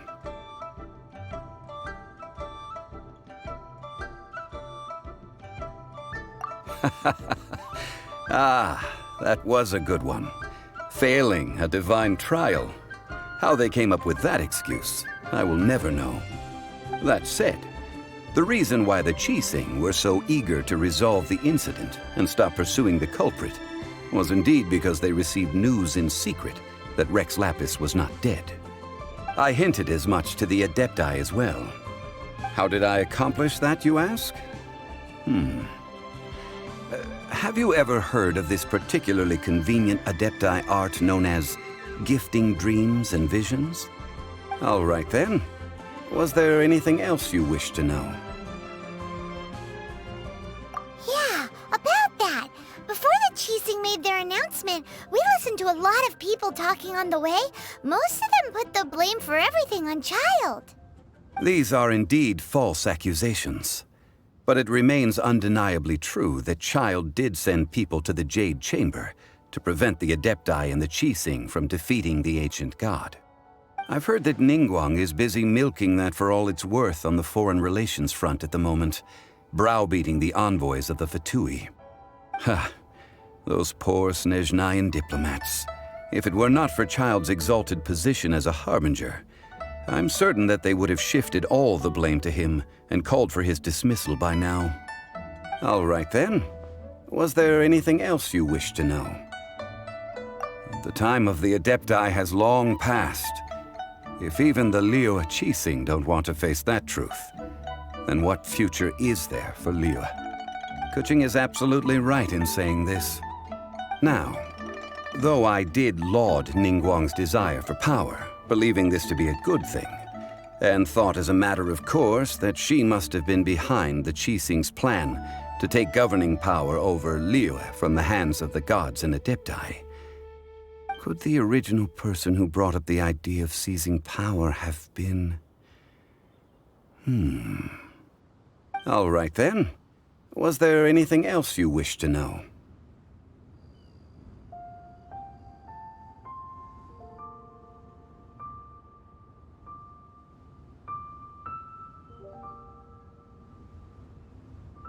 That's right. Zhongli, now that you don't have your gnosis, what's going to happen to all the Mora in Teyvat? Since Morax is dead, are they all just going to disappear? Also, isn't the Golden House the only mint in the entire continent? Will it even continue to work? The Mora present now will not vanish. But the Golden House will indeed have to cease operations for a lengthy period of time, since creating Mora requires the use of the Geo Archon's power. This is terrible! We're all about to run out of Mora! The world is coming to an end! Yes, this is indeed a major issue from a financial standpoint. Well, I suppose we'll just leave such troublesome matters to the Liyue Harbor to debate.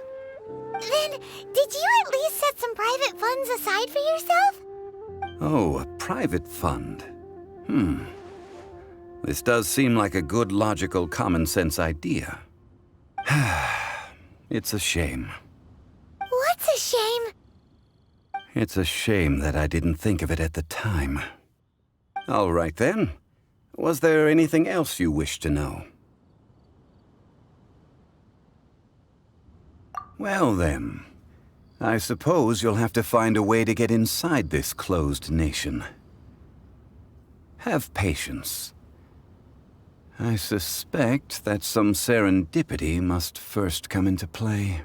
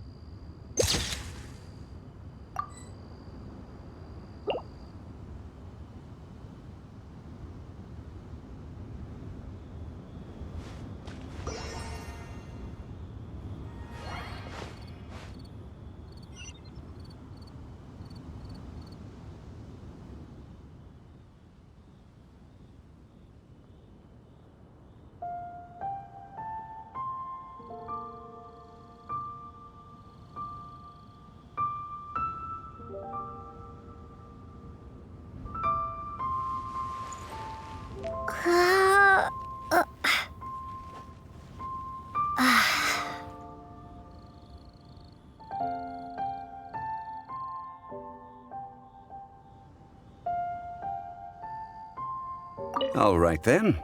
Was there anything else you wished to know? Well then, I suppose you'll have to find a way to get inside this closed nation. Have patience.